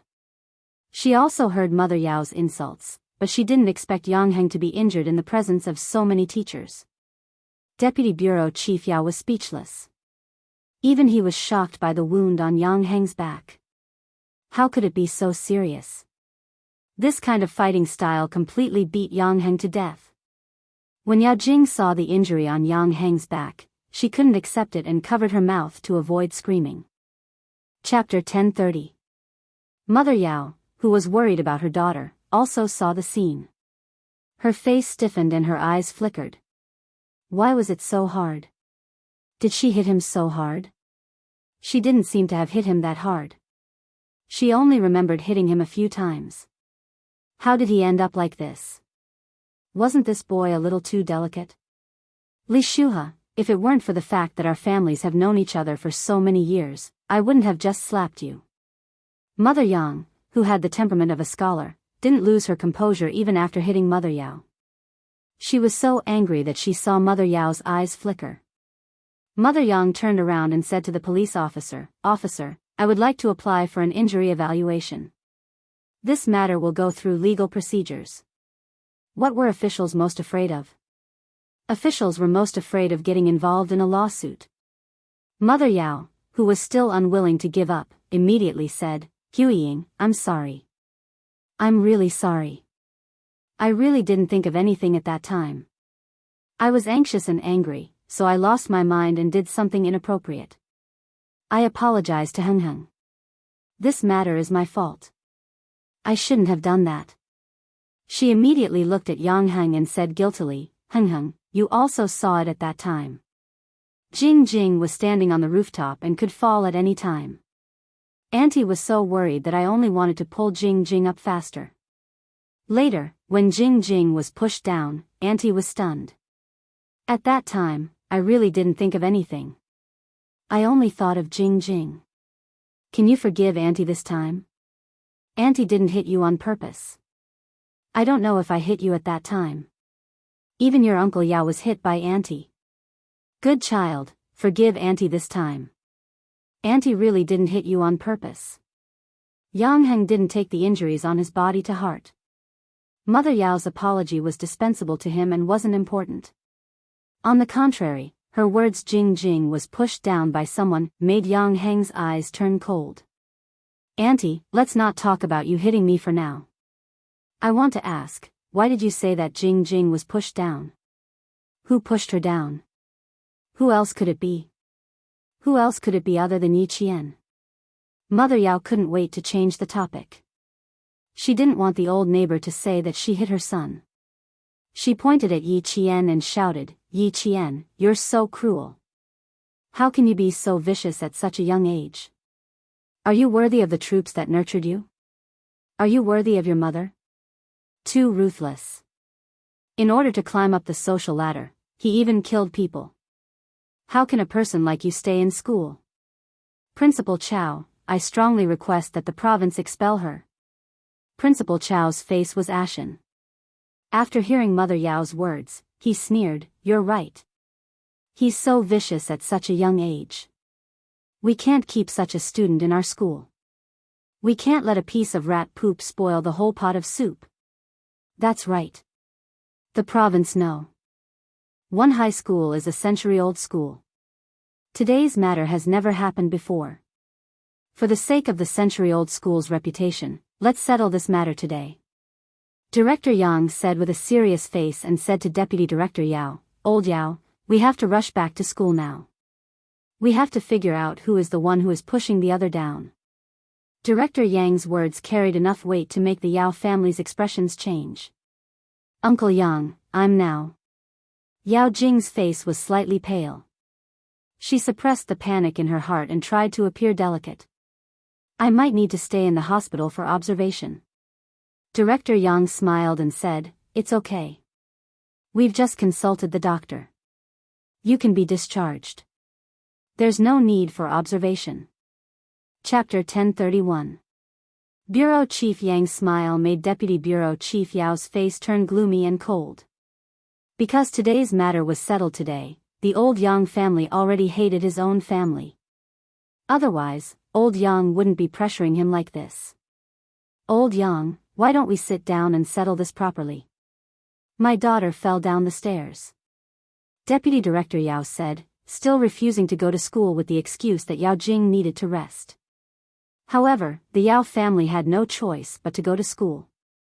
Yi Qian, who had been silent all this while, suddenly spoke up, "Deputy Director Yao, Your wife said that I pushed Yao Jing. This matter can't be settled just by sitting down. In order to save Yao Jing, I almost fell off the cliff. Not only did I not receive your family's gratitude, but I was also wronged by you. I won't let this matter pass so easily. 5 minutes after they entered, Yi Qian's first words made Yao Jing's face turn pale. She glared at Yi Qian fiercely. A weasel paying a visit to a chicken is up to no good. Is there anything you won't do for Yangheng? Little fox, you wouldn't even kill for me. Why would anyone think that you would do something bad for a boy you've known for less than 2 months? Xia Jinyuan walked over with a smile. Behind her was Xia Yiwei and an elegant man who was about 35 years old. When Xia Yiwei saw Yi Jian, her red lips curled up as she walked over. She smiled and said, I told you that my eyes weren't playing tricks on me. I saw you getting off the car with Director Yang, but sixth brother didn't believe me. Deputy Director Yao knew the secretary of the Southern Province's governor, Director Yang knew her, and even Mother Yao knew her. She walked over to Yi Qian and hugged Yi Qian intimately. She smiled and said, Why did you come to the hospital so late at night? I told old Six to pick you up in the evening and have dinner together, but he said you had exams and didn't have time to come. I did have exams, but something came up and I had to come to the hospital. Yi Qian's gaze slid past Xia Jinyuan's face. Why did he come to the hospital? Did he come for me? Or was it just to accompany Xia Yiwei?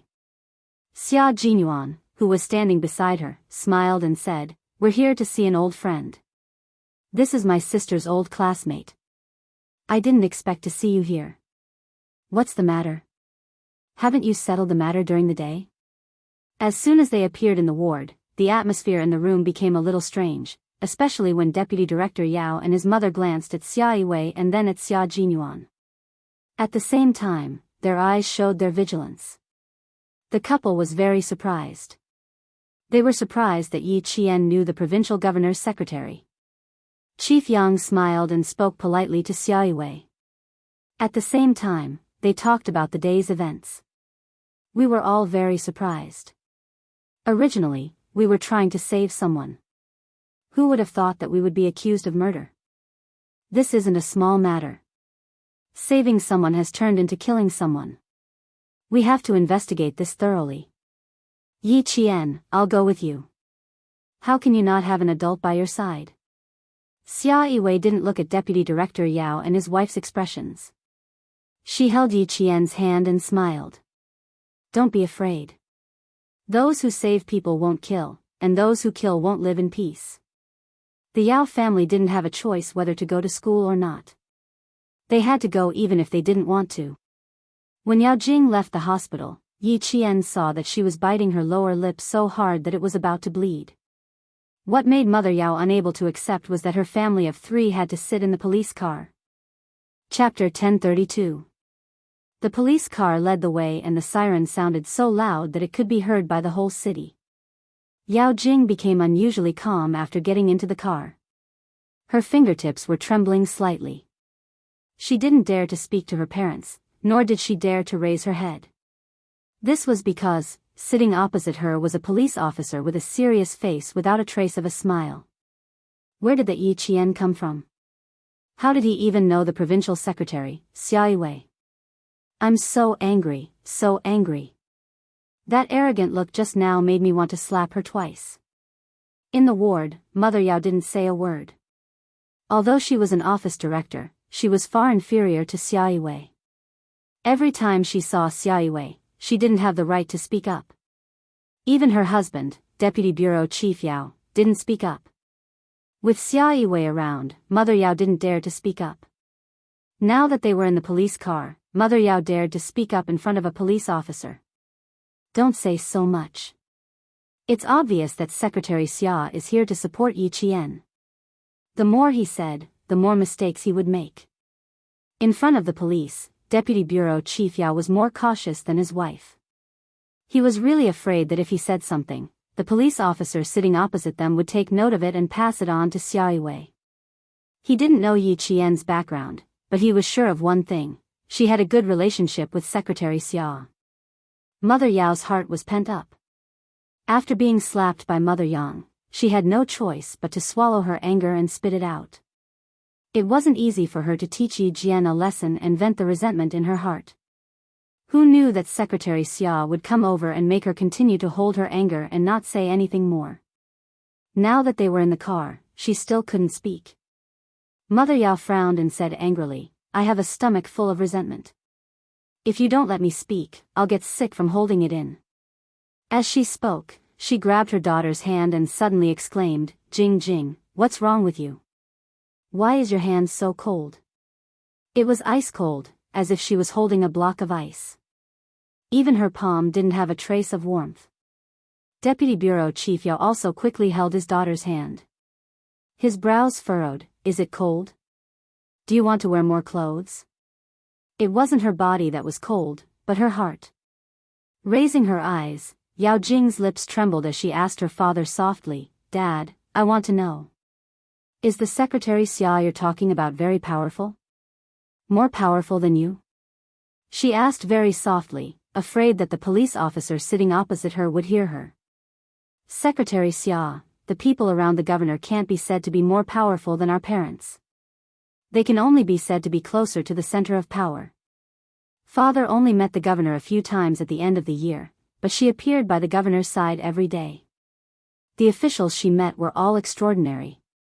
Deputy Director Yao would not hide some things from his daughter. Knowing the rules of the officialdom in advance was also beneficial to her growth. She would know who she could not offend and who she needed to be careful with. Yao Jing felt that she couldn't even breathe properly. Her hands were trembling uncontrollably and her eyes were filled with panic. "Dad, is Secretary Xia here to support Yi Qian? What should I do then? What should we do? What should we do?"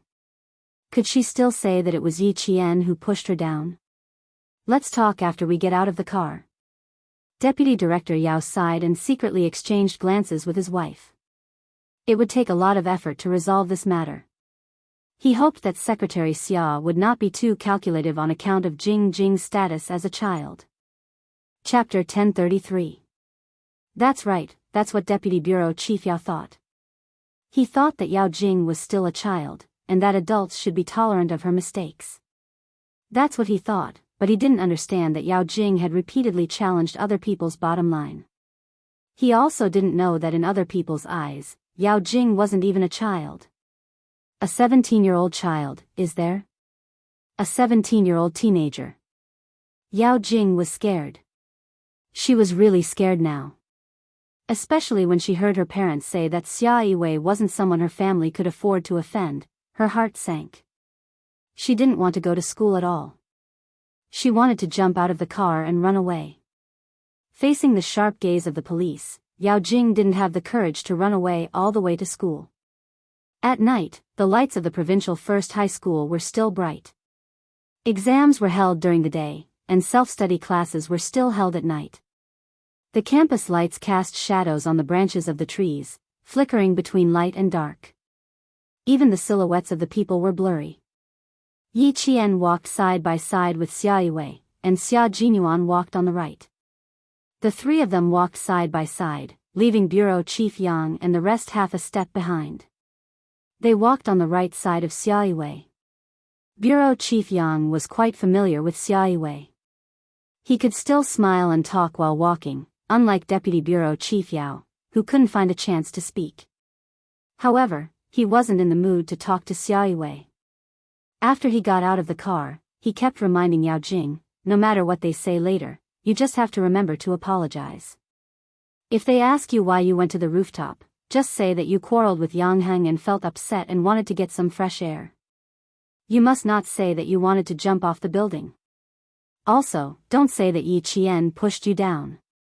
Yao Jing's mother was so angry that she clenched her teeth. She's really our daughter's nemesis. Yang Heng is really too much. He's always protecting Yi Qian, but he doesn't know how much he's protecting Jing Jing. Yang Heng must have been possessed by a demon. Maybe we're wrong. Yi Qian and Yang Heng are not in the relationship we imagined. A handsome man's face flashed across Deputy Director Yao's mind. He looked back thoughtfully and saw a tall and straight figure standing beside Yi Jian from the beginning to the end, guarding her like an unshakable mountain. When he appeared, no one was in his eyes. He only saw Yi Qian. Even when old Yang said something, he only responded indifferently. His expression was even more arrogant than Secretary Xia's. Mother Yao scoffed in disdain. She's just a village girl. Meeting a guy like Yang Hang is like a fly to a piece of meat. How could she bear to let him go? Don't be so rash. You're just a village girl. Do you see any trace of the countryside in Yi Qian? Also, look at her resume. Which part of her is worse than Jing Jing's? Everything is better than Jing Jing.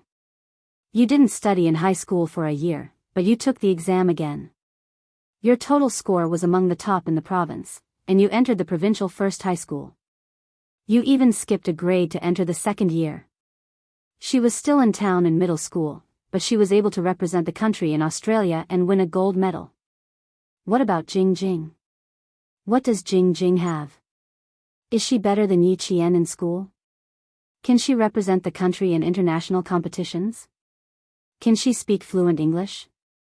At this moment, Deputy Bureau Chief Yao seemed to have been enlightened. He was suddenly clear-headed. Looking at Xia Yiwei and then looking at Major Xia standing beside Yi Qian, Deputy Bureau Chief Yao recognized the truth before his wife did. The truth was that his daughter was not as good as Yi Qian. Chapter 1034. Mother Yao did not say anything. She was speechless. In comparison, she thought that her daughter was better than Yi Qian in every aspect, but she could not compare to Yi Qian in any aspect. After a while, Mother Yao gritted her teeth and said stubbornly, "Then I'm better than her too. She's just a country bumpkin who didn't follow the school rules and tried to seduce Yang Heng to change her identity. So what if her grades are good? Who would want to look up to someone with such a bad character? Take a good look at Secretary Xia, then look at the man who is close to Xia Yiwei. Aren't you women the best at understanding these things?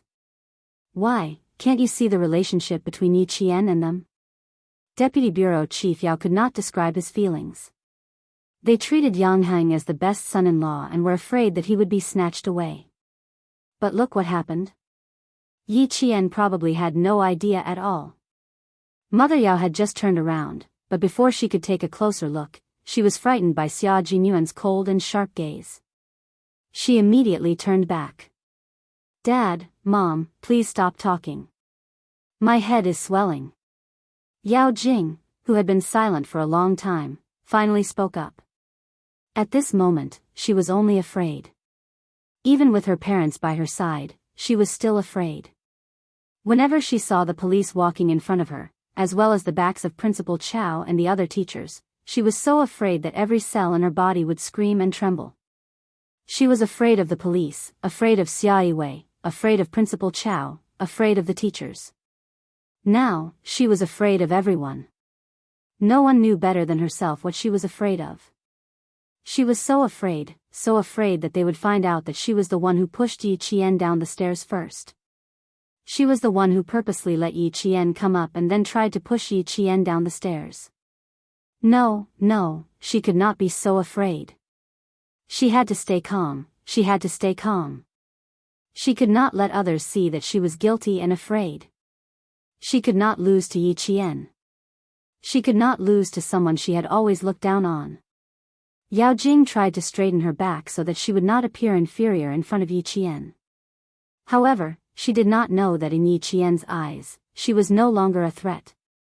"I found a girl who has dance skills like her. She already stood on the stage half an hour ago. Later, you will stand on the stage according to your previous position and repeat the scene with that student." Xia Jinyuan, who had scared Mother Yao away with a glare, smirked coldly and said to Yi Qian, "This kind of trouble is trouble. Let's deal with it once and for all. Don't let these trivial matters ruin your high school life. If you make a mistake, you have to accept the punishment you deserve. If you want to use the laughable excuse of, 'I'm still a child and I don't know anything,' to escape the punishment, you are too naive." This time, Yi Qian had no objections. She wasn't magnanimous enough to let go of someone who wanted her life.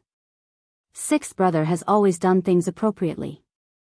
Previously, you were afraid that his appearance would affect his image, so you forbade him from doing anything. But now, his face is as black as the bottom of a pot. Xia Yiwei distanced herself from Bureau Chief Yang and his family. She smiled and teased them. He really wanted to do something for you to show off. But you didn't give him a chance and made him feel uncomfortable. He didn't have a moment of peace at my place. Sometimes, he would get up and walk around. Sometimes, he would pick up the phone and put it down. Sometimes, he would watch TV and then turn it off. He made so much noise that my head hurt the whole afternoon. Chapter 1035. In the car, Xia Yiwei had made it clear that she was supporting Yi Qian. Now, she was teasing Xia Jinyuan. It was obvious that she had a good relationship with Xia Jinyuan. Yi Qian smiled and glanced at Xia Jinyuan. His voice was gentle as he replied, I always thought that I could solve the school's problems by myself. That's why I didn't want to trouble him. Your problems are my problems. I've never thought that it was troublesome. Besides, if there's a faster, more stable way to solve it, why do we have to take the long way around? Xia Jinyuan was afraid that Yi Qian would reject him at a time like this. His expression was serious as he said, we shouldn't waste time on Yao Jing. Let's end this quickly so that she won't stir up trouble later. She tried to jump off a building during an exam for personal reasons, forced another student to apologize to her, and even tried to push you off the building. The province's century-old school will not allow a student like her to continue studying here.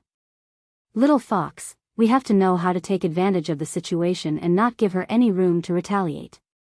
Yi Qian couldn't help but chuckle when he said all this in one breath without any pause. How afraid was he that he would reject him? He said it all in one breath. Wasn't he afraid of stifling himself? I know. That's why I went to the hospital. Principal Chow told me about your arrangement and agreed with it. If I really objected to it and didn't allow you to help me, I would have rejected him when he asked. Xia Jinyuan coughed awkwardly when his thoughts were exposed. Your principal.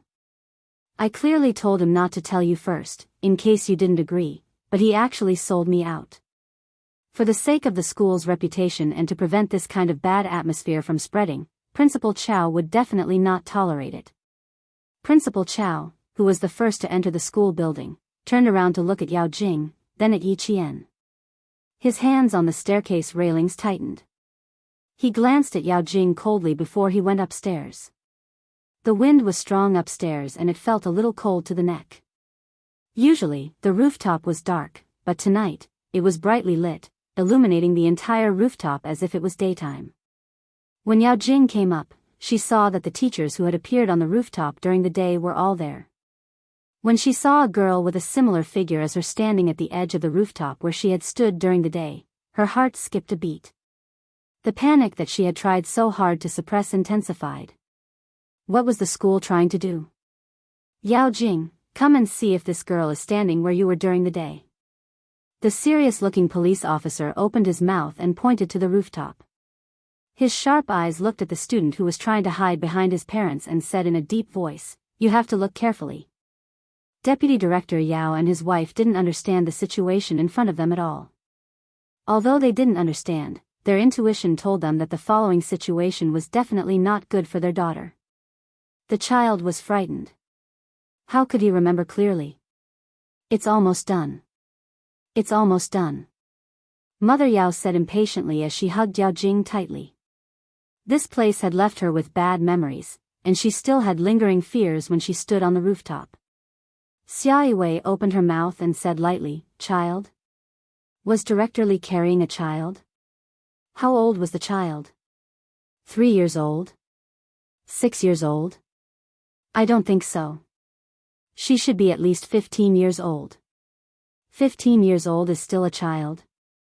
Director Li, if I remember correctly, the United Nations World Health Organization classifies children above the age of 13 as adolescents. Director Li, you're not carrying a child. You're carrying a teenager. Chapter 1036. Secretary Xia, in the eyes of us parents, children will always be children. There's no such thing as a teenager. What was the relationship between Secretary Xia and Yi Qian? Why was she always speaking up for Yi Qian? In the hospital, she vaguely heard Yi Qian calling Secretary Xia, Sister Xia. At that time, she was so angry with Song Huiying that she didn't pay attention to it. Now that she was speaking up for Yi Qian again and again, Mother Yao's eyelids couldn't help but twitch a few times. Deputy Bureau Chief Yao, who had taken a few steps forward, didn't pay attention to what was happening behind him. He looked at the setup on the rooftop. The evening wind was cold, but there was a layer of sweat on his forehead. Things were getting more and more out of hand, making him more and more uncertain.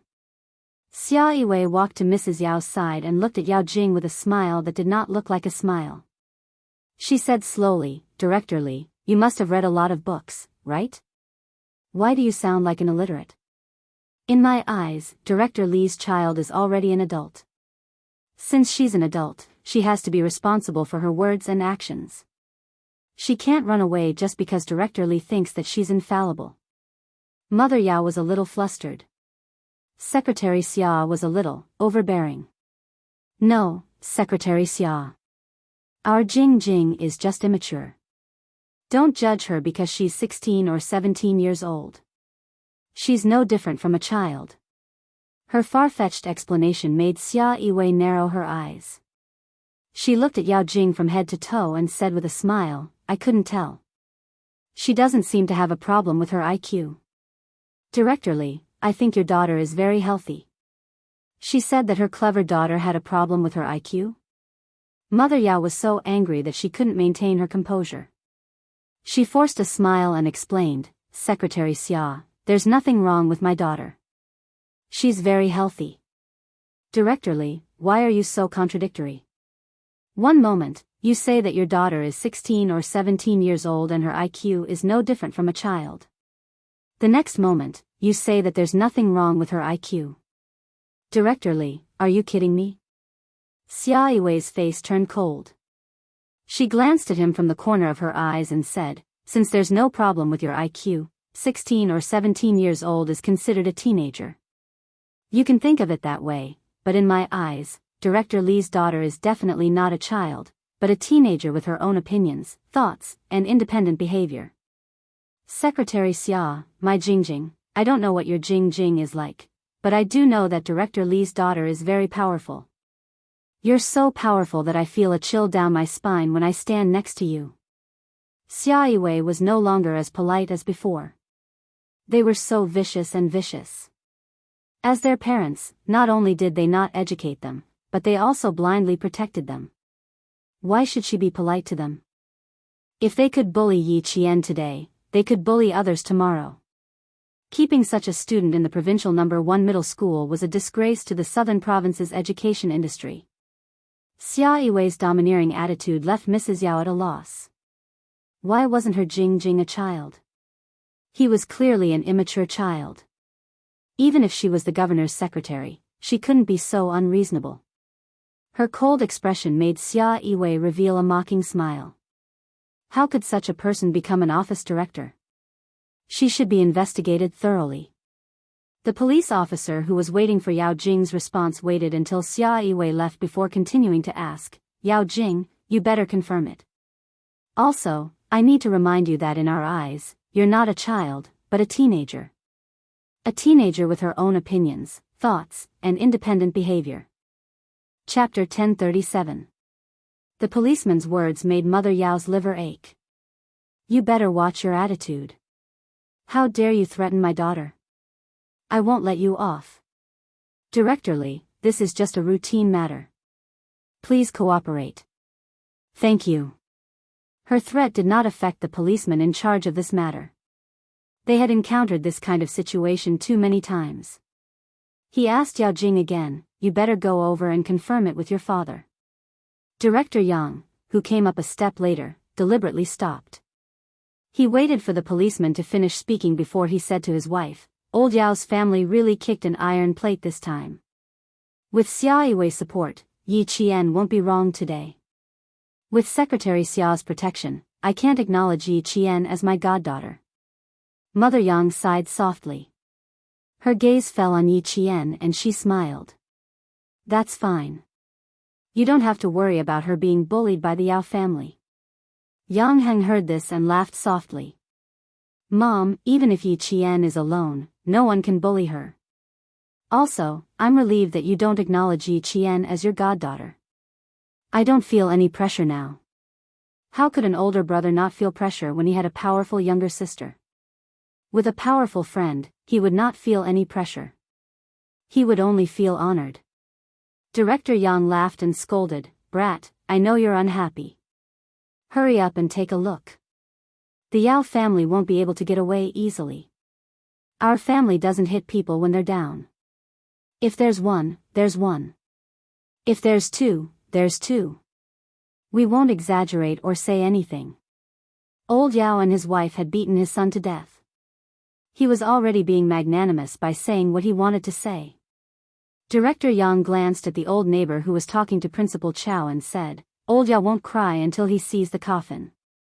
Tonight, I'll let him know how much of a failure he has in educating Jing. He won't think that he failed in his education.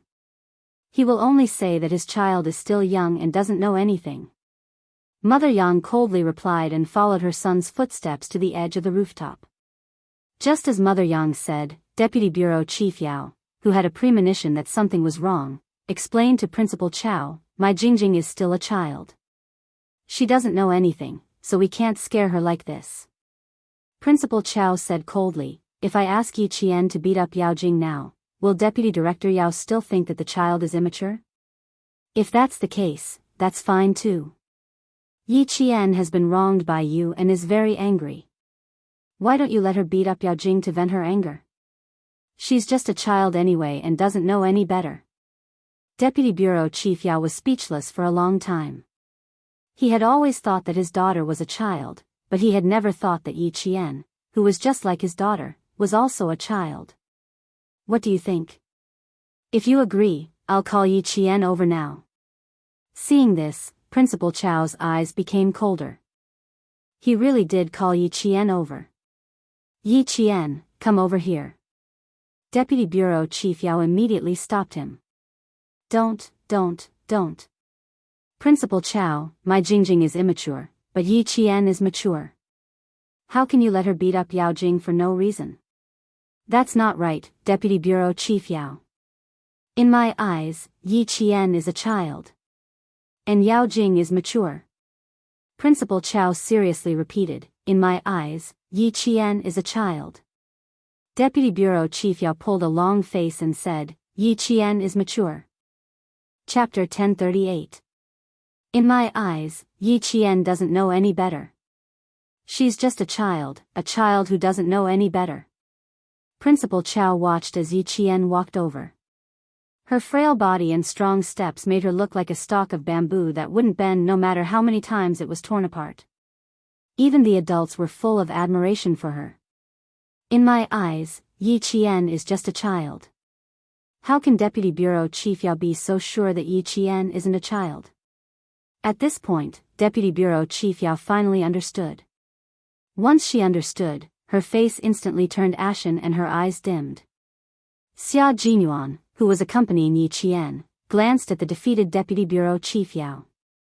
His thin lips curved slightly as he said to Yi Qian, "Stand in your original position. This time, you don't have to worry about anyone pushing you down. Yao Jing is going to cry if I stand here."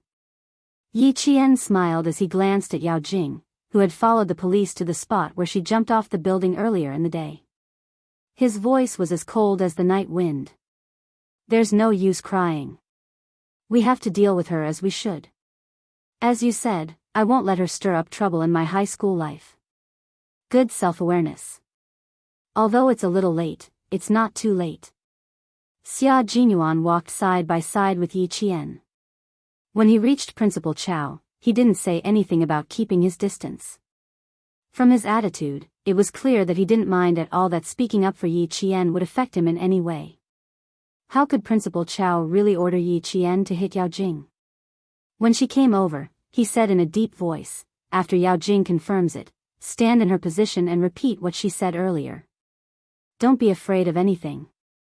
Secretary Xia, the police, and I are all here." His words made it difficult for Deputy Bureau Chief Yao to back down. By the time Yi Qian, who had fastened the safety belt around his waist, stood in her original position and turned on the snow-white light, Deputy Bureau Chief Yao, whose face was already ashen, suddenly felt his vision darken. They were so far away. Why did Jing Jing suddenly think of pushing Yi Qian down the stairs? Yi Qian, who had returned to his original position, repeated every word that Yao Jing had said. Every time she said something, Yang Heng would confirm it, and the teacher beside him would also nod. Following that, another girl, who had been standing for more than half an hour, imitated Yao Jing and stumbled towards Yi Qian. Deputy Bureau Chief Yao had already averted his gaze. That girl had used her body language to say that. Yao Jing had purposely fallen towards Yi Qian. She had hooked her feet onto the steel bar and used the strength of her waist to fall towards Yi Qian. Because the distance was a little far, her entire waist was bent to one side. When Yi Qian said, "Go to hell, Yi Qian," Yao Jing's face was as pale as paper when she saw the girl mimicking her movements. Yang Heng said coldly, "Yao Jing's waist was bent at the same angle as this girl's waist. Both of them have dance skills. Yao Jing had no problem doing such difficult movements." "Yang Heng, don't talk nonsense. Don't talk nonsense." Mother Yao panicked and shouted, "What kind of magic potion did Yi Qian feed you to make you help her like this? She doesn't really like you. She just likes the fact that you have a father who is a bureau chief." Then, she said to Deputy Bureau Chief Yang and his wife, Old Yang, Huiying, "Quickly persuade Heng Heng. What he said will kill Jing Jing, it will kill Jing Jing. Before she harmed others, did she ever think that what she did would also kill others?"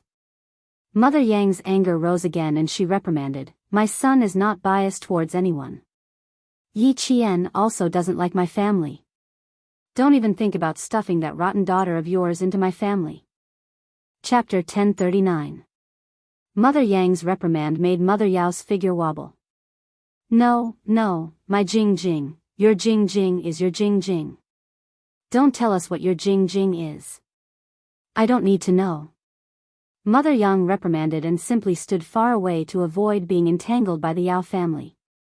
Yao Jing cried loudly. She cried until she was gasping for breath as if she would pass out in the next second. It's over, everything is over. Auntie Song is tired of her. My poor daughter, you are so wronged. So wronged." Mother Yao hugged her daughter who was crying until she almost passed out. Her eyes swept fiercely towards Yi Qian who was standing on the rooftop. This nemesis. Why didn't she fall down? Mom, it's over, I'm finished. Mom, I'm finished. Yao Jing's mouth only kept repeating these words. It's over, it's all over. At that time, she didn't think that Yi Qian would be so far away from her. She also didn't calculate that the distance would expose her. It's over. It's all over. The mother and daughter cried together. Deputy Bureau Chief Yao kept looking away. He knew, this matter was really over. His daughter's trick was over. He wanted to settle it, but, with Secretary Xia and the police present, how could he settle it? Mrs. Yao's shouting did not stop the situation. After the girl pushed Yi Jian, she slowly straightened her body. It did not take much effort. When she came down, she took off her shoes and socks. There was a red welt on the back of each of her feet from the steel bars. Yao Jing's feet must have some too. Such deep marks won't disappear without 2 or 3 days. Reenacting the thrilling scene of the day, Yang Heng only looked at Yao Jing coldly. Yao Jing, if we wronged you, you can take off your shoes and socks and let the police see. Yao Jing, take off your shoes and socks. We need to take photos for evidence. As soon as the police finished speaking, Mother Yao directly protected Yao Jing by her side and said sharply, "What do you want to do? Are you ganging up to bully my daughter? My daughter was so scared during the day. Not only did you not comfort her, but you also forced her. Get out. Get out." It's over. It's over. Once the photos were taken, everyone would know that Jing Jing had the intention of pushing Yi Qian down the stairs. Mother Yao realized the severity of the situation. She had no other choice but to use this method to stop it. Unfortunately, she had no way to stop it. Seeing this, Yao Jing, whose face was as pale as a sheet, screamed and rushed downstairs. However, she was stopped by the police who had been guarding the entrance of the attic on the rooftop. At the same time, she was easily subdued. "Let me go, let me go. Dad, Mom, save me, save me. Mom, I'm in pain, I'm in pain. They're so strong, I'm in pain, it hurts so much, save me, save me." Yao Jing, who was being restrained, screamed and struggled. She even tried to ask her parents for help. Even her parents couldn't save her. When her feet were exposed, the bruises on the backs of her feet were exposed under the white light. She screamed even louder, "Yang Heng, save me. Save me." Yang Heng's handsome face only had indifference. Yao Jing's actions had pushed his bottom line to the limit time and time again. Looking at Yao Jing now, he only felt calm. He even thought to himself, "The day I've been waiting for has finally come." Taking photos, collecting evidence, recording, and investigating. That night, all the things that had been left behind during the day were settled. Yao Jing's screams didn't stop at all from the school to the police car parked outside the school gate. Mother Yao fainted immediately. It's over, Jing Jing is over. Chapter 1040. Mother Yao fainted. Deputy Bureau Chief Yao caught his wife who suddenly fainted. How could he still care about his daughter? That was his daughter. How could he not care? How could he not care? While holding his wife down, he anxiously shouted Mother Yao's name. For a moment, Deputy Bureau Chief Yao's back was soaked with sweat. Beads of sweat dripped down from his chin. Yao Jing, who was being carried away, saw that her parents didn't come. She anxiously screamed even more miserably.